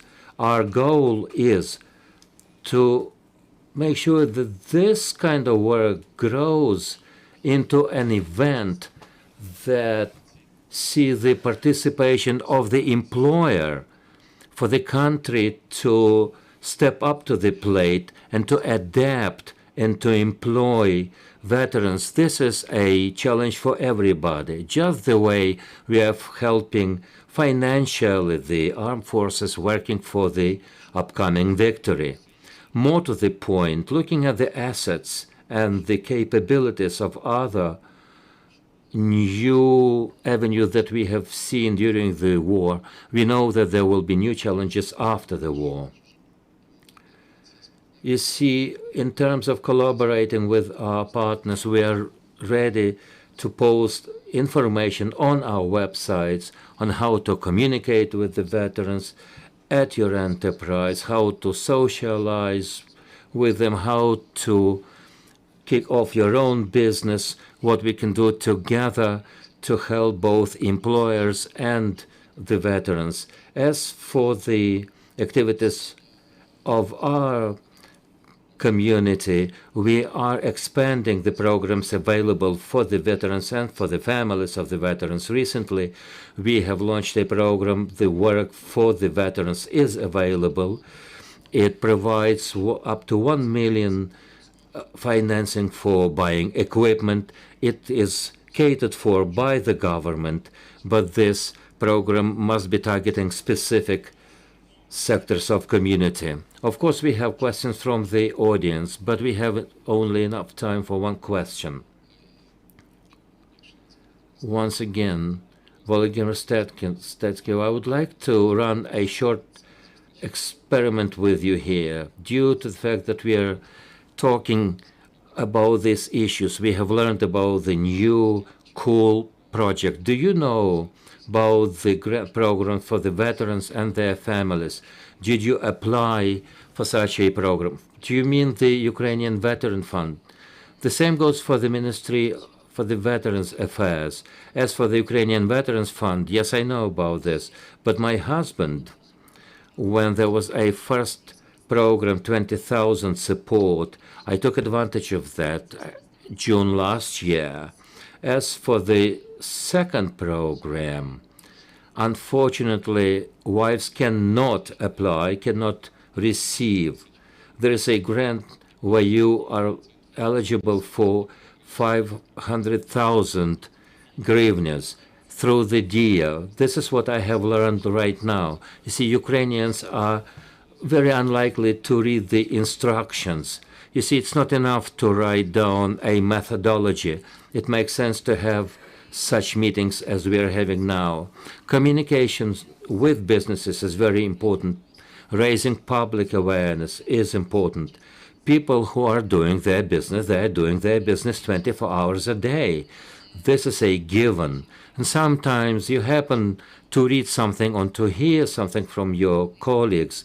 But when you are engaged in running your business, you don't have time to go into the nuts and bolts of all the information available.